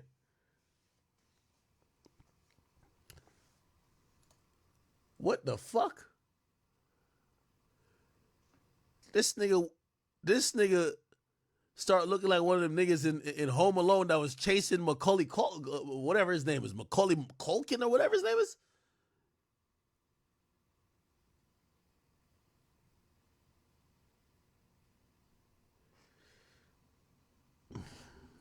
All right. Chat, I know y'all saying YNW Melly update. We do have a YNW Melly update. Also, I have 200 pages of a crazy motion that was filed by Brian Steele. I'm going to be breaking it down off stream to give you the relevant parts tomorrow for stream. Yes. I'm sorry I didn't stream last night, but we in the building back. Today, I like these streams.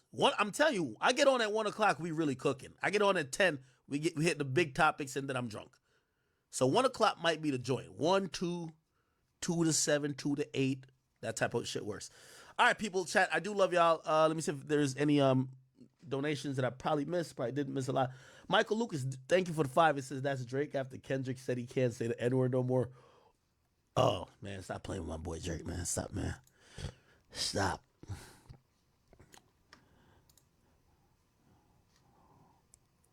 What else? Hold on, I'm trying to load this up. Anything with a norm. It says, if I see Drake with any of his ops move forward, with the exception of Future or LeBron, I have to check out and not buy another album. Well, I think Drake is always a forgiving person, right? Jahada Butt. Jabada Hut? Okay. Thank you for the 10, bro. So labels are fun in this beef. Drake got 3 albums last 4 years, probably due to a new deal. Yeah, I do think Drake does have a deal where he has to increase his work pace because he's never dropped this much projects. It says, WDTY feel like a label setup. You mean We Don't Trust You Still? Feels like a label setup? It says same thing with Push before Drake last deal. Want to drive Drake value down. Oh, okay. So you think that they're trying to drive Drake value down for maybe his next deal. Remember, if he got a $400 million deal, let's quickly answer that question. If Drake got a $400 million deal, how many albums do you think he got to deliver? Unless some people believe that it was a deal that also had touring aspects in it. By the way, Lucian had said that it was a more expansive deal more than music. So we probably got to put that tour, that crazy tour he did, which he went on a second leg with J. Cole after he went on the first leg with obviously 21 Savage. So shit, if we thinking that 400 mil, Drake was supposedly getting like about per city, it's about like, I forgot how much, like 3-4 million per city. So if they were generating a whole bunch of money, I think he almost did. How many cities did he do in that tour? How many cities Drake tour did?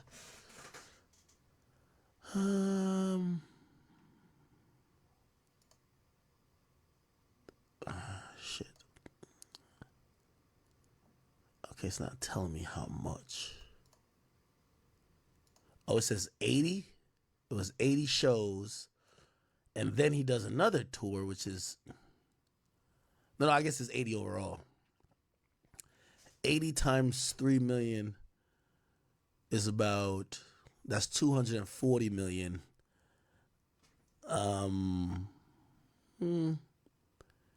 Really, maybe Drake gets paid a certain rate and the rest goes to pay off the deal.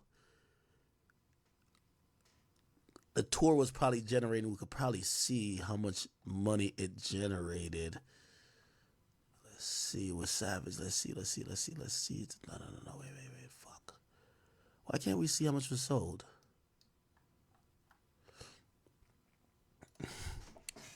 Drake, It's a Blur tour.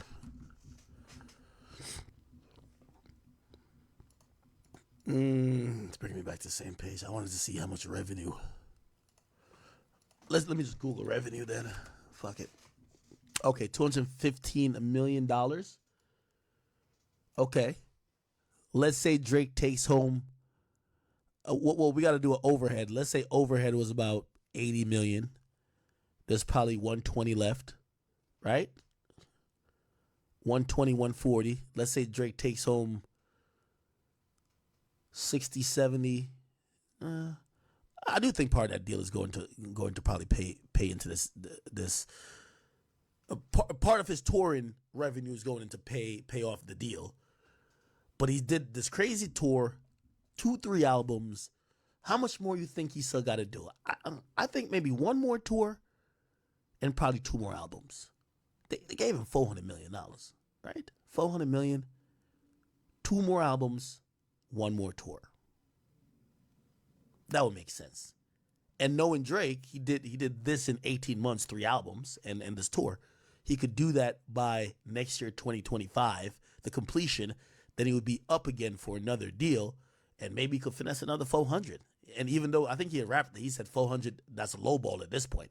I guess he want more. Never know. Never know. Okay, cool. All right.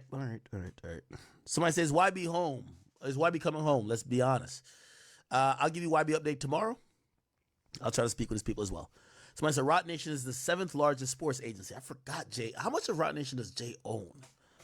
How much of Roc Nation does Jay-Z own?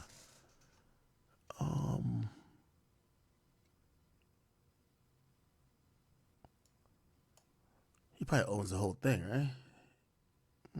Fuck. That nigga's making too much money, man. All right.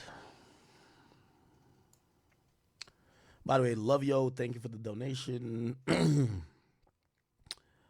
Kyle Gildetta, thank you for the donation. Said it's unfortunate we won't get to see X's full impact. It would have been crazy. I agree with you, Doc Russo. Thank you, Frank. Thank you for all the multiple donations. Daddy Logic, thank you. Roy Wana, thank you. Floyd Mayweather, even though it's not the real Floyd, thank you for the donation. General Surgency, thank you. APB, thank you. Love Smith, thank you. Nautica, thank you. Gauze says Legendary Rant, thank you. I guess we was talking about the rant earlier. Probably about Absol's tweet. Frank, thank you again. Hidden Sun God. It says the drugs only numb his pain. Kodak music is best when you talk about real shit he been through. Expeditiously. Protect Baby 2. Dying to Live. I do love Dying to Live. Dying to Live is, oh my God, such a phenomenal song. Obi says, Don't Drake got mob ties. Okay, I know what you're talking 9:15. He says, should Drake come out as gay or bi to win further rap battles and basically get a cheat code? Nah, like it wouldn't work for Drake. It wouldn't work for Drake. Saint, what up with you? Thank you for the donations and No Lies Being Told. Pirate Diaries, thank you for the 10. It says, people like Sneeko basically told him to unalive himself. We go act like homophobia and Nazis. Yo, you can't. You talking about a sketch thing. Bro, Sneeko and like Fresh and Fit, they got like demonetized. Like, you know what I mean? So if those are the people you're saying is the big bad boogeyman that was probably fucking with sketch, like platforms already like violated them already. You get what I'm saying? So it's like, bruh, if you wanted to not get that, you got to basically, someone said, watch Kai's response of sketch. I'm pretty sure he said the same thing. Everybody said, yo, why does anybody care? John Blue said I was biased for the Drake rant. Steven says, oh, he was saying that about watch Drake's thing. Gang members only says everyday act proves he's not like us. What happened to the drop energy? Yo, y'all want this battle to continue going on for so long, don't y'all? Oh, man. Too high for this, thank you. It says, act. That tweet by Absol wasn't that deep. You went on rant for no reason. John Blue says, act, where's the culture, vulture, and colonizer list? That includes Drake, Post Malone, Kid Rock, MGK, and Iggy. What? Don't put Drake on the list with Iggy? 3 Digless says, man, act, you have any excuse to put Drake number 1 in something. What? Too high for this. Act, we don't give a fuck about that list, man. Checking reports. Come on, act. Drake in top 5 MC. Drake is a top 5 MC. I put 5 in Toronto against any nigga catalog. I got Drake as a top 10 MC. Like, I ain't gonna lie to you. Like, in my top 5 MC, Black Thought is probably in there. You get what I'm saying? So just show you how different my MC list is. John Blues, he said this at the beginning of the stream. He said, act, so we can move accordingly. What stream are we getting today? Overly biased Drake stream on the Kendrick hate train? Or will it be an unbothered, honest stream, calling it down the middle? You tell me what it's been. Chat, I love y'all, man. I hope y'all enjoyed probably the last like 10, 20 minutes of this. I was just having fun. I love when I get in the modes where I could just roast shit and hopefully I could laugh. Other than that, pretty good stream. Thank you guys for all watching. Thank you for participating. And let's try to do this again tomorrow. All right? Chat, love you. Get some work done. Do something productive. Keep working on your goals. Keep working on all your dreams. And we just officially hit 7 hours on YouTube. But overall, we are at 7 and 20. Peace. I will catch y'all tomorrow. Love y'all.